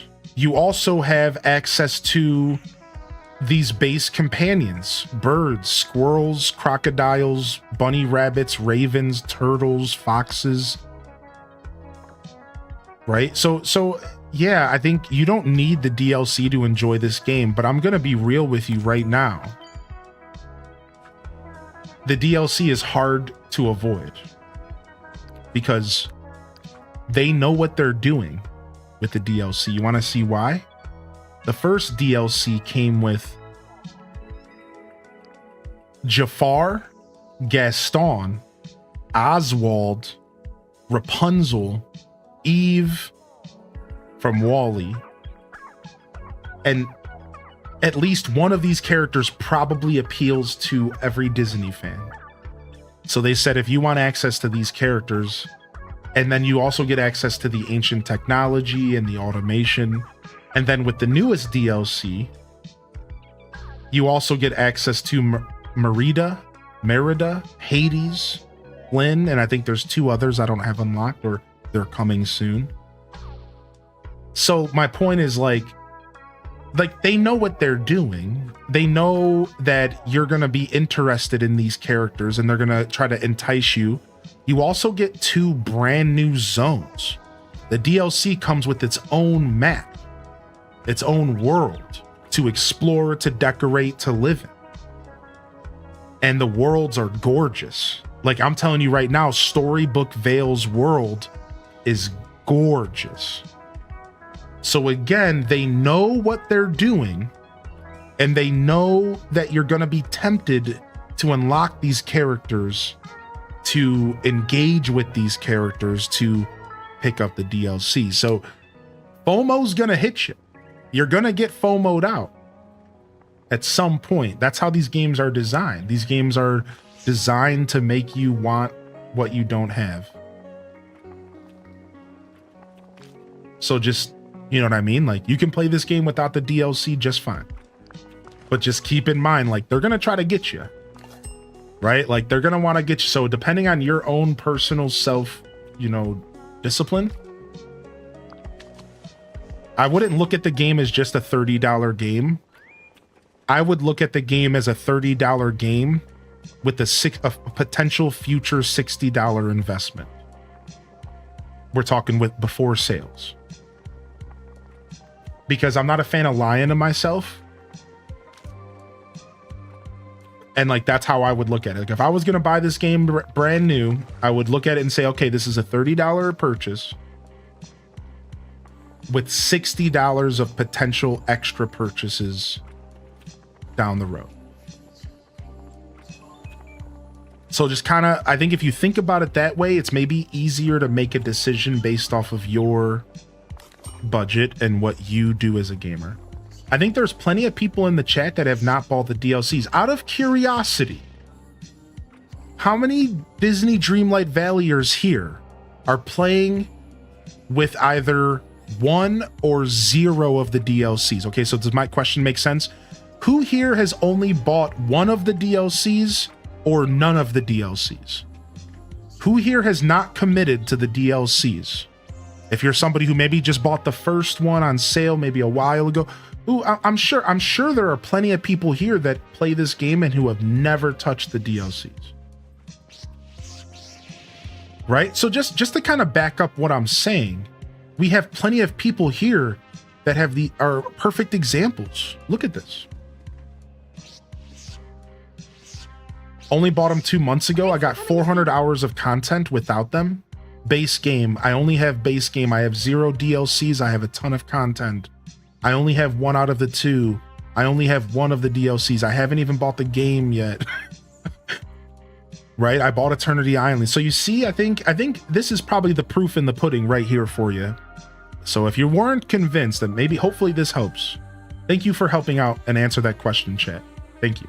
Because I had a sneaking suspicion that there were plenty of people in this chat that haven't bought those DLCs because it's a lot of money, man. And the game offers plenty of content where some of us who are maybe not too, you know, beat up by FOMO, maybe some of us who didn't like the characters they released, we probably saw the DLC and said, I can wait on that. Right? Whereas like I got by Hades. Hades got me. I'm not even gonna front. They announced Hades. I said, I am there. Take my money. Because I love Hercules. It's the only Disney movie besides for Toy Story, Disney Pixar that I'm like truly into. You know what I mean? Like, I'm sure now that I've watched more of them, that's not as true. But when I first picked up this game, not being a Disney fan, I could only relate to some of the content, you know? Right, so like, yeah, I think that's a pretty good example right there. I think you can enjoy this game without the DLCs for sure.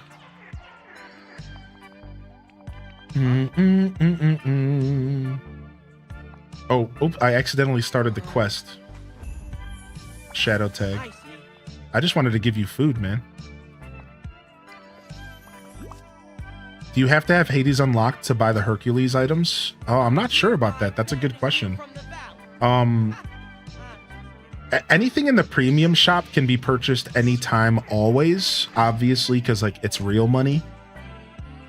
But there might be some stuff locked behind certain characters. But I think the way this game normally functions is that everything that shows up at Scrooge's shop is there regardless of the characters that you have unlocked. So if it's in the base game shop, it's there. The only thing that the characters usually lock out is their own special content. So like, for example, if we go to Hades here and we go to his skill tree, you can see that if I level Hades up, he's going to give me a pair of boots. He's going to give me a stone chair. He's going to give me some kind of like outfit. I think this is the only stuff that is locked behind characters. I think for the most part, everything is pretty open.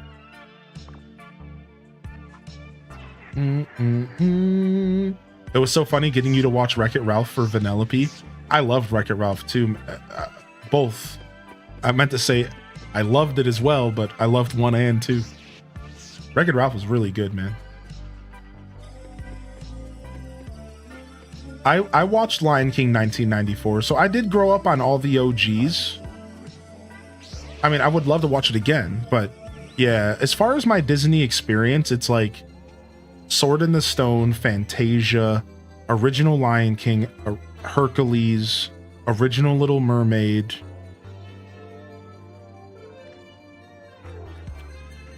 the Goofy movie,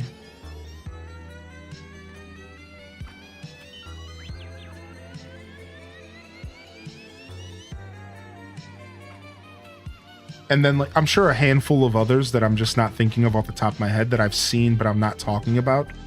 Now that they own, you know, Toy Story, so Toy Story 1 and 2, Monsters Inc. I just saw for the first time recently. Brave I just saw for the first time recently. Wreck-It Ralph 1 and 2 since this game came out, so recently. Old School Beauty and the Beast 100%. Now that I see Gaston. I've never seen Remy's movie yet, unfortunately. That's something we should probably all watch in the Discord. We should let's set up a movie night and we can watch Remy's movie together. You guys want to do that? Oh yeah, original Aladdin 100%. Yep. Original Aladdin. Yep. I've never seen Princess and the Frog. Yeah, Ratatouille, that's what it's called. So yeah, I've seen a lot of Disney flicks. I just wasn't a huge fan for a long time, but I've seen a lot of the original 90s Disney flicks for sure. And a good amount of the 2000s stuff because I had a younger sister and she was young enough to where like I watched cartoons and stuff with her. So yeah, I heard about the code for Fantasy Life. Hopefully somebody posted in the Discord and we'll get it pinned. Yeah.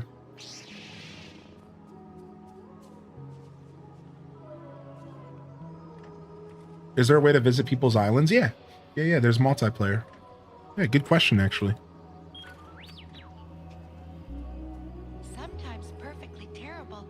Yeah, we talked about that not too long ago. We'll do a movie night for Ratatouille soon. All right, I'll talk to my mod team or somebody on the mod team and see if they want to, what they think, and we'll host something. Yeah, maybe the second half of June. I'll set something up. We could sit down and watch Ratatouille together. That's the first one I think I want to watch next. Oh, I also watched the new emotion movies. The emotion-based ones. I saw the first and the second. I liked them a lot. Inside Out. Both those movies were great. I've never seen Tangled. Of course, I've seen original Alice in Wonderland.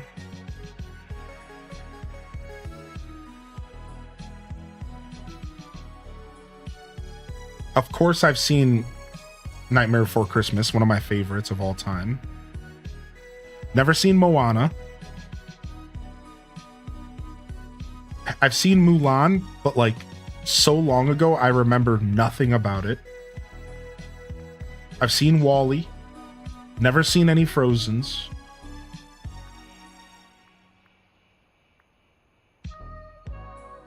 I've seen Lilo and Stitch. Never seen Finding Nemo. Seen Peter Pan way back in the day.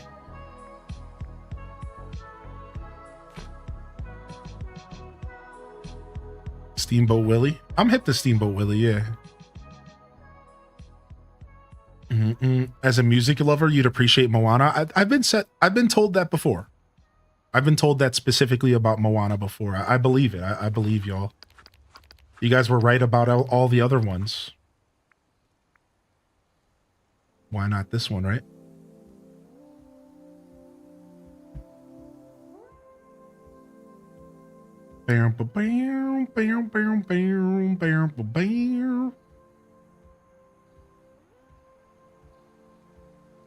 All right. I'm actually really enjoying this conversation. However, we're going to go ahead and we're going to call it there today, chat. Thank you for coming and hanging out. We have a night stream planned tomorrow, so don't miss it. We'll be here tomorrow at 8 a.m. And then we'll be back again at 5 p.m. I'm not doing a long boy. I'm going to be coming back. So I'll be here tomorrow at 8 until about now-ish. And then we'll take a break. We'll come back at 5 p.m. and we're going to be rocking Mario Kart World for community game night. I'm going to be doing some Steam game giveaways. We're going to just be jamming out and doing a classic PM stream. I might even be cracking a brewski or two. It should be a lot of fun, dude. It should be a lot of fun. So come on by. If you don't got any plans Friday night, tomorrow night, come on by, baby. It should be fun. Even if you don't play Mario Kart, I think it's going to be a fun environment to just be hanging around in. Any sandwiches? I don't know. I do still owe y'all that. I did a secret experimental sandwich stream at some point over the past couple weeks just to see how I felt, but I didn't tell anybody. But like maybe some people would have noticed. But like that was it. This was like a while ago. But I just wanted to kind of see what it felt like to do it because it had been so long. So I don't know, maybe we'll see. But maybe some brewskis this time. All right. I love it. Yeah, because I didn't want it to be a spectacle, so I just like snuck in and I didn't say much about it. All right, chat room, I'm out of here. Thank you for coming and hanging out. No raid today. I'm just gonna fade, and I'll be back tomorrow morning. I don't know what we're doing tomorrow, but it should be a good day regardless. And then again, we got the night stream at 5 p.m. I'm thinking about some Skyward Sword, but I don't want to build any expectations. So we'll see. Classic Hyrule hustle on a Friday. Might be what we need to do. Appreciate y'all. I think Sunday should be a little scuffed as well. So I'm looking forward to the weekend of content here. But I hope you are all content with the broadcast that I provided you today. And I'm going to go ahead and get out of here, all right? Very chill, very laid back. I just wanted to provide you the chillest Thursday you've ever experienced. And I hope I succeeded in just doing that. Thank you so much, fam. This is Highly in Descent, signing off from another wonderful Hyrule Gaming Group production. If I don't see y'all here tomorrow, I'll see you when I see you, fam. Don't forget to game on. And of course, as always, peace. Wrap it up and on to the next episode. Peace.